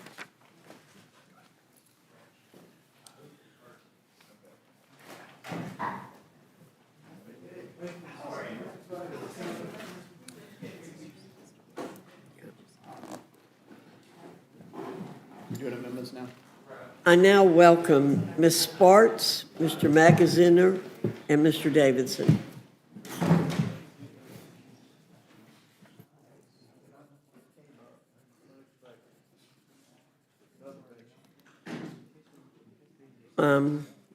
Ms. Sparts, you may submit your written testimony, and we ask you to keep your remarks to 5 minutes.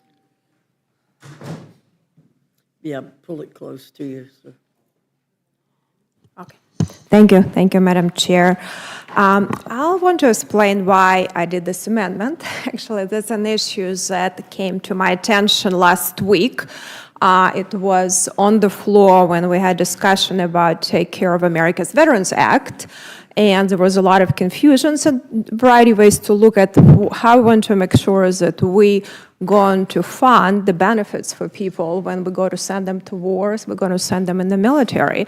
And there was some concerns, to be able to fund the Richard Starr Act, that, we would, codify some of the VA actions that could potentially cut benefits for future veterans and current military. So I think to be fair, I think we need to make sure that if we send people to war, we're going to fund the benefits for them, so including the current military. So I think there is a better solution. I think it should be bipartisan issue.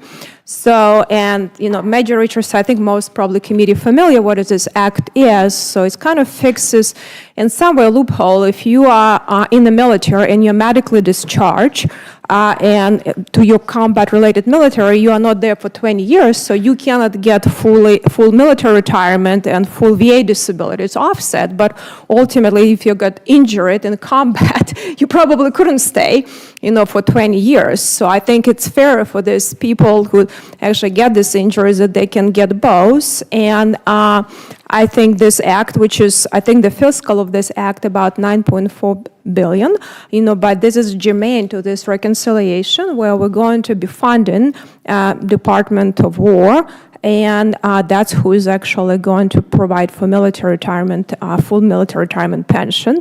I think this is, shouldn't be a partisan issue. Representative Jeff Van Drew and Anna Paulina Luna sponsoring this amendment. I really appreciate that.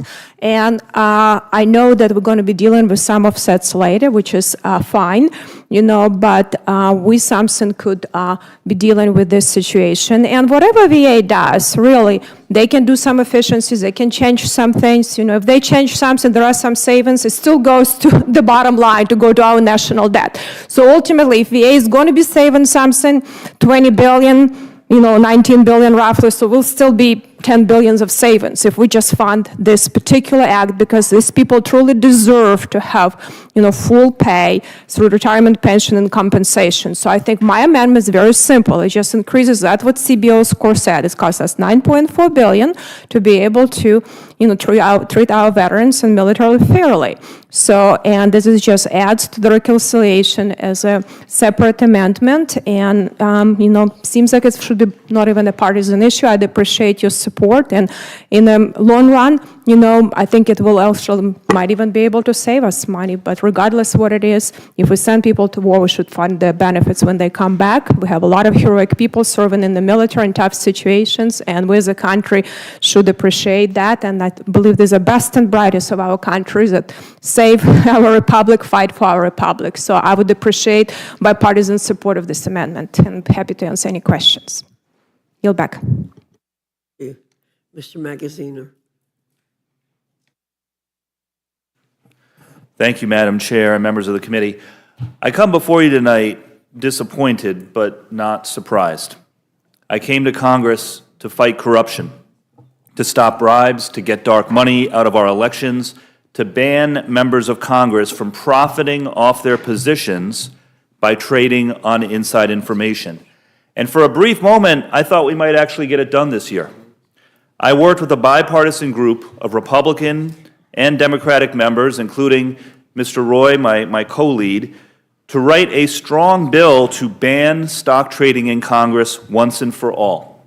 We introduced our bipartisan bill, the Restore Trust in Congress Act, with strong support from both sides of the aisle and the support of the American people who are disgusted by the corruption in Washington. But instead of letting us vote on that bill, the Republican majority is playing political games because they don't want change, because they want politicians to continue to get rich off of their positions. So let's get one thing straight. The so-called stock trading ban that the House Republicans are pushing today would still allow members of Congress to trade stocks, to sell unlimited amounts at any time with insider knowledge. Just like some former members sold stocks before the COVID-19 pandemic because they knew what was coming before everybody else did. That would still be allowed under this bill that's being pushed to the floor today. And under this bill, members would still be allowed to vote on health care policy, knowing that they own a bunch of health care stocks, would still be allowed to vote on defense policy, knowing that they own defense company stocks, on AI policy, knowing that they own the stocks of those same AI companies. This bill would do nothing to end the conflicts of interest in order to make Congress work for the American people and not just the insiders. In addition, the Republican leadership has combined their bad bill with a completely unrelated and controversial bill about election administration. So whatever you think about that issue, whatever you think about voter ID, the decision to combine the two into one bill rather than allow separate votes shows that the Republican majority doesn't really want any of this to pass. It's just a political game to them. So I have introduced an amendment that will strike the language of this unserious, fake reform bill that the Republican leadership has put in front of us and replace it with the language from the bipartisan Restore Trust in Congress Act, a real ban on members of Congress owning and trading stocks with no gimmicks and no exceptions. The same exact bipartisan language that Mr. Roy and a lot of other Republican members came together with us to introduce last year. That is the better bill because it actually bans stock trading as opposed to the one that the leadership is trying to jam through today, which does not, and everybody knows it. But there's one other thing that we must do. When we got our bipartisan group together and we started working on the Restore Trust in Congress Act, there wasn't a lot of talk then about the president trading stocks because up until that point, President Trump, for all of his many faults, had not been an active stock trader while in office. But over the past year, that has changed dramatically. So far in 2026, and listen to this, so far in 2026, President Trump has traded more stocks than every member of Congress combined, based on the public filings. He bought NVIDIA stock right before he lifted export controls on NVIDIA chips.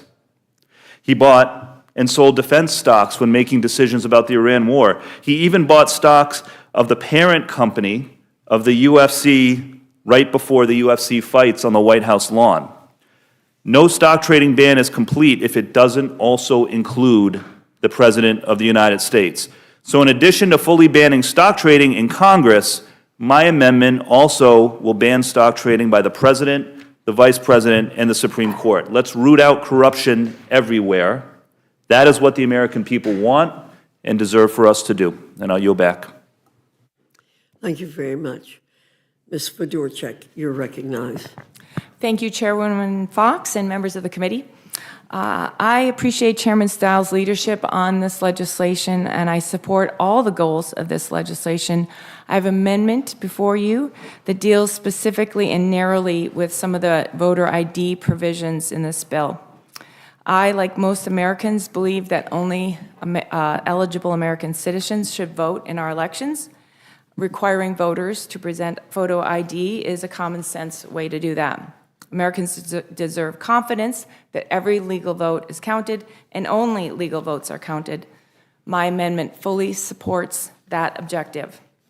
In fact, my amendment exists because North Dakota already meets and in many respects exceeds the legislation, the election integrity standards this bill is designed to establish. North Dakota is the only state in the nation that does not require voter registration. Instead, for more than 70 years, we've relied on a different system that emphasizes continuous voter verification rather than voter registration. Because of that system, North Dakota is exempt from the National Voter Registration Act. Our system already requires voters to present photo ID before voting. It verifies citizenship and residency through official state records. Our Secretary of State continuously updates our voter eligibility using information on residency changes, deaths, and other eligibility records maintained by the state. North Dakota has strong safeguards for absentee and mail-in voting. Voters must verify their identity before receiving and casting a ballot, and our election administrators maintain secure chain of custody procedures throughout the absentee ballot voting process. Our election laws are also include accommodations that work well for tribal communities while maintaining election integrity. Simply put, North Dakota has developed a system that is tailored to our state, protects the integrity of our elections, and has worked successfully for decades. The concerns raised by our Secretary of State is not with the purpose of Chairman Stiles' bill. We support its purpose. The concern is that the bill amends the Help America Vote Act in ways that assume every state has a voter registration system. As currently drafted, portions of this bill expand requirements that are common practices for voter registration. This includes collection of Social Security numbers, use of military IDs, and voter affidavits, and other procedures that simply don't exist in North Dakota.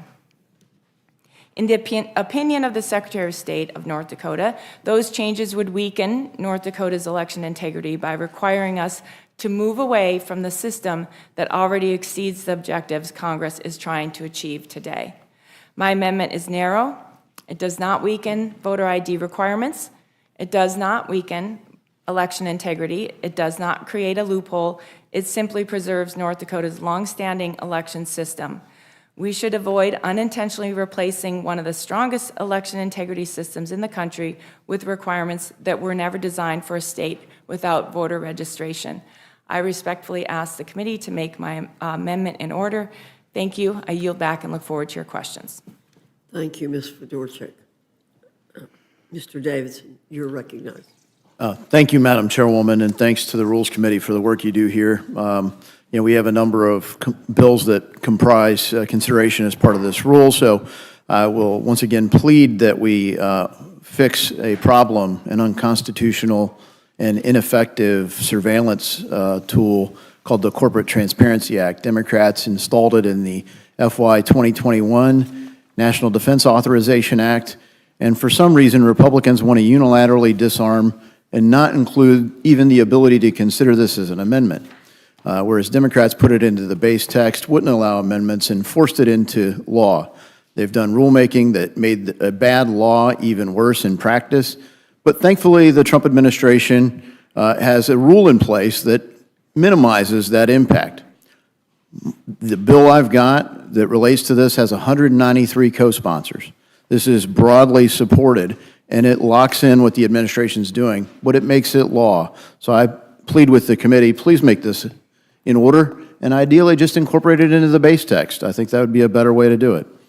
We're also talking about budget reconciliation again. And look, reconciliation's an important tool. We're in the House, I think, uniformly frustrated by the Senate at times, but we're requesting $95 billion, unoffset. One of the tools in budget reconciliation is to do just that.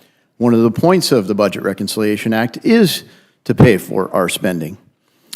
Sound money is essential to defending freedom. We don't currently have sound money. And since we don't have sound money, we must cut spending and grow revenue. Since we aren't cutting spending, we should at least prioritize our spending so that we avoid increases that outpace our revenue growth. And while our revenue growth is strong, our spending is growing even faster. So I'd ask unanimous consent to submit this for the record. This is just a summary of that. But Without objection. thank you, Madam Chairwoman. But look, there are easy ways to save money. Conservative groups have provided them for us. We debated them through Reconciliation 1, Reconciliation 2. The Republican Study Committees consolidated them, and various other colleagues have worked on this for years. So I have 4 amendments. One would save $4 trillion on the 10-year budget scoring window, and I don't think that's incredibly hard to do. And I think importantly, look, this is a budget window that because of our rules, we lay out a 10-year window. Well, what happens inside that 10-year window? In 2032, the Social Security Trust Fund quits working, which is the payroll taxes that are collected become insufficient to cover the payouts. And under current law, as scored in our budget and all of our CBO scores that go from 2032 and beyond, they assume under current law that we're going to cut spending on Social Security by 20%. Now, I don't believe a future Congress is going to do that, but I think it's irresponsible for us to put a budget out that pretends that that would even happen. So this First Amendment creates a mandate that all savings, all of the savings that we get from budget reconciliation would go into that Social Security fund because it protects it. You know, bad news doesn't get better with time. Kicking the can down the road isn't going to make this easier to solve down the road. We should protect Social Security, and I think this would be a good way to do both things. I've got a related proposal, a separate amendment, $2.6 trillion. I got a different one that's a little easier, that's $1.25 trillion. And since we're only asking for $95 billion worth of new debt. I got one that would save $95 billion, but it would lock it in every stinking year. Look, we're bankrupt in our country. It's not compassionate to bankrupt the country. $5 footlongs are $12. Houses have gone up 80%, and payroll wages have not gone up like that. And it's because we're spending too much money. So regardless of how important it is, we fought last week over a veterans bill. Caring for our veterans is a first-order priority. But because of the rules of the House and common sense, we found pay-fors. Now, the pay-fors created a debate here, and people thought maybe we could find better pay-fors, but the principle was, we're going to pay for it. But you're telling me this new $95 billion request we don't have to pay for? I'm offended. Now, lastly, we're talking about, a bill that deals with insider trading. And I do object to calling it insider trading, Stop Insider Trading Act, because insider trading is already illegal. And so I think we're confusing people. Insider trading is already a crime. But you do get access to a lot of information in Congress. I think the ethics rules already steer people to do the right thing. But passing this law makes sense, but it should make sense for the executive branch and the judiciary branch too. So I have an amendment that would apply this equally to all SES employees and above in the executive branch. So that would include cabinet secretaries, all elected officials in the executive branch, and would include the judiciary branch as well. So I'd plead with you to make all of my amendments in order. Let's give us a chance to represent the people that sent us here to represent them, and I yield back. Thank you, Mr. Davidson. Does any member on our side have any questions? No. Mr. McGovern. Yeah, just briefly, Mr. Davidson, we objected to your veterans bill because you cut veterans benefits to pay for other veterans benefits. But if you're going to pay for veterans benefits, then you ought to pay for the war. And this doesn't do that. And Ms. Spartz, I asked Chairman Arrington here, I have an amendment similar to yours on the Richard Starr Act, whether he'd be open to allowing us to make that in order. And I got a blank stare. So I don't know whether he was having a moment or whether he was just trying not to answer the question. But I would hope that if your amendment gets blocked, that you will sign the discharge petition, because otherwise I don't see how we're ever going to get a vote on it. So I hope that you'll sign the discharge petition if they block your amendment. Otherwise, this is all talk. And Mr. Magaziner, Ms. Fedorchak, just so you know, when Chairman Stile came up to testify, he wrote a letter that's a little different than a lot of other chair who request rules. They usually request an appropriate rule, but he was pretty clear. He wants a totally closed rule to govern this issue. And I understand why, because they don't want to expand their and make more effective the Stop Insider Trading Act. And I don't know what the problem is with North Dakota. But the point of the matter is, we'll see what happens. But he specifically asked for a totally closed rule. Yeah, you were. Okay, to clarify, I just want to make sure that we can try to fund a lot of things, and I think the version that you have on the discharge petition is roughly $90 billion. So let's just find $9 billion to fund. It's 10 times more. Let's just find $9 billion to fund. What I'm just saying. Make your amendment. I'm just saying. Let's just find. What I'm just saying.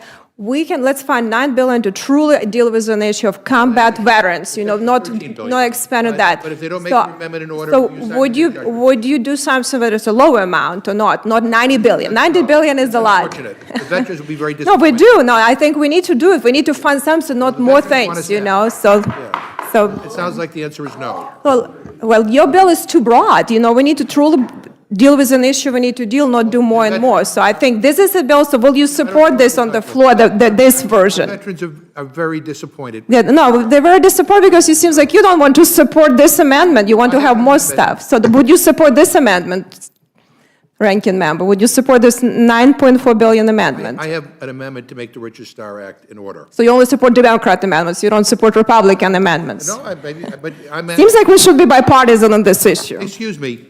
You are in charge, your party is in charge of this Congress and in charge of this committee. If your amendment is not made in order, it is not because 4 Democrats didn't vote for it. It is because all of these Republicans voted against it. So that's the issue. And all I'm saying to you is if they don't make your amendment in order, will you sign the discharge petition so we can have a vote? And I think your answer is no. And that's Well, all you I have a wanted to know. different, Thank you have a different legislation on that petition. Thank you, Mr. Ranking Member, but hopefully you can support if it's in order. Thank you. I do want to thank the representative from North Dakota for bringing forward the fact that our elections are constitutionally run by the states, and the fact that there's some issues with the legislation that's being pressed here and how it would be implemented in the states, I think is really telling.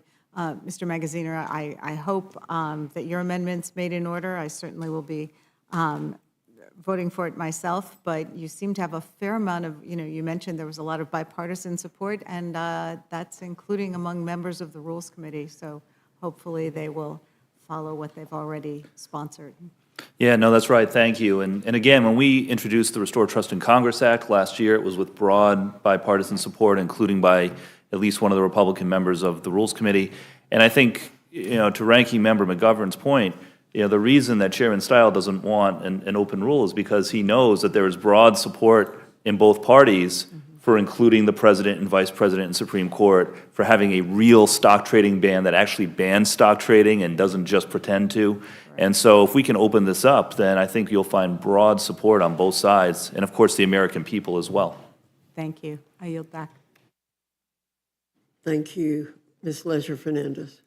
Thank you for your amendments. We made many of the same points you did, Representative Davidson, of where they're willing to rack up the debt again, and we don't really see them willing to raise revenue. And so we're going to have some amendments suggesting that there are ways to raise revenue to pay for what they want to do. And I think it's like a half stock trading ban. It's not really a trading ban. It is, and earlier today, Chairman Still said, no, it's enough to just require disclosure of sales. But that's not a ban, is it, Representative? Well, we've had disclosure for over a decade, and it hasn't fixed the problem. All it's done is shown that there is a big problem. And again, under this so-called stock trading ban that's not a stock trading ban, members could still sell any amount at any time on any inside information and can still hold as much stock as they want while they're voting on the regulations and the laws for those same industries. So there'll still be a tremendous conflict of interest.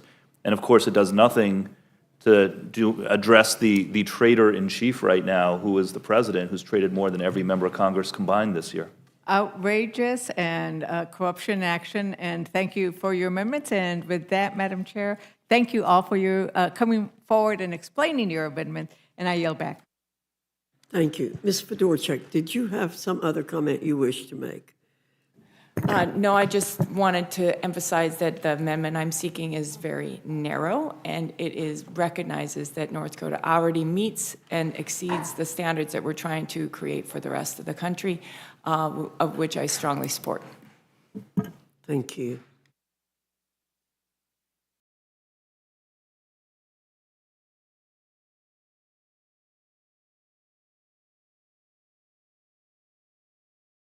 Madam Chair? Madam Chair, may I ask unanimous consent to insert in the record written testimony from Representative Courtney in support of his amendment number 878 to H.R. 8800, which would authorize $610 million for the construction of up to 2 medium landing ships by reducing funds authorized for the One Big Battleship program by $610 million. Without objection. Is there anyone else seeking to testify on today's agenda? Seeing none, this closes the hearing portion of our meeting. The chair will be in receipt of a motion from the gentleman from Virginia, Mr. Griffith. Madam Chair, I move the committee grant H.R. 8800, the National Defense Authorization Act for fiscal year 2027, a structured rule. The rule waives all points of order against consideration of the bill. The rule provides 1 hour of general debate equally divided and controlled by the chair and ranking minority member of the Committee on Armed Services or their respective designees. The rule provides that in lieu of the amendment, the nature of substitute recommended by the Committee on Armed Services now printed in the bill, an amendment, the nature of substitute consisting of the text of rules committee print 119-33 shall be considered as adopted, and the bill as amended shall be considered as read. The rule waives all points of order against provisions in the bill as amended. The rule makes in order only those amendments printed in Part A of the Rules Committee report. amendments in block described in Section 3 and pro forma amendments described in Section 4. Each amendment shall be considered only in the order printed in the report, may be offered only by a member designated in the report, shall be considered as read, shall be debatable for the time specified in the report, equally divided and controlled by the proponent and an opponent, shall not be subject to amendment except as provided by Section 4 of the rule, and shall not be subject to a demand for division of the question. The rule waives all points of order against the amendments printed in Part A of the Rules Committee report or amendments en bloc described in Section 3 of the rule. The rule provides that the chair of the Committee on Armed Services or his designee may offer amendments en bloc consisting of further amendments printed in Part A of the Rules Committee report not earlier disposed of. Amendments en bloc shall be considered as read, shall be debatable for 40 minutes equally divided and controlled by the chair and ranking minority member of the Committee on Armed Services or their respective designees. Shall not be subject to amendment except as provided by Section 4 of the rule, and shall not be subject to demand for division of the question. The rule provides that the chair and ranking minority member of the Committee on Armed Services or their respective designees may offer up to 10 pro forma amendments each at any point for the purpose of debate. The rule provides one motion to recommit. The rule provides for consideration of H.R. 8884, the Removing Barriers to Work for Disabled Americans Act, under a closed rule. The rule waives all points of order against consideration of the bill. The rule provides that in lieu of the amendment, the nature of substitute recommended by the Committee of Ways and Means, now printed in the bill, an amendment, the nature of substitute consisting of the text of Rules Committee Print 119-34 shall be considered as adopted, and the bill as amended shall be considered as read. The rule waives all points of order against provisions in the bill as amended. The rule provides 1 hour of general debate equally divided and controlled by the chair and ranking minority member of the Committee on Ways and Means or the respective designees. The rule provides one motion to recommit. The rule further provides for consideration of H-Con Res 113, establishing the congressional budget for the United States government for fiscal year 2027 and setting forth the appropriate budgetary levels for fiscal years 2028 through 2036 under a closed rule. The rule waives all points of order against consideration of the concurrent resolution. The rule provides 1 hour of general debate equally divided and controlled by the chair and ranking minority member of the Committee on the Budget or their respective designees. The rule provides that an amendment of the nature of substitute consisting of the text of Rules Committee Print 119-37 shall be considered as adopted, and the concurrent resolution as amended shall be considered as read. The rule permits the chair of the Committee on the Budget to offer amendments in the House pursuant to Section 305A5 of the Congressional Budget Act of 1974 to achieve mathematical consistency. The rule further provides for consideration of H.R. 70008, the Stop Insider Trading Act, under a closed rule. The rule waives all points of order against consideration of the bill. The rule provides that in lieu of the amendment, the nature of substitute recommended by the Committee on House Administration, now printed in the bill, an amendment in the nature of a substitute consisting of the text of Rules Committee Print 119-38, modified by the amendment printed in Part B of the Rules Committee report, shall be considered as adopted, and the bill as amended shall be considered as read. The rule waives all points of order against provisions in the bill as amended. The rule provides 1 hour of general debate, equally divided and controlled by the chair and ranking minority member of the Committee on House Administration or their respective designees. The rule provides one motion to recommit. The rule further provides for consideration of H.R. 6955, the Main Street Capital Access Act, under a closed rule. The rule waives all points of order against consideration of the bill. The rule provides that in lieu of the amendment in the nature of substitute recommended by the Committee on Financial Services, now printed in the bill, an amendment in the nature of substitute consisting of the text of Rules Committee Print 119-35 shall be considered as adopted, and the bill as amended shall be considered as read. The rule waives all points of order against provisions in the bill as amended. The rule provides 1 hour of general debate equally divided and controlled by the chair and ranking minority member of the Committee on Financial Services or their respective designees. The rule provides for one motion to recommit. The rule further provides for consideration of H.R. 9770, the Continuing Appropriations Act 2027, under a closed rule. The rule waives all points of order against consideration of the bill. The rule provides that the bill should be considered as read. The rule waives all points of order against provisions in the bill. The rule provides 1 hour of general debate equally divided and controlled by the chair and ranking minority member of the Committee on Appropriations or the respective designees. The rule provides one motion to recommit. Finally, the rule provides that in the engrossment of H.R. 8800, the clerk shall add the text of Senate 1383 as passed by the House as new matter at the end of H.R. 8800. Assign appropriate designations to provisions within the engrossment. conform cross-references and provisions for short titles within the engrossment, and be authorized to make technical corrections to include corrections in spelling, punctuation, page and line numbering, section numbering, and insertion of appropriate headings. And I so move.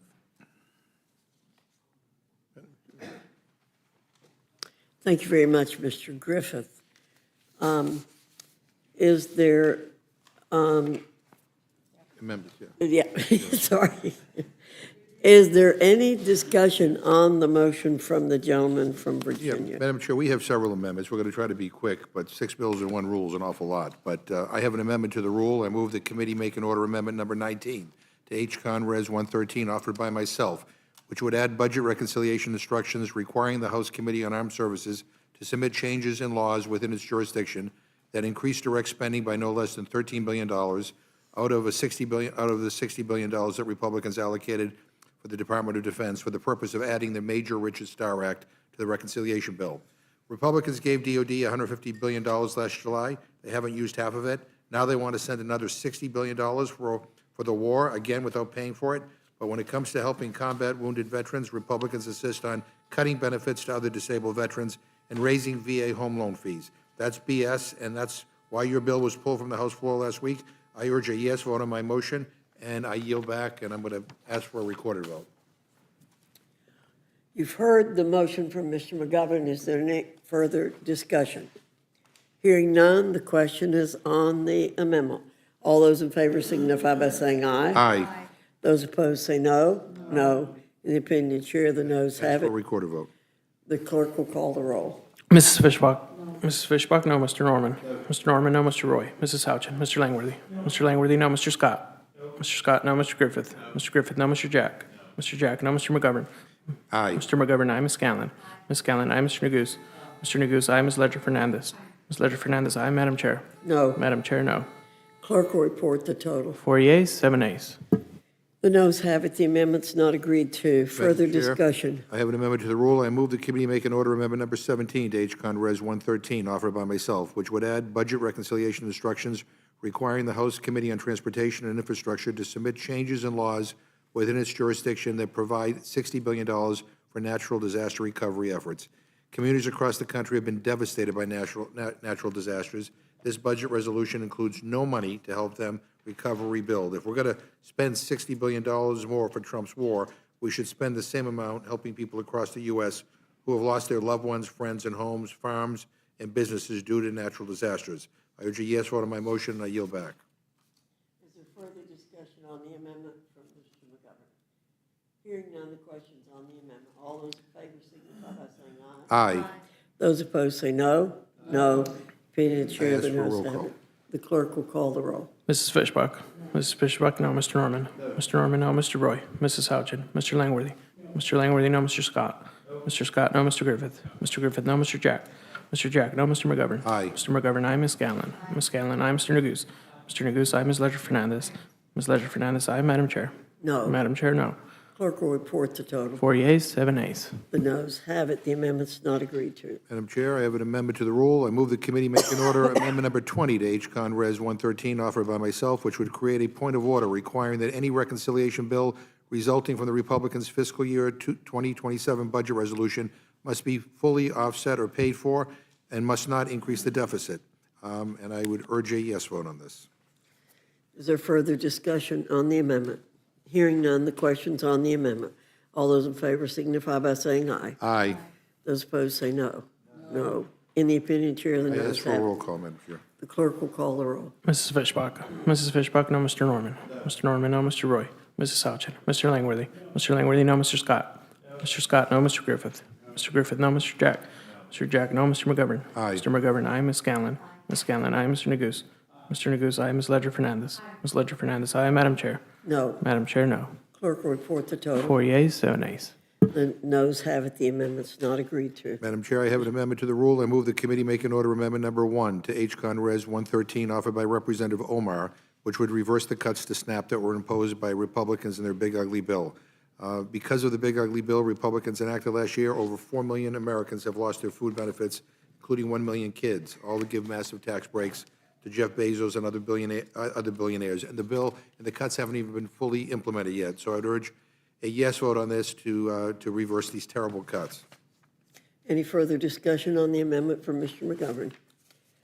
Just a reminder that, Madam Chair, Mr. just a reminder that anybody under the age of 18 or over the age of 64, 65 and over, or anybody who is medically or psychologically disabled and unable to work was exempt from the work requirements in our bill. Yeah, but they're not exempt from losing their benefits, and many of them are as we speak. Is there further discussion? Hearing none, the question is on the amendment. All those in favor signify by saying aye. Aye. Those opposed, no. No. In the opinion of the chair, the noes Roll have call, it. Madam Chair. The clerk will call the roll. Mrs. Fishbach? No. Mrs. Fishbach, no. Mr. Norman? No. Mr. Norman, no. Mr. Roy? Mrs. Houchin? Mr. Langworthy? No. Mr. Langworthy, no. Mr. Scott? No. Mr. Scott, no. Mr. Griffith? No. Mr. Griffith, no. Mr. Jack? Mr. Jack, no. Mr. McGovern? Aye. Mr. McGovern, aye. Ms. Scanlon? Ms. Scanlon, aye. Mr. Neguse? Mr. Neguse, aye. Ms. Ledger Fernandez? Ms. Ledger Fernandez, aye. Madam Chair? No. Madam Chair, no. Clerk will report the total. 4 yeas, 7 nays. The noes have it. Madam Chair, I have an amendment to the rule. I move the committee make an order amendments number 9 to H-Con Res 113 offered by Representative Tonko, which would add a section to the budget resolution requiring that no taxpayer funds could be given by the Trump administration to people who were convicted of assaulting law enforcement officers on January 6, 2021. Madam Chair, this fund's a disgrace. People who assaulted police officers should not be given compensation for doing so. Last week, Acting Attorney General Blanche testified that the fund was dead, but Senator Cornyn, during his questioning, raised continued concerns that the administration has yet to commit to that in writing. So I ask that this amendment be made in order so we can debate and vote on it. Is there any further discussion on Mr. McGovern's amendment? Hearing none, the question is on the amendment. All those in favor signify by saying aye. Aye. Those opposed say no. No. The opinion of the chair, the noes I have ask it. for a roll call. Clerk will call the roll. Mrs. Fishbach? Mrs. Fishbach, no. Mr. Norman? Mr. Norman, no. Mr. Roy? Mrs. Houchin? Mr. Langworthy? Mr. Langworthy, no. Mr. Scott? Mr. Scott, no. Mr. Griffith? Mr. Griffith, no. Mr. Jack? Mr. Jack, no. Mr. McGovern? Aye. Mr. McGovern, aye. Ms. Scanlon? Ms. Scanlon, aye. Mr. Neguse? Mr. Neguse, aye. Ms. Ledger Fernandez? Ms. Ledger Fernandez, aye. Madam Chair? No. Madam Chair, no. Clerk will report the total. 4 yeas, 7 nays. The noes have it. Madam Chair, I have The an amendment's not agreed I have an to. amendment to the rule. I move the committee make an order amendment number 14 to H.R. 7008 offered by Representative Olszewski, which restores grants to states that require photo IDs without charge to eligible voters. Is there any further discussion to the amendment from Mr. McGovern? Hearing none, the question is on the amendment. All those in favor signify by saying aye. Aye. Those opposed say no. No. In the opinion of the chair, the noes have it. The amendment's not Ask for a agreed. roll call, Madam Chair. Clerk will call the roll. Mrs. Fishbach? Mrs. Fishbach, no. Mr. Norman? Mr. Norman, no. Mr. Roy? Mrs. Houchin? Mr. Langworthy? Mr. Langworthy, no. Mr. Scott? Mr. Scott, no. Mr. Griffith? Mr. Griffith, no. Mr. Jack? Mr. Jack, no. Mr. McGovern? Aye. Mr. McGovern, aye. Ms. Scanlon? Ms. Scanlon, aye. Mr. Neguse? Mr. Neguse, aye. Ms. Ledger Fernandez? Ms. Ledger Fernandez, aye. Madam Chair? No. Madam Chair, no. Clerk will report the total. 4 yeas, 7 nays. The noes have it. The amendment's not Madam agreed to. Chair, I have an amendment to the rule. I move the committee make an order amendment number 15 to H.R. 7008 offered by Representative Davidson, which extends the stock trading restrictions the bill creates to judicial officers as well as all senior executive service positions and above, including the president, the vice president, and any cabinet secretary and any political appointee. I just say if Republicans won't work with us to get a stock trading ban bill that is bipartisan and comprehensive, at least you can make an order, an amendment from one of your own members to expand the restrictions in this bill to include senior administration officials and judicial officers. Is there any further discussion on the amendment? Hearing none, the question's on the amendment. All those in favor signify by saying aye. Aye. Those opposed say no. No. In the opinion of the chair, the noes have it. Ask for a roll call, Madam Chair. The clerk will call the roll. Mrs. Fishbach? Mrs. Fishbach, no. Mr. Norman? Mr. Norman, no. Mr. Roy? Mrs. Houchin? Mrs. Houchin, no. Mr. Langworthy? Mr. Langworthy, no. Mr. Scott? Mr. Scott, no. Mr. Griffith? Mr. Griffith, no. Mr. Jack? Mr. Jack, no. Mr. McGovern? Aye. Mr. McGovern, aye. Ms. Scanlon? Ms. Scanlon, aye. Mr. Neguse? Mr. Neguse, aye. Ms. Ledger Fernandez? Ms. Ledger Fernandez, aye. Madam Chair? No. Madam Chair, no. Clerk will report the total. 4 yeas, 8 nays.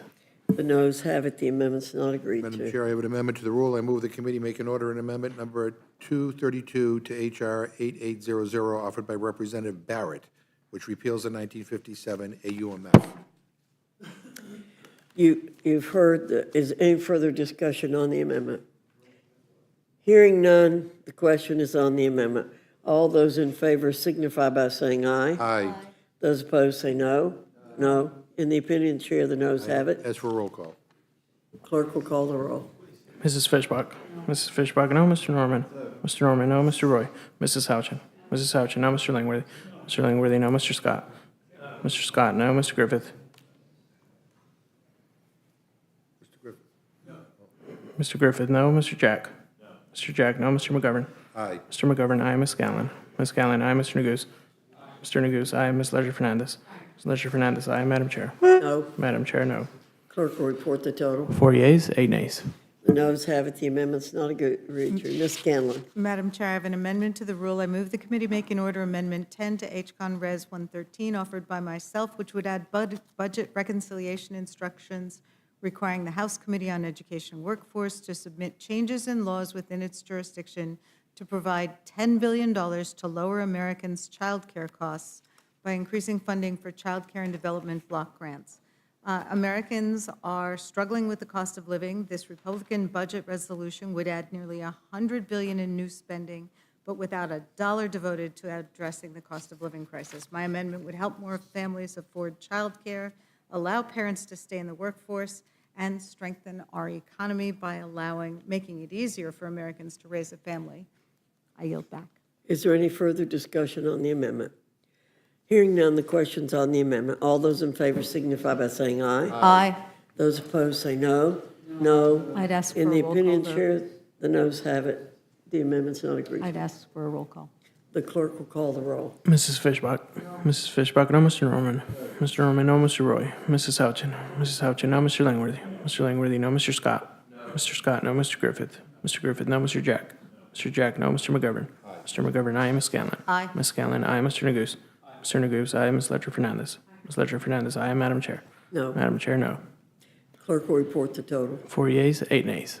And the noes have it. The amendment's not agreed to. Ms. Scanlon, you're recognized. Madam Chair, I have an amendment to the rule. I move the committee make in order Amendment 11 to HCON Res 113 offered by myself, which would add budget reconciliation instructions requiring the House Committee on Financial Services to submit changes in laws within its jurisdiction and provide $10 billion for the purposes of lowering Americans' rent and housing costs by increasing funding for the Home Investment Partnership Program and Community Development Block Grants.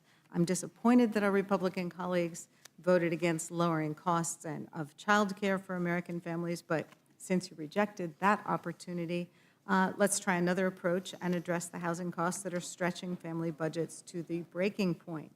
We've seen what bipartisan collaboration can do to bring about positive change in the housing space, so I propose an amendment to do the same here. I yield back. Thank you. Is there any further discussion on the amendment? Hearing none, the question's on the amendment. All those in favor signify by saying aye. Aye. Those opposed say no. No. In the opinion of the chair, the noes have it. The amendment's not agreed to.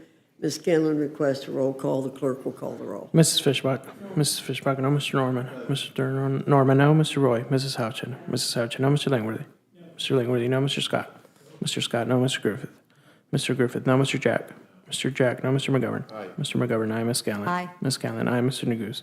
Mr. Neguse, aye. Ms. Ledger Fernandez. Ms. Ledger Fernandez, aye. Madam Chair. No. Madam Chair, no. Clerk will report the total.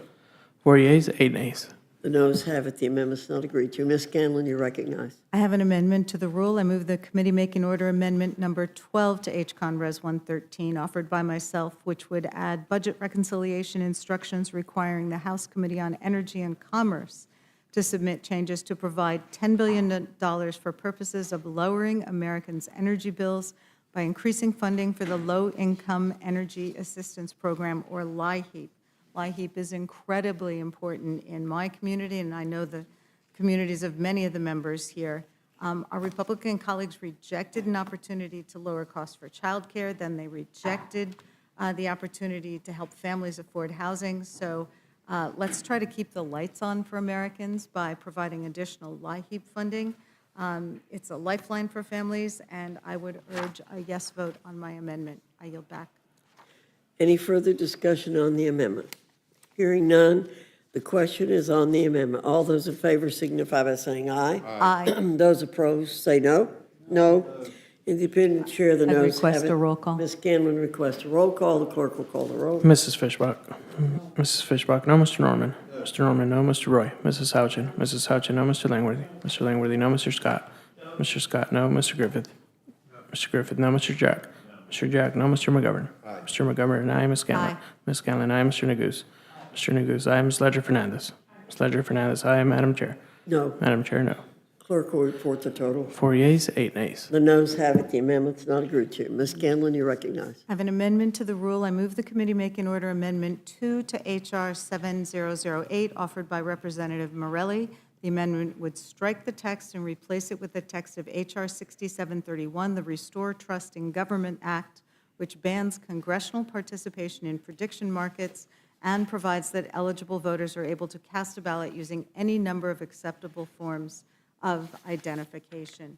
We've already discussed these bills at length, but if we're going to an overwhelming majority of Americans believe members of Congress shouldn't trade individual stocks. They feel similarly about the president, the vice president, the Supreme Court. If we're going to be serious about fighting corruption, we should pass this bill. Is there any further discussion on the amendment? Hearing none, the question's on the amendment. All those in favor signify by saying aye. Aye. Those opposed say no. No. In the opinion of the chair, the noes have it. Amendment's I'd not ask for a agreed roll call to. vote. The clerk will call the roll. Mrs. Fishbach. Mrs. Fishbach, no. Mr. Norman. Mr. Norman, no. Mr. Roy. Mrs. Houchin. Mrs. Houchin, no. Mr. Langworthy. Mr. Langworthy, no. Mr. Scott. Mr. Scott, no. Mr. Griffith. Mr. Griffith, no. Mr. Jack. Mr. Jack, no. Mr. McGovern. Mr. McGovern, I, Ms. Scanlon. Aye. Ms. Scanlon, I, Mr. Neguse. Mr. Neguse, I, Ms. Ledger Fernandez. Ms. Ledger Fernandez, I, Madam Chair. No. Madam Chair, no. Clerk will report the total. 4 yeas, 8 nays. Ms. Scanlon, you recognize. Thank you. I have one more amendment. I move the committee make in order Amendment 5 to H.R. 7008, offered by Representative Magaziner, which strikes the text and replaces it with the text of H.R. 5106, the Restore Trust in Congress Act. And I have really high hopes for this one because it is co-sponsored by Representative Roy. Several members of the committee here are co-sponsors of it, including Representatives Langworthy and Norman. You know, this would strike the underlying bill, and while it doesn't extend to the president and vice president, it does what the bill before us fails to do, which is establish a comprehensive ban on members of Congress and their families owning and trading individual stocks. It's a real standard, and I think we definitely should be allowing Congress to vote on this and instead of the sham bill that we have before us. I yield back. Is there further discussion on the amendment? Hearing none, the question is on the amendment. All those in favor signify by saying aye. Aye. Those opposed say no. No. In the opinion of the chair, the noes have I'd it. ask for a roll call vote. The clerk will call the roll. Mrs. Fishbach. Mrs. Fishbach, no. Mr. Norman. Mr. Norman, no. Mr. Roy. Mrs. Houchin. Mrs. Houchin, no. Mr. Langworthy. Mr. Langworthy, no. Mr. Scott. Mr. Scott, no. Mr. Griffith. Mr. Griffith, no. Mr. Jack. Mr. Jack, no. Mr. McGovern. Mr. McGovern, aye. Ms. Scanlon. Aye. Ms. Scanlon, aye. Mr. Neguse. Mr. Neguse, aye. Ms. Ledger Fernandez. Ms. Ledger Fernandez, aye. Madam Chair. No. Madam Chair, no. Clerk will report the total. 4 yeas, 8 nays. The noes have it. The amendment's not agreed to. Madam Chair, Ms. Ledger Fernandez, you recognize. I have amendment to the rule. I move the committee make an order amendment number 13 to H-Con Resolution 113, offered by myself, which would add budget reconciliation instructions requiring Republicans to fully offset any deficit increase in their reconciliation bill by requiring wealthy individuals and large corporations to pay their fair share in taxes, which may include reversing or limiting some of the tax cuts for the wealthy and corporations passed as part of the Republicans' big, beautifully ugly bill, raising the corporate tax rate, imposing a minimum tax on billionaires, or closing loopholes used by the ultra-rich. You guys can work it out, but you should pay for what you want to spend, and with that, I yield back. Is there further discussion on the amendment? Hearing none, the question's on the amendment. All those in favor signify by saying aye. Those opposed say no. No. In the opinion of the chair, the noes have it. The amendment's not agreed to. The clerk will call the roll. Mrs. Fishbach. Mrs. Fishbach, no. Mr. Norman. Mr. Norman, no. Mr. Roy. Mrs. Houchin. Mrs. Houchin, no. Mr. Langworthy. Mr. Langworthy, no. Mr. Scott. Mr. Scott, no. Mr. Griffith. Mr. Griffith, no. Mr. Jack. Mr. Jack, no. Mr. McGovern. Mr. McGovern, aye. Ms. Scanlon. Ms. Scanlon, aye. Mr. Neguse. Mr. Neguse, aye. Ms. Ledger Fernandez. Aye. Ms. Ledger Fernandez, aye. Madam Chair. No. Madam Chair, no. Clerk will report the total. 4 yeas, 8 nays. The noes have it, the amendment's not agreed to. Madam Ms. Chair. Ledger Fernandez. I have an amendment to the rule. I move the committee strike Section 11 of the resolution, which provides that in the engrossment of H.R. 8800, the clerk shall add the text of the Save America Act as passed by the House. This is the Save America Act that Republicans keep adding to every single bill, and now they want to put it on NDAA. Let's kill this zombie voter suppression effort once and for all. So I suggest we strike that from the NDAA, allow the NDAA to move forward on its merits or not. And with that, Madam Chair, I yield back. Is there a further discussion on the amendment from Ms. Ledger Fernandez? Hearing none, the question is on the amendment. All those in favor signify by saying aye. Those opposed say no. In the opinion of the chair, the noes have it. The amendment's not agreed to. Okay, the clerk will call the roll. Mrs. Fishbach. Mrs. Fishbach, no. Mr. Norman. Mr. Norman, no. Mr. Roy. Mrs. Houchin. Mrs. Houchin, no. Mr. Langworthy. Mr. Langworthy, no. Mr. Scott. Mr. Scott, no. Mr. Griffith. Mr. Griffith, no. Mr. Jack. Mr. Jack, no. Mr. McGovern. Mr. McGovern, aye. Ms. Scanlon. Ms. Scanlon, aye. Mr. Neguse. Mr. Neguse, aye. Ms. Ledger Fernandez. Ms. Ledger Fernandez, aye. Madam Chair. No. Madam Chair, no. Clerk will report the total. 4 yeas, 8 nays. The noes have it. The amendment is not agreed to. Further discussion or amendment? Hearing no further discussion, the question's on the motion from the gentleman from Virginia. All those in favor signify by saying aye. Aye. Those opposed say no. No. In the opinion of the chair, the ayes have it. The motion is Madam Chair, agreed ask for a to. roll call. The clerk will call the roll. Mrs. Fishbach. Aye. Mrs. Fishbach, aye. Mr. Norman. Mr. Norman, aye. Mr. Roy. Mrs. Houchin. Mrs. Houchin, aye. Mr. Langworthy. Mr. Langworthy, aye. Mr. Scott. Mr. Scott, aye. Mr. Griffith. Mr. Griffith, aye. Mr. Jack. Mr. Jack, aye. Mr. McGovern. No. Mr. McGovern, no. Ms. Scanlon. Ms. Scanlon, no. Mr. Neguse. Mr. Neguse, no. Ms. Ledger Fernandez. Ms. Ledger Fernandez, no. Madam Chair. Aye. Madam Chair, aye. The clerk will report the total. 8 yeas, 4 nays. Ayes have it. The motion to report is agreed to. I'll be managing the rule for the majority. And me for the majority. The dynamic duo again. Without objection, the meeting is adjourned.